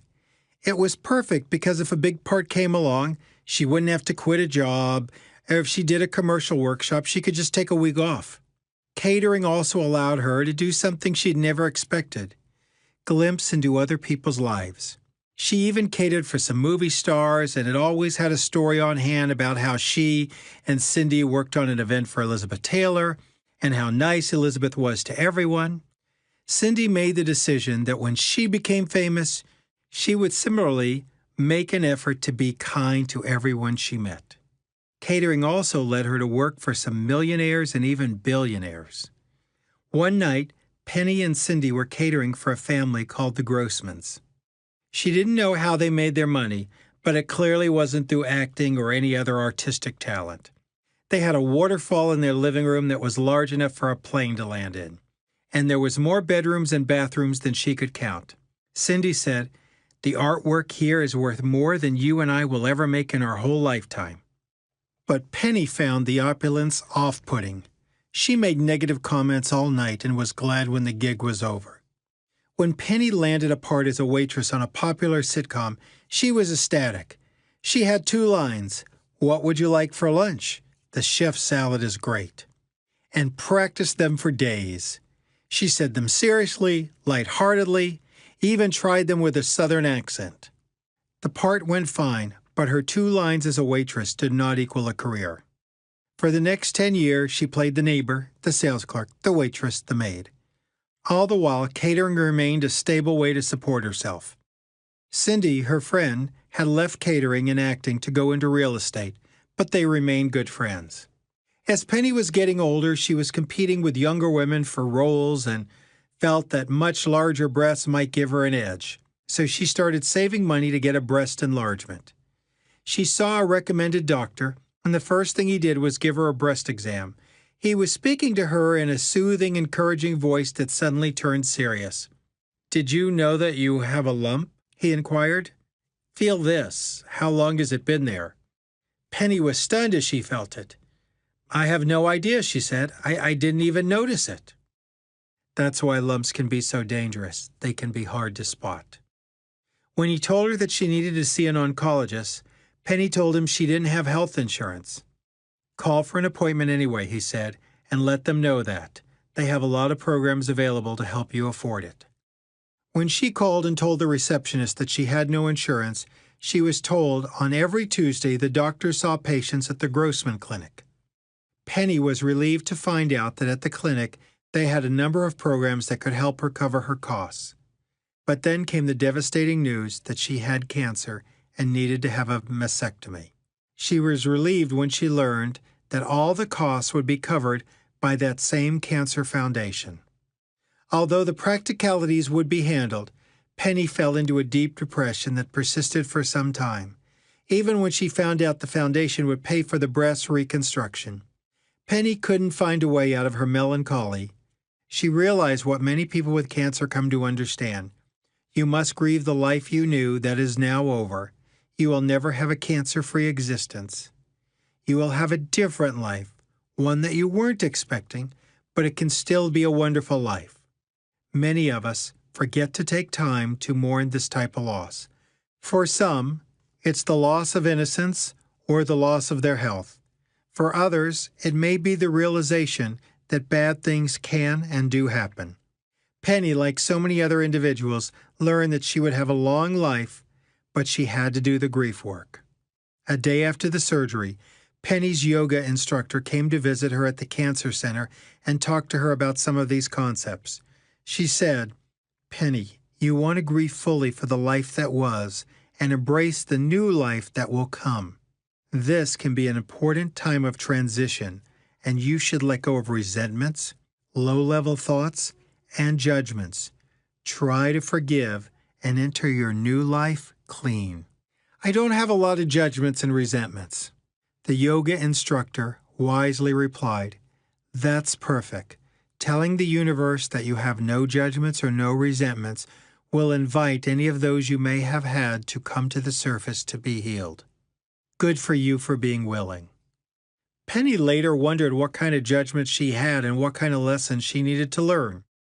The next day, Cindy came to pack her up from the cancer center and to help her get settled at home. As she puttered around the room packing up her friends' things, she said, "Isn't it ironic that the Grossmans, the family you so hated, ended up creating this foundation in a clinic that saved your life?" Penny was startled.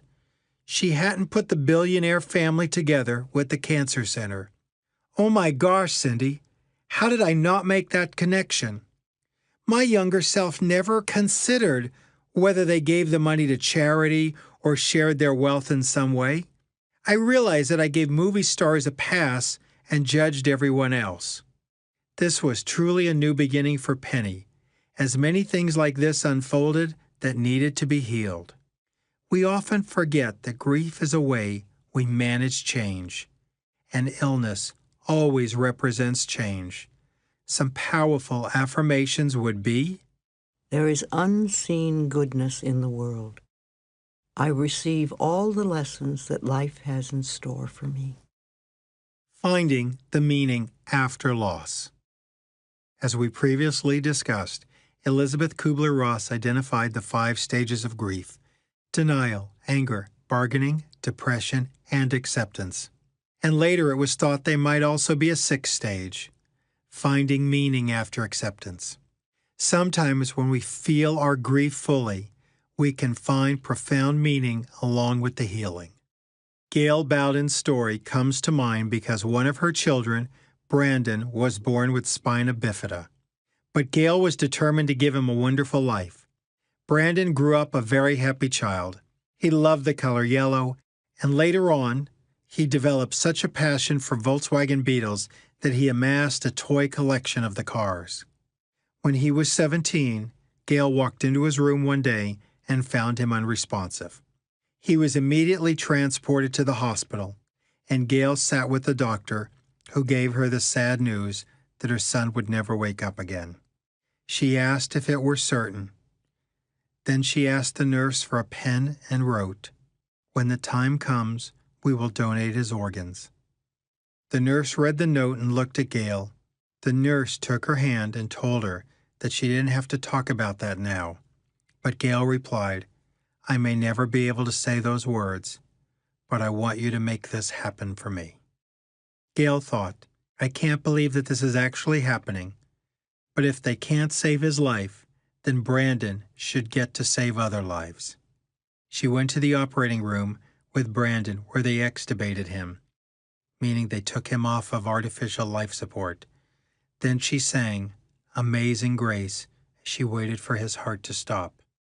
Gail did her best to deal with the loss and remain optimistic and hopeful about the future. There were days when the sun's rays shone so brightly that one of Brandon's friends from school told her that when the sun is shining, he knows that is Brandon smiling down on them. A few years later, Gail and her other son, Brian, moved into a new apartment right before he went to boot camp. Gail sat unpacking boxes when she heard a knock at the door. She had arranged in the next week for a company to send someone over to paint the apartment yellow, and the man at the door explained that he was Ken, the painter. "You're a week early," Gail told him. Ken replied, "A job in the area was canceled, so the company sent me over." "Well," said Gail, "everything is still in boxes. I wanted to organize things before you came, but since you're here, you might as well go ahead and start." Ken began painting, and while Gail continued to unpack, he asked her if she lived there alone. She said, "My son Brian is in boot camp. He joined the Air National Guard Reserves." "Do you have anyone to keep you company while he's gone? Do you have any other kids?" Gail had dealt with the awkwardness of that question before. Sometimes she would go into the whole story of Brandon. Other times she just might answer, "It's just Brian and me." This time, however, the question caught her off guard. She stood there startled, thinking about what she might say. She simply said, "I had another son named Brandon, who died when he was 17. "I'm so stupid," Ken replied. "I always stick my foot in my mouth. So sorry for asking." She said that's okay, and he continued to paint. Then after a few minutes, Ken said, "I'm really sorry about your son. I know what it's like to be sick. I was on dialysis and almost died 4 years ago, but my life was saved by a kidney transplant." Gail asked, "When did you have your transplant?" Ken replied, "In 2008. "When in 2008? "February." "February what?" "February 13th, he said. I'll never forget the date." Gail said, "Brandon died on February 12th. "Oh, no, it's not the same," Ken quickly said. "My donor was a 21-year-old who died in a car accident." "Oh," said Gail, and she went back to packing and Ken went back to painting. After a little while, Gail needed to run an errand, so she left Ken alone in the apartment with one wall painted yellow. When she returned, she found him standing right where she had left him. He hadn't made any progress. Gail asked, "Is there something wrong?" Ken said, "I lied to you." Gail said, "You're not a painter?" "No, not about that." He said, "I do have Brandon's kidney." "What?" Ken said, "When you told me that Brandon was your son's name and you were Gail, I immediately realized that I received a note from you after the transplant, and I was given the option to write you back, and I'm so ashamed I never did." Gail was stunned and immediately picked up the phone and called the transplant center. She reached the counselor and said, "I hired a painter and he tells me that he has Brandon's kidney. How can we be sure?" The counselor said, "Wow. The odds of that occurring would be almost impossible, but give me his name." Gail asked Ken his full name and gave it to the counselor. He opened up the confidential file and realized that indeed, Ken had received one of Brandon's kidneys. Gail began to cry, and the painter said, "I do have his kidney, don't I?" When Brandon called home from boot camp and heard what had happened, he said, "Mom, it's like Brandon came home." The story is a great example of how the universe can work. We deeply believe in the affirmation, "Life loves us," although you may wonder how that applies in loss. As we mentioned, it doesn't mean you won't experience loss, but depending on how you hold, perceive, and think about that loss, life can be there for you, even cradling you through the toughest times. In the midst of Gail's loss, for instance, she accepted the tragedy that was in front of her, but was determined that Brandon would live on. How many of us would say that when our loved one dies, they will continue on? We must remember that life cannot die. Souls cannot die. And in Brandon's case, some of his physical body would not die. Gail was determined for Brandon to live on by saving the lives of others. 2 people can now see because of Brandon, and 8 people have increased mobility and less pain because of Brandon's tissues. This is especially powerful for Gail because Brandon was in his wheelchair his entire life. Later on, when Gail met Ken's wife and kids, she realized how much his children had needed him when Ken thought he was dying. She was gratified when she came face to face with a family that had been in such dire straits and overcame it. Not only had Ken's life been saved, but his wife and kids' lives have been dramatically impacted. You might think, well, Gail probably lives in a small town, and it was a coincidence that Ken ended up as her painter. But consider these facts. Gail might have painted the room herself and never met Ken. Or Gail might have hired a different company. The painter might have come when he was actually scheduled, and Gail would have had all the boxes put away and not be present to talk to him. You may still say, okay, so some coincidences may have just lined up. The reality is Gail lives in Buffalo, New York. There are 18,000 painters in the area. The odds of her choosing Ken were only 0.006%. Life can hand us unexpected gifts when we're open to them, even in loss. Gail's acceptance of her loss helped her work through her grief and find profound meaning in Brandon's life and death. Her healing journey helped determine how she will lead the rest of her life, as well as continue to honor her son's life. Life has a meaning all its own. It often doesn't turn out the way you expected, but it has a rhythm unto itself. It's full of twists and turns that often disrupt your peace of mind. Life brings you changes and challenges that you never hoped to experience. Once you allow yourself to feel the pain of those changes, accept the loss, and work through the grief, you will learn the truth about life. No matter what happens to you, you can heal your heart.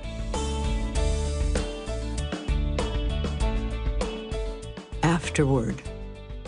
When people think of loss, the idea of finding meaning or anything beneficial from it seems contradictory. But whether it's a breakup, divorce, or even death, there is more to be found, depending on how you hold the thoughts around it. It is not that you can stop the loss from occurring. It's that your thoughts change everything that comes after the loss. Grief is a matter of the heart and soul. Grieve your loss, allow it in, and spend time with it. Suffering is the optional part. Remember that you always come into this world in the middle of the movie, and you leave in the middle of the movie. And so do the people you love. But love never dies, and spirit knows no loss. Since your thinking shapes the experience of your loss, why not make your intention to have a tender, loving experience of grief? And keep in mind that a broken heart is an open heart. Let your thinking manifest hope to your sorrow. Choose your thoughts wisely. Be kind to yourself. And reflect on the loss with love. If you're grieving the death of a loved one, remember how you loved them when they were present. Know that you can continue loving them in their absence. You can go from grief to peace. Endings are also beginnings. We encourage you to use the affirmations and teachings throughout the book, not only while working through a loss, but also in every aspect of your life. Pay attention to your thinking and change it in areas that you don't have peace. By doing so, you'll bring more happiness into your life and to those around you. Hard times can serve as a reminder that our relationships are a gift. Loss can remind us that life itself is a gift. And please remember to love yourself. You deserve it. You are a gift. I love life and life loves me. I have lived and loved. I am healed and whole. This is Louise Hay, and I love you.